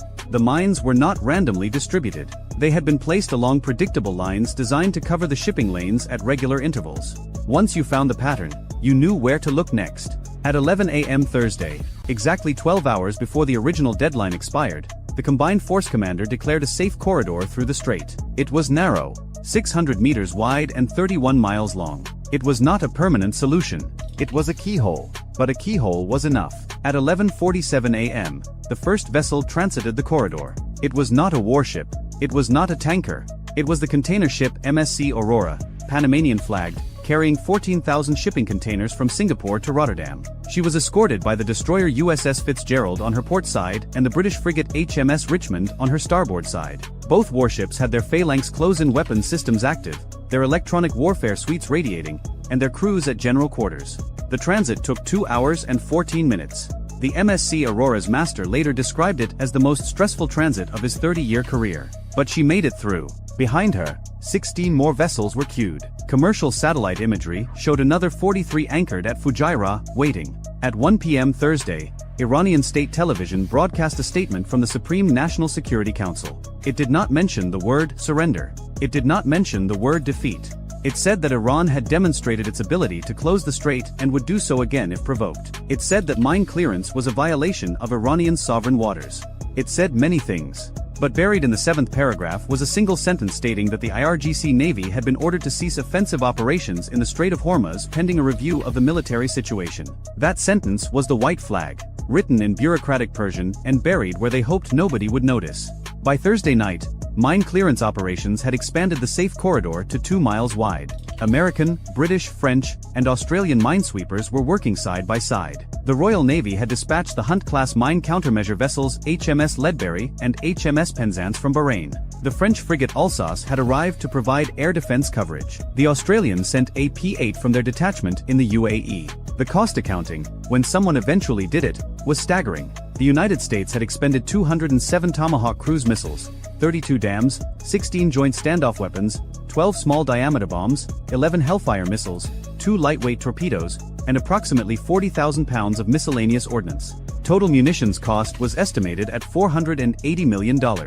Aircraft operating costs, ship operating costs, and logistics for the 48-hour operation added another $300 million. The cyber implants that had been burned were valued internally at an estimated program cost of $1.2 billion over the 6 years they had been developed and maintained. Total cost to the United States, approximately $2 billion. Iran's losses included 4 Khaliji Fars ballistic anti-ship missile launchers, 11 coastal defense C-802 batteries, 6 fast attack craft destroyed in port, 5 at sea, 2 Goddard-class submarines, its IRGC Navy headquarters offline for 9 hours, 60% of its Gulf-facing radar infrastructure, and its mine capability in the strait reduced by 112 weapons. With clearance operations continuing. Estimated replacement cost for Iran, $6 to $8 billion and 4 to 7 years. The global economy had lost an estimated $9 billion during the 3 days the strait was fully closed. Oil prices, which had spiked $31 per barrel, dropped $18 within 6 hours of the first successful transit and another $9 over the following 48 hours. The Strait of Hormuz carries roughly 21 million barrels of oil per day. That is 21% of global petroleum consumption. It is the single most important maritime choke point on Earth. Iran had closed it with 300 mines that cost a combined total of roughly $3 million. $3 million held the world economy hostage for 72 hours.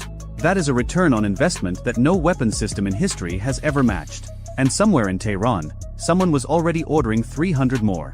If you enjoyed this video, check out our other video on what would happen if Iran sank a US aircraft carrier in the Persian Gulf. Bye for now. At 0347 local time, a single Nor anti-ship cruise missile dropped off the rail of a mobile coastal defense launcher hidden inside a warehouse on the southern Iranian coastline and turned south toward the Strait of Hormuz. The missile was a Chinese-designed C-802 built under Iranian license, a sea-skimming weapon carrying a 365-pound warhead at roughly 660 miles per hour, just under the speed of sound. It cost the Islamic Revolutionary Guard Corps Navy approximately $120,000 to produce. The target it was aimed at sat 38 nautical miles to the southwest, a gray silhouette barely visible on radar against the commercial clutter of one of the busiest shipping lanes on Earth. Iranian intelligence had classified the contact as a logistic support vessel, a slow-moving, lightly armed supply ship operating ahead of a carrier strike group transiting east through the strait. They had classified it wrong. The ship sitting at the end of that missile's flight path was the USS Robert Smalls, an Arleigh Burke-class Flight 3 guided missile destroyer carrying 96 vertical launch cells, the Spy-6 air and missile defense radar, 2 independent fire control channels, and a crew that had spent the last 11 months deployed in the 5th Fleet area of operations. Her combat systems alone were worth more than $900 million. The Noor missile racing toward her had been built for roughly the price of a mid-range sedan. That math was about to matter in a way nobody in Tehran had planned for. 12 miles north of the destroyer, aboard a 47-foot Paycap-class fast attack craft designated Bandar 1, a crew of 6 Iranian sailors watched a handheld GPS track update and believed the night was going exactly as briefed. Their mission was straightforward. 3 fast attack craft would close from spread positions under emissions control, while the shore-based missile battery initiated the strike. The missile would force the target into defensive confusion. The boats would exploit the confusion to press inside 8 nautical miles and release their own weapons, a coordinated saturation attack against a vessel they expected to have no meaningful ability to fight back. 900 meters to port, Bandar 2 held formation in the dark. A third craft, Bandar 3, ran wider to the east, tasked with cutting off any escape route toward Omani waters 22 miles to the south. The plan was built on speed, darkness, and the assumption that the target could not see them coming. In the Combat Information Center of the Robert Smalls, 24 feet below the waterline, an operations specialist second class was the first to see the anomaly. A brief radar return appeared and vanished near the Iranian coast, inconsistent with the established shipping tracks her team had been monitoring for the previous 6 hours. She flagged it without drama. The symbol was tentative, possibly a fishing vessel launching late, possibly sea clutter bouncing off a Dow's metal hull. But the bearing was wrong for either explanation, and the operator knew it. The tactical action officer leaned in. He studied the contact for 4 seconds, then keyed the net. All stations, new track of interest bearing 028, classification pending. Increase sensor sweep rate sectors 2 and 3. Nobody in CIC raised their voice. The ship had been at a heightened readiness condition since entering the strait 90 minutes earlier. Every console was manned. Every system was warmed and calibrated. The SBY-6 radar, the most advanced shipboard sensor the United States Navy had ever put to sea, was already scanning a volume of airspace and surface territory that covered more than 2 million cubic miles of the surrounding environment. If something moved within 200 nautical miles in any direction, the Robert Smalls could find it, name it, and assign it a track number before the object had traveled its own length twice. The Noor missile was now 30 nautical miles out and descending toward its terminal approach altitude, roughly 15 feet above the water. At that height, the weapon was designed to hide inside sea clutter, invisible to older radars until the final seconds before impact. Against the Spy-6, the tactic bought the missile approximately 9 additional seconds of concealment. That was all. Track 7021, now classified as cruise missile threat, the Air Defense Coordinator announced. Inbound, single body, sea skimmer, speed 570 knots.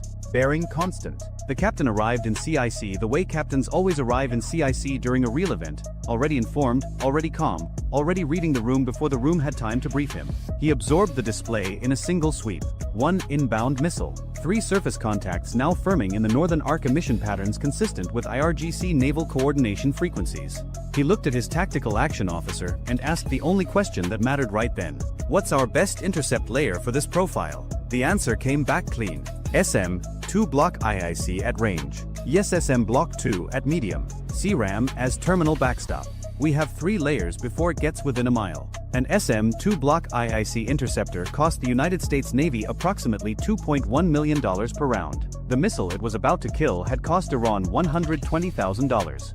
Somewhere in a Pentagon procurement office, someone was going to read this report and feel their budget request write itself. Weapons free on track 7021, the captain ordered. The forward vertical launch system answered 3 seconds later. A standard missile, 2 punched out of its cell in an eruption of white smoke and orange flame, cleared the ship's superstructure and pitched over hard toward the northeast. The missile accelerated to over 2,300 miles per hour inside 6 seconds, riding a continuous wave illumination beam that the ship's fire control director held on the inbound Noor with surgical steadiness. The intercept geometry was textbook. The SM-2 met the Noor 14 nautical miles from the ship at an altitude of 22 feet. The Iranian missile ceased to exist. debris scattered across a quarter-mile of dark water. No fragment came within 12 nautical miles of the destroyer. Splash track 7021.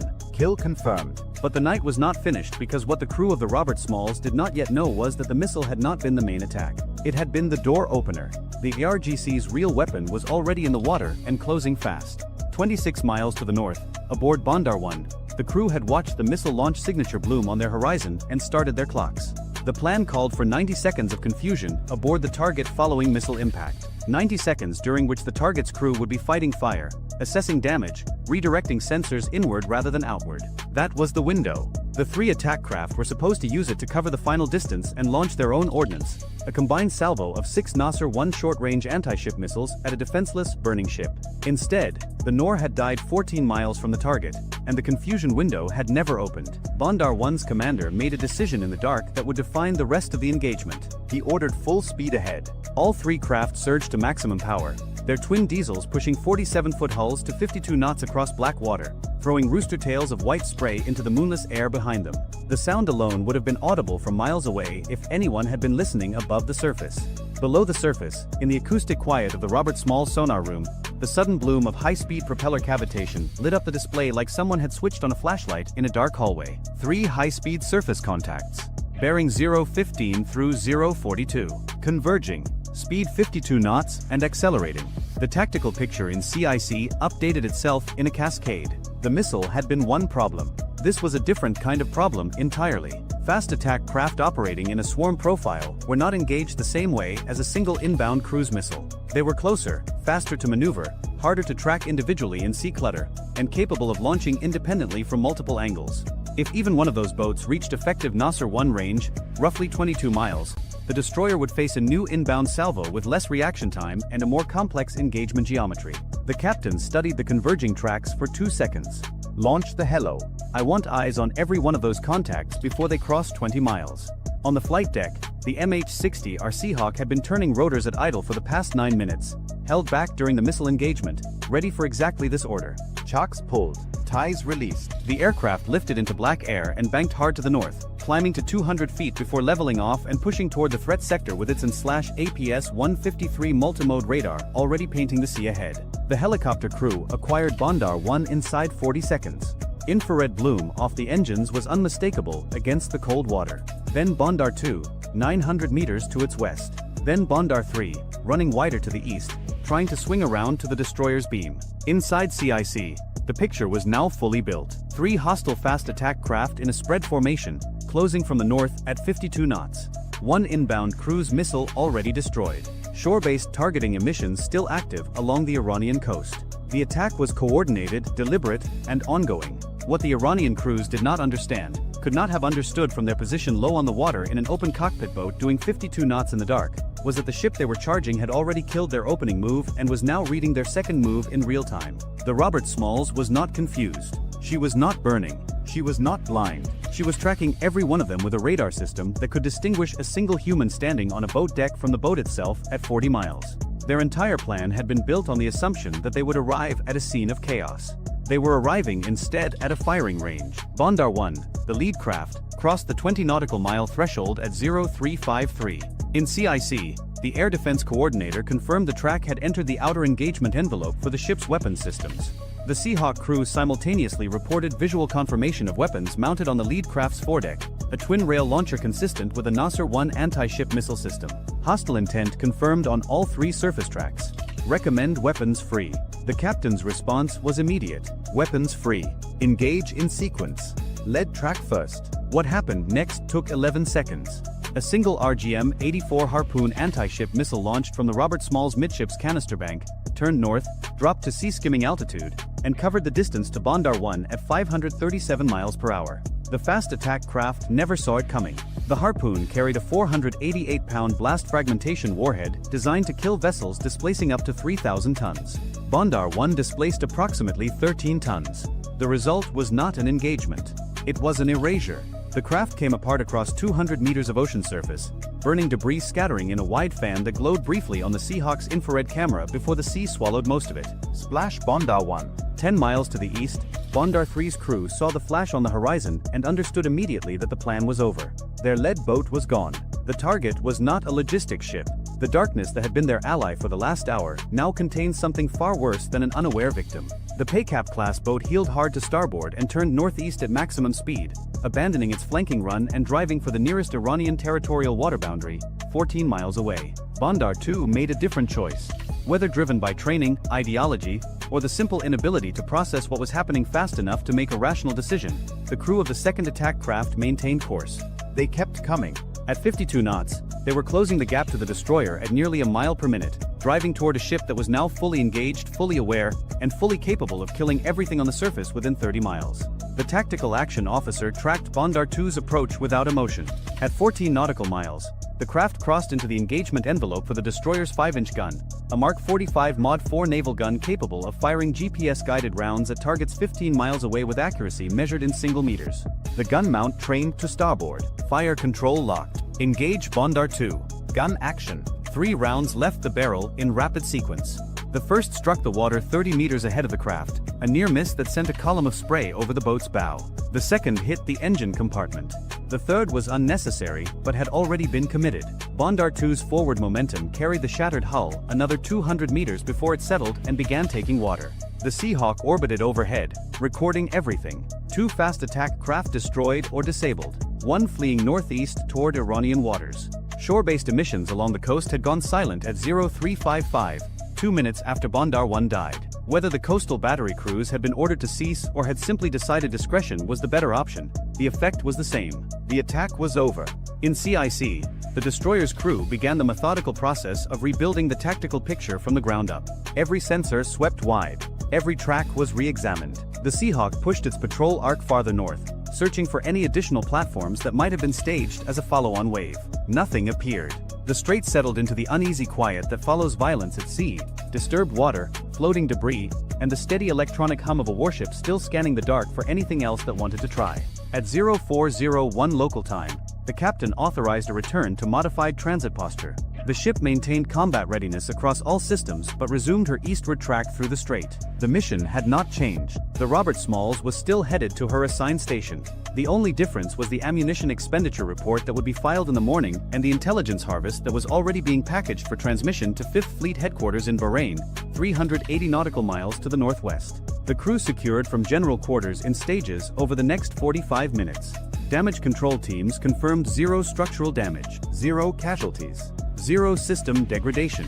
The ship had absorbed a coordinated multi-axis attack involving a shore-launched cruise missile and 3 fast attack craft, and emerged from it without a scratch on her paint. Iran had spent months positioning assets, coordinating intelligence, and rehearsing a strike package designed to destroy what they believed was a vulnerable American supply ship caught alone in the narrowest choke point on Earth. The total cost of their attack, 1 Nor missile, 3 Paycap-class fast attack craft, fuel, crew training, coastal radar support, and coordination infrastructure, came to roughly $14 million. The Robert Smalls had answered with 1 SM-2 interceptor, 1 harpoon, and 3 5-inch gun rounds. Total expenditure, approximately $3.8 million. The United States Navy had spent less defending itself than Iran had spent attacking it. That was the kind of math that made defense ministers lose sleep. Bandar III, the surviving craft, reached Iranian territorial waters at 0409 and disappeared into the coastal traffic northeast of Bandar Abbas. Its crew had the unique distinction of being the only Iranians involved in the operation who would be available to explain what had happened. Their debrief would contain a single, unavoidable conclusion. They had been told the target was soft. They had been told darkness would cover them. They had been told the missile would open the door. Every single thing they had been told was wrong, and 2 crews had paid for it with their lives. On the bridge of the Robert Smalls, the officer of the deck watched the first pale edge of dawn begin to separate the sky from the water to the east. The ship cut through calm seas at 18 knots, her wake straight and undisturbed, as if the previous 22 minutes had been an inconvenience rather than a battle. Below, in CIC, the watch had already rotated. Fresh operators sat at consoles still warm from the crew who had just fought the ship through the most compressed surface engagement in the 5th Fleet's recent operational history. The new watch picked up exactly where the last one left off, scanning, tracking, sorting, because the strait never stopped being dangerous and neither did the ship's attention. Iran had gone looking for a supply ship and found a destroyer. They had planned for confusion and met precision. They had trusted the dark and discovered that the dark belonged to someone else. The Robert Smalls continued east toward her operating area without slowing down, because a United States Navy warship does not rearrange its schedule for someone else's miscalculation. If you enjoyed this video, Check out our other video on how the US Navy's SM-3 interceptor was designed to kill ballistic missiles in space. Bye for now. The aircraft carrier was already on fire. That is not how this story starts, but it is the kind of sentence the Pentagon feared they would hear on the morning of April 11, somewhere in the waters east of Larik Island, when the Strait of Hormuz became something other than a shipping lane. This is how it actually begins. A sonar operator aboard a US guided missile destroyer is running passive diagnostics on what should be a dead quiet Tuesday watch. The strait is busy on the surface, as it always is. Tankers southbound, bulk carriers headed north, a few dhows hugging the Omani side. Civilian GPS signals paint the waterway in neat colored lines across every navigation screen in CIC. Below the surface, there is nothing remarkable. Thermal stratification is moderate. Biological noise is low. The shallow bottom returns are clean enough to read without heavy filtering. It is the kind of morning where you drink bad coffee and count the minutes until the next watch rotation. Then the water changes. It does not change loudly. There is no Hollywood ping, no red alarm, no flashing indicator. What happens is subtler and, for a trained ear, far worse. A faint rhythmic disturbance appears across two frequency bands simultaneously. It pulses for 4 seconds. Then it vanishes. The operator sets his coffee down and replays the recording. He isolates the bands. He adjusts the gain. He listens again, this time with his eyes closed. There it is. Not one source. Not two. 3 distinct acoustic events, separated by bearing and by character, arriving in a window so narrow it could be coincidence. But coincidence does not pulse on 2 bands at once. Coincidence does not arrive from bearings that form a triangle around a moving warship. Coincidence does not have rhythm. Con sonar. I have 3 anomalous transients. Bearing 074, 142, and 219. Simultaneous window. Recommend classification priority. That sentence changes the morning. In CIC, the watch officer looks up from the surface plot and meets the eyes of the tactical action officer across the room. Neither man says anything dramatic. The TAO picks up the internal phone, dials the captain's stateroom, and speaks 6 words. Captain, CIC, you need to come up. 40 seconds later, the captain is standing behind the main tactical display. He does not ask for a summary. He reads the screen himself, absorbs the 3 bearing lines radiating outward from the ship symbol, and then does something that tells the room more than any order could. He sits down. That means he expects this to last. Show me everything since first detection. Walk me through it. The sonar supervisor begins, methodical and precise. The 3 contacts appeared within a 7-second window. Each displayed characteristics inconsistent with merchant traffic, biologics, or equipment artifacts. One exhibited faint narrowband tonal suggesting rotating machinery at low RPM. Another showed intermittent broadband bursts consistent with a ballast adjustment or a depth correction. The third was the weakest, barely above ambient noise floor, but it moved. Not drifted. Moved. With intent. The captain listens to all of it without interrupting. When the briefing finishes, he asks one question. Are they diesel-electric? The sonar supervisor pauses before answering. Acoustic signatures are preliminary, but yes sir. Profile is consistent with Kilo class or a variant. Possibly Goddard class on the weaker contact. That distinction matters. A Kilo class submarine, Russian-designed and Iranian-operated, is a credible threat in open water and a nightmare in confined spaces. It is quiet on battery. It carries wake-homing torpedoes. It was built to do exactly one thing well: sit in a choke point and wait for something worth killing to pass overhead. The Goddard is smaller, shallower rated, more limited in range, but in the Strait of Hormuz, range is not the problem. Everything is close in Hormuz. That is the entire point. The captain stands. Set modified, general quarters. No alarm. Phone talker only. I want the Seahawk spotted and ready in 10 minutes. And get me a link to 5th Fleet. Now. The ship does not sound an alarm. Instead, a quiet cascade of phone calls moves through the vessel, like electricity through wire. Compartment by compartment, sailors shift from routine watch to combat posture.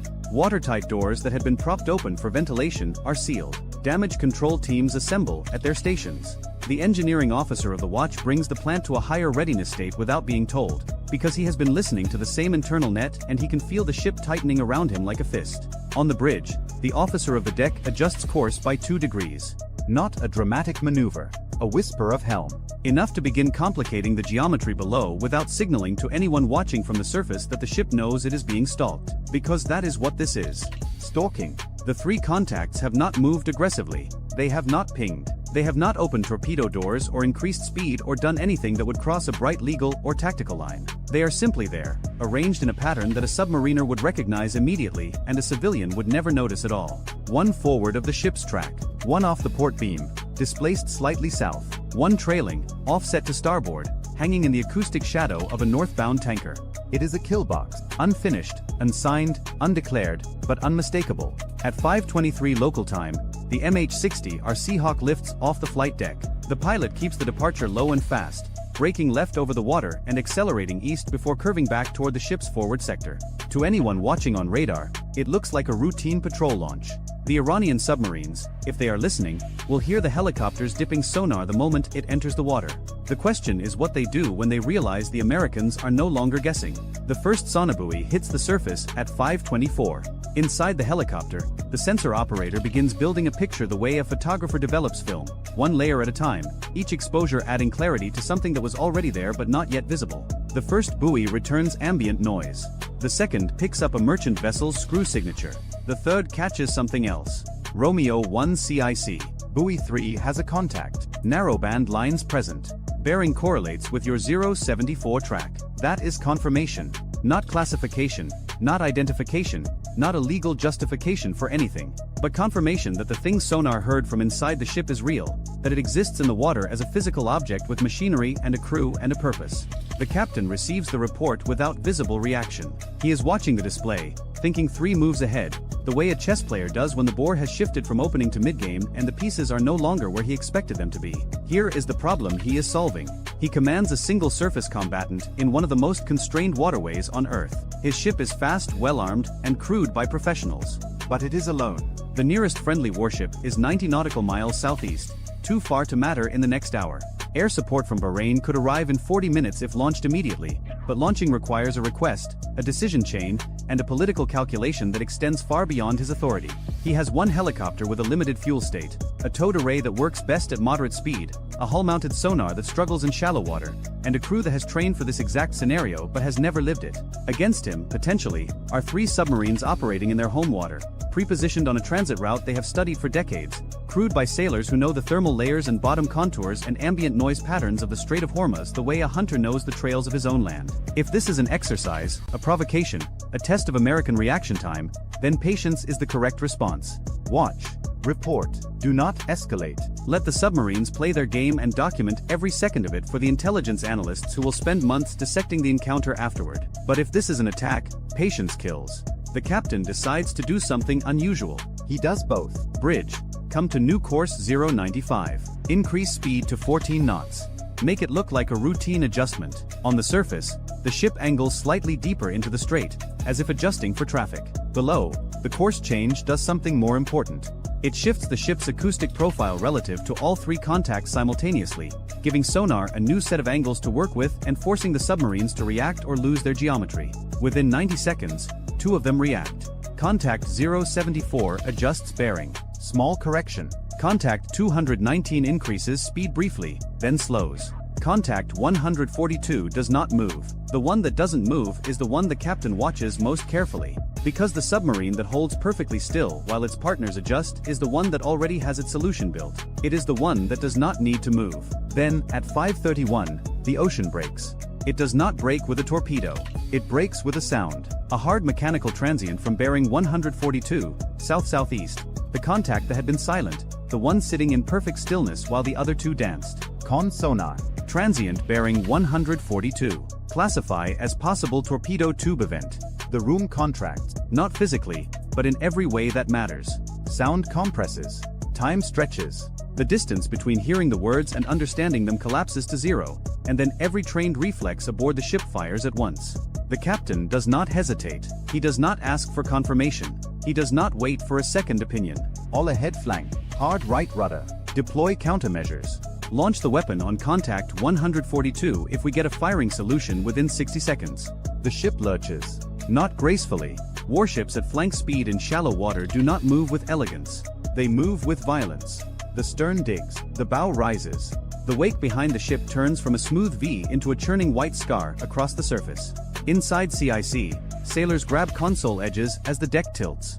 On the bridge, the helmsman puts the rudder over hard and holds it there, feeling the ship fight its own momentum as it tries to swing 40,000 tons of steel through a turn that the laws of physics would prefer to take more slowly. The Nixie deploys. The towed acoustic decoy hits the water behind the ship and begins broadcasting, throwing out a signal louder and more attractive than the ship's own propellers, begging any inbound weapon to chase the wrong target. Then sonar confirms the nightmare. Con sonar. Torpedo in the water. Bearing 142. Inbound. High speed. The officer of the deck repeats the helm order with a voice that has gone flat as concrete. Maintaining hard right rudder. All engines ahead flank. Speed answering 28 knots. 28 knots in the Strait of Hormuz is reckless by peacetime standards. The channel is narrow. Traffic is dense. The margins are thin. But peacetime standards stopped applying the moment a torpedo entered the water, and now the only margin that matters is the one between the weapon and the hull. The MH-60R gets the call. Romeo 1, we have torpedo inbound. Prosecute contact 142 immediately. You are weapons free. The helicopter banks so hard the sensor operator's shoulder presses against the airframe. The pilot drops altitude, racing toward the southern sector where the shooting submarine has just revealed itself with the loudest possible announcement. A torpedo launch is an acoustic scream. The submarine that fired is no longer hidden. It is naked. Above and below, the geometry begins to unravel. The inbound torpedo tracks toward the ship's former position, adjusting as its seeker head acquires noise. But the ship is no longer there. The hard right turn has opened the bearing. The Nixie is streaming behind the ship, offering a fat, juicy acoustic target where the warship used to be. The torpedo has a decision to make, and unlike the humans above it, the torpedo cannot weigh consequences. It follows the loudest thing it can hear. Con sonar. Torpedo bearing shifting aft. Possible decoy attraction. The ship continues its turn, bending the wake, dragging the Nixie through disturbed water, making the decoy signal even harder for the torpedo to distinguish from the real thing. For 12 seconds, nobody in CIC breathes in any way that could be called normal. Then the sound comes. A muffled concussive event, felt more than heard, transmitted through the water and into the hull as a single low-frequency shudder. The torpedo has detonated. Not against the ship. Against the water behind it. Against the ghost. Con sonar. Weapon detonation stern quarter. No hull impact. No damage indicators. The captain does not celebrate. He turns to the TAO. Where are the other two? The answer is not good. Contact 074 has gone active. Not with sonar. With propulsion. It is accelerating, repositioning, adjusting its angle relative to the ship's new course. The first submarine fired and missed. The second one watched the defensive maneuver and is now moving to exploit the turn. This is the layered geometry of a coordinated attack. Fire, force a reaction, use the reaction against the target. And the third submarine, the trailing contact from 219, has done something worse. It has disappeared. Con sonar. Contact 219 lost. Last bearing 219. No current returns. Lost in Hormuz does not mean gone. It means hiding. It means a submarine with a crew that knows these waters has found a thermal pocket or a noise shadow or a patch of bottom clutter and has gone completely silent, waiting for the ship to show its belly during the confusion. At 5:34, the helicopter reaches the southern sector and drops a rapid sonobuoy pattern around the shooter's last known position. The submarine that fired the first torpedo is moving now, trying to put distance between itself and the counterattack it knows is coming. The first buoy picks up machinery noise. The second catches a bearing shift. The third delivers what the sensor operator needs. Romeo 1 CIC. Firm track on shooter. Bearing correlates 142. He's running southeast, shallow depth. Speed increasing. The helicopter positions for a torpedo drop. One lightweight Mark 54 torpedo hangs beneath the aircraft, waiting for the commit order that has already been given. Romeo 1. Drop. The torpedo enters the water with a clean vertical splash and immediately begins its search pattern. The submarine below hears it, because a Mark 54 entering the water is not subtle, and its response is instant. Hard turn. Depth change. Decoy deployment. The acoustic space around the submarine becomes a mess of noise and countermeasures and machinery stress as the crew fights to break the incoming weapons track. But the Mark 54 is patient. It was designed for exactly this scenario: shallow water, high clutter, maneuvering target. It circles, listens, eliminates false returns, and narrows its search cone with each pass. Then a deep, resonant thud rolls through the water. Not the sharp crack of a warhead strike, the heavier sound of a weapon detonating in proximity. Close enough to matter. Close enough to damage. Close enough that the submarine on the other end of that explosion is no longer thinking about attacking an American warship. It is thinking about survival. Romeo 1 CIC. Detonation on track. Contact 142 now showing erratic movement. Possible damage. Cavitation signature has changed. The TAO marks it on the display. One submarine potentially damaged and withdrawing. One maneuvering aggressively to reposition. One missing entirely. The missing one is the problem. At 5:38, the ship steadies on a new course. The captain has ordered a heading that keeps the stern away from the last known bearing of the vanished contact while maintaining enough speed to make targeting difficult. It is an imperfect solution to an imperfect situation. Every course he chooses opens one sector and closes another. Every speed decision trades sonar performance against torpedo vulnerability. There is no option available that does not carry risk. He picks the one that carries the least. Then contact 074, the repositioning submarine, makes its move. It does not fire a torpedo. It does something the Americans did not expect. It goes active. A single loud sonar pulse erupts from below, sweeping the water column. Not a search ping, a targeting ping. The kind of emission a submarine uses when it already knows where you are and wants to refine the solution to firing accuracy. Con sonar. Active emission bearing 078. Submarine source. Single pulse. Possible fire control quality. The captain processes that in about 1 second. If 074 just pinged us for a firing solution, we have less than a minute. Hard left rudder. Restream the decoy. Get the Seahawk north. Now. The ship swings again. The Nixie resets in the water behind the new turn. On the flight deck, the recovery crew that had been preparing for the helicopter's return steps back as the Seahawk is redirected northward to find and prosecute the second active submarine. Inside sonar, the operator tracks the bearing. Contact 074 is not running. It is not hiding. It is holding its position with a confidence that borders on recklessness, sitting broadside to the American ship's new track as if daring the warship to come closer. Then the second torpedo enters the water. Con sonar. Weapon launch bearing 078. Torpedo inbound. Second weapon, second shooter. The captain does not flinch, but the nature of his orders changes. This is no longer a ship reacting to a single threat. This is a crew fighting a second engagement before the adrenaline from the first has even metabolized. Maintain hard left. Keep the decoy streaming. Set shallow depth charges to standby. If he's that close and that bold, I want every option on the table. The second torpedo is different from the first. It is faster, or the submarine launched from closer range, or both. The bearing rate is higher. The time to impact is shorter. The margin between the decoy working and the weapon finding the ship is measured in seconds rather than tens of seconds. Sonar calls the updates like a countdown. Torpedo bearing steady. Speed high. Range decreasing. No bearing drift. Steady bearing. No drift. That means the weapon is pointed directly at the ship and closing.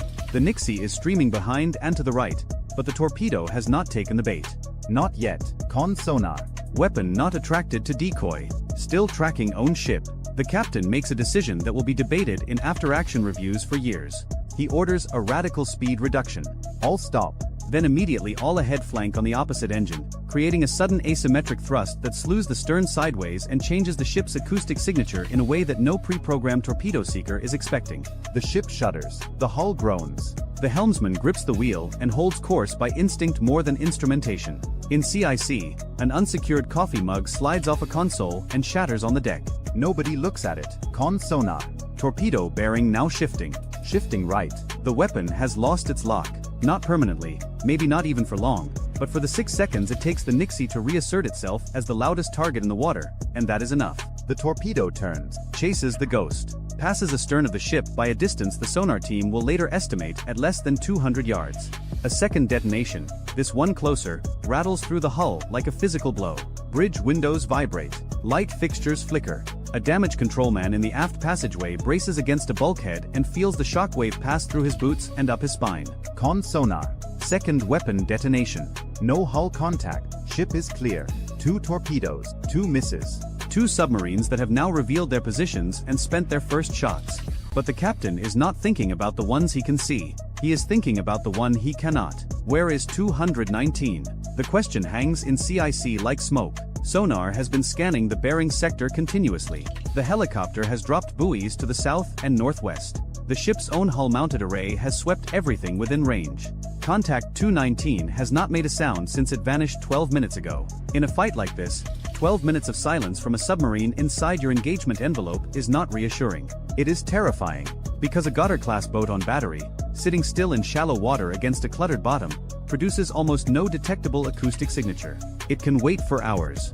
It can wait until the ship passes directly overhead. It can wait until the crew is exhausted from fighting the first two boats and has begun, without realizing it, to relax by a fraction of a degree. That fraction is all it needs.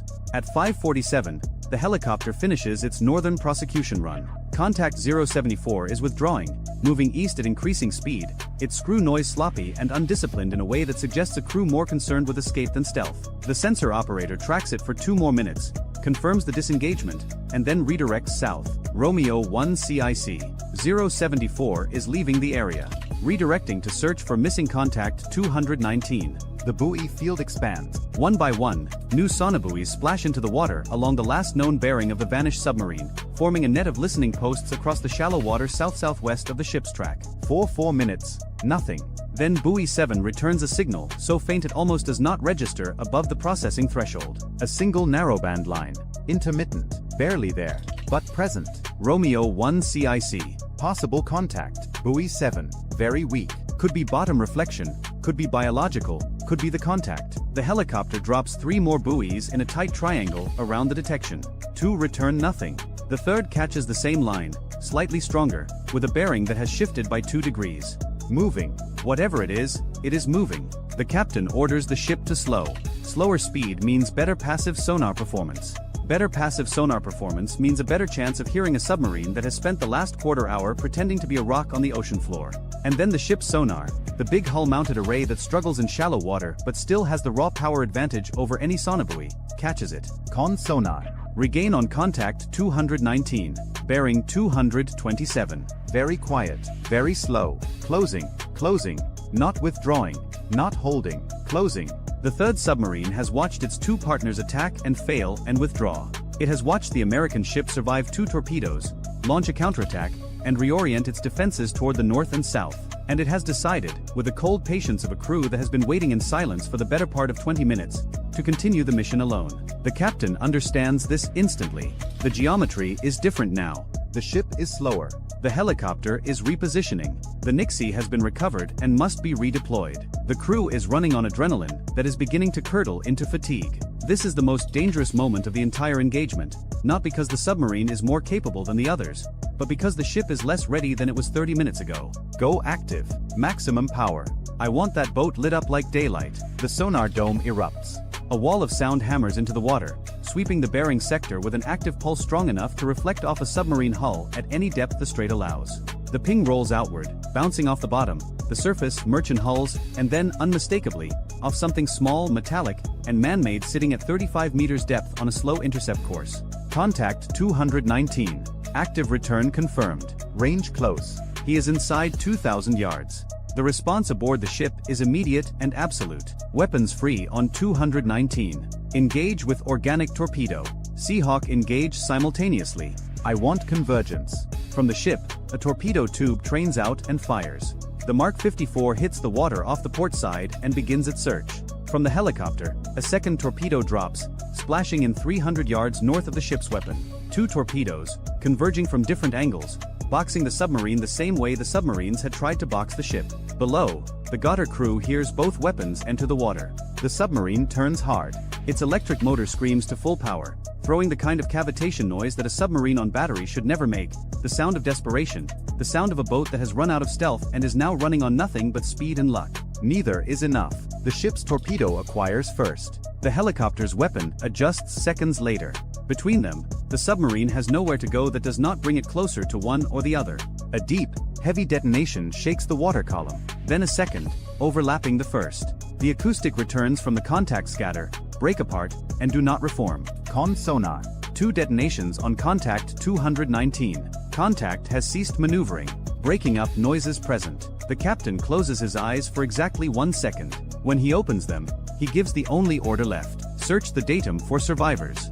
Then resume transit. No one in CIC speaks for a long moment. The tactical display still shows the fading track of the third submarine, the bearing lines of the other 2 retreating into the eastern clutter, the scattered sonobuoy field stretched across miles of shallow water. The ship's own track zigzags across the screen like the path of an animal that has been chased through a maze and come out the other side bleeding but alive. At 6:14 local time, the Strait of Hormuz looks the same as it does every morning. Tankers southbound, bulk carriers northbound. Heat haze rising from flat water. The channel is crowded and indifferent and relentless in its commerce, as if nothing happened below it at all. Inside the ship, the evidence is everywhere. Shattered coffee mugs swept into corners. Console screens still locked in combat display mode. A damaged controlman's helmet sitting on the deck where it was dropped during the third torpedo run. The faint chemical smell of countermeasure deployment lingering in the aft passageway. The data recorders have captured everything. Every sonar trace, every helm order, every weapon launch and detonation. The intelligence teams will spend months with this material, reconstructing the attack geometry, analyzing the Iranian tactics, measuring the gap between what the submarines planned and what actually happened. What they will find is not complicated. 3 submarines entered the Strait of Hormuz with a coordinated ambush plan. They positioned themselves in a kill box around a single American warship transiting a choke point they had studied for decades. They timed their attacks to exploit defensive reactions. They used civilian traffic as cover and shallow water as camouflage. On paper, the geometry was sound. In execution, it nearly worked. It did not work because a sonar operator set down his coffee and listened to something that did not sound right. Because a captain sat down instead of standing up, signaling to his crew that he expected a long fight and intended to think his way through it. Because a helicopter crew dropped buoys into confused water and found patterns in the noise. Because a helmsman held a hard turn while a torpedo closed at 40 knots and did not let go of the wheel. Because a damage controlman checked every compartment even after the shooting stopped. The Strait does not care about any of this. It moves the same oil, carries the same ships, reflects the same sunlight it did before the first torpedo entered the water. By afternoon, the commercial traffic will have closed the gap where the warship maneuvered, filling the space with ordinary hulls and ordinary noise, erasing the acoustic memory of the morning. But somewhere east of Larak Island, 2 Iranian submarines are limping home with empty torpedo tubes and damaged pride. A third is not coming home at all. And 1 American warship is still on course, still on mission, still moving through the throat of the world's most dangerous choke point as if it has every right to be there. Because it does. Russian vehicles are burning on a dirt road, and the smoke columns are visible from 12 kilometers away. At 0637 local time on a narrow supply route south of Orikhiv in the Zaporizhzhia sector, a logistics convoy carrying fuel, ammunition, and armored escort has just driven into a kill zone it never saw forming. The lead fuel truck is already dead. The rear exit is already closed. And somewhere above the rising dust, a Ukrainian reconnaissance drone is still circling, still watching, still feeding coordinates to a team that has not yet finished. This was not a firefight. This was arithmetic. 9 vehicles worth a combined estimated $14 million in hardware, fuel, and munitions, undone by a swarm of first-person view drones that cost roughly $400 each. That is not a fair trade. That is a business model. The column had departed from a staging area near Tokyo, roughly 45 kilometers southeast of the ambush point. The route followed a compacted dirt track that Russian logistics units had used before, a path chosen not for safety but for speed. The vehicles moved in tight formation. A Euro 43-20 fuel tanker sat near the front. A Kamaz ammunition carrier held the middle. 2 BMP-3 infantry fighting vehicles flanked the softer trucks, and the rest of the line filled with supply and recovery vehicles spaced no more than 30 meters apart. From the cab of any truck in that column, the formation probably felt like protection. Every driver could see the vehicle ahead. Every crew knew the route. The engines held a steady 40 kilometers per hour, and the convoy moved with the kind of mechanical rhythm that comes from repetition. They had driven this road before. Shift 14 kilometers northwest. A Ukrainian FPV team is sitting inside a tree-line with 5 drones prepped on a folding table and a tablet showing a live feed from an observation UAV orbiting at 300 meters. The reconnaissance bird is a commercially modified quadcopter, nearly silent at that altitude, and it has been watching the convoy since the vehicles cleared Tokmak. The operator on the tablet is not looking at the vehicles. He is looking at the road ahead. Specifically, he is looking at a section where the track narrows between 2 irrigation berms, creating a passage roughly 4 meters wide with soft shoulders on both sides. A heavy vehicle that leaves the center of that lane will sink. A vehicle that stops inside it will block everything behind. The Ukrainian team does not need to guess the convoy's timing. The drone gives them speed, spacing, and direction in real time. They know the fuel truck will reach the narrows in approximately 6 minutes. They know the ammunition carrier will be inside the choke point 90 seconds after that. They know the BMP-3s cannot swing wide because the soil beyond the berms will not support 21 tons of armored vehicle. The road is about to do most of the work for them.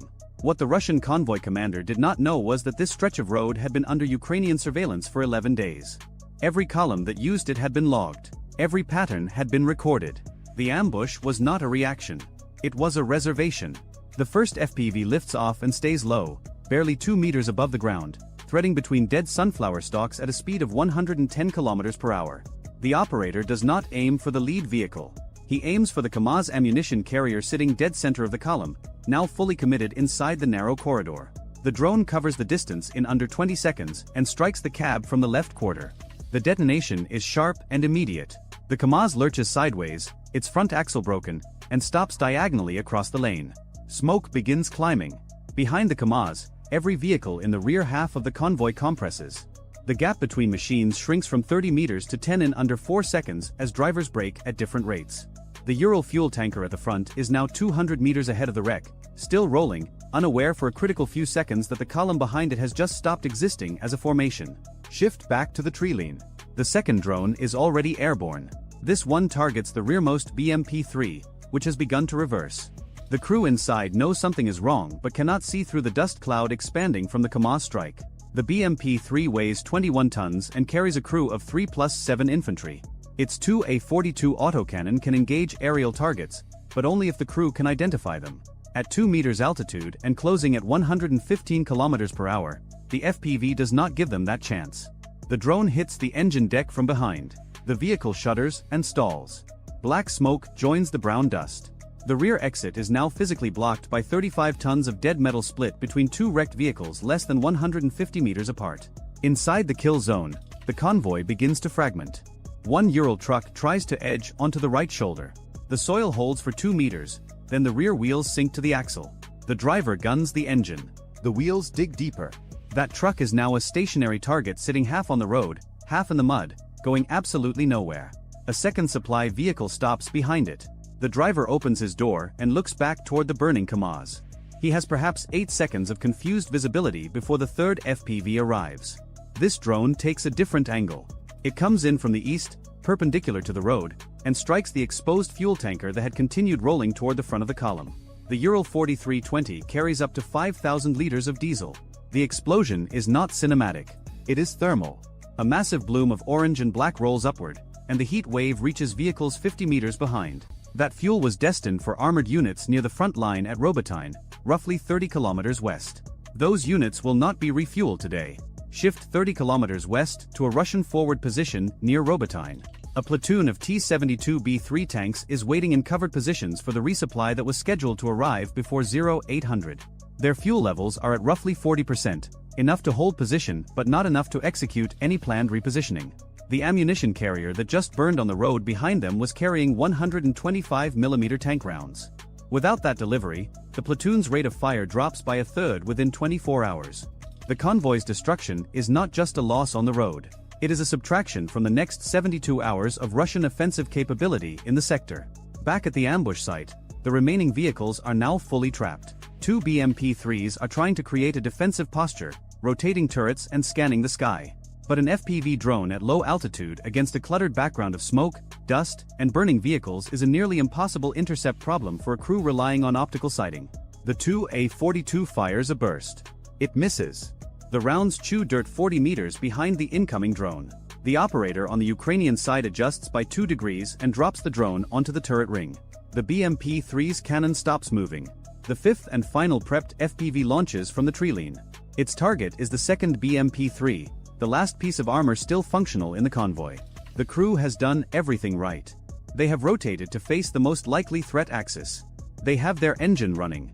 They are attempting to push through the wreckage ahead to create an exit corridor.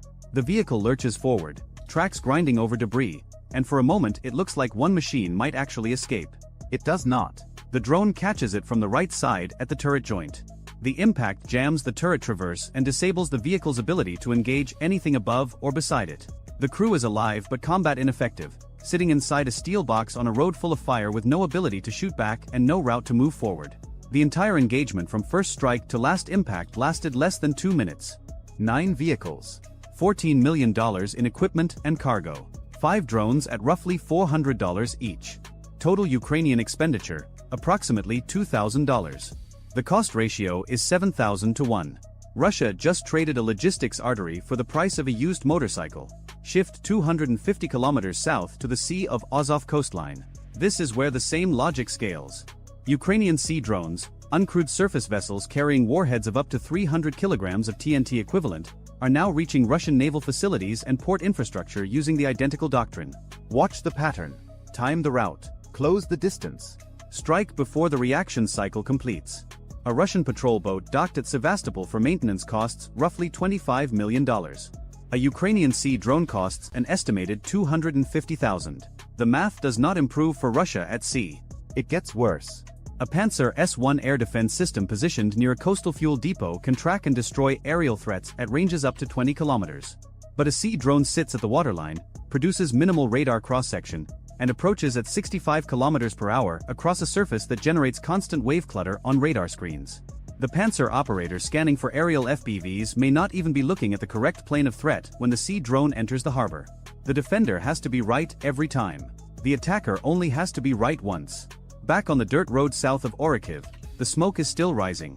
A Russian recovery team will eventually reach the site, but they will approach slowly, scanning for secondary drones left behind as overwatch. That caution costs hours. Those hours cost momentum. That momentum was supposed to keep pressure on Ukrainian positions near Robotyne. Instead, the pressure evaporated on a 4-meter-wide strip of dirt between two irrigation berms because 5 drones turned a supply chain into a debris field. Russia can respond. Wider vehicle spacing. Randomized routes. Dedicated electronic warfare vehicles embedded in every convoy. Short-range air defense riding with the supply trucks instead of sitting at fixed positions.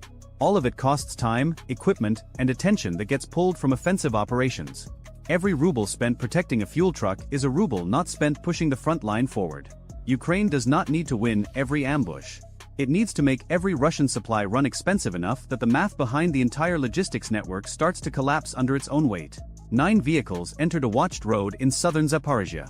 2 minutes later, the road was a junkyard and the front line was hungrier than it had been at dawn. The convoy did not fail because it was poorly led. It failed because the battlefield now has a ceiling, and that ceiling is filled with $400 eyes that never blink.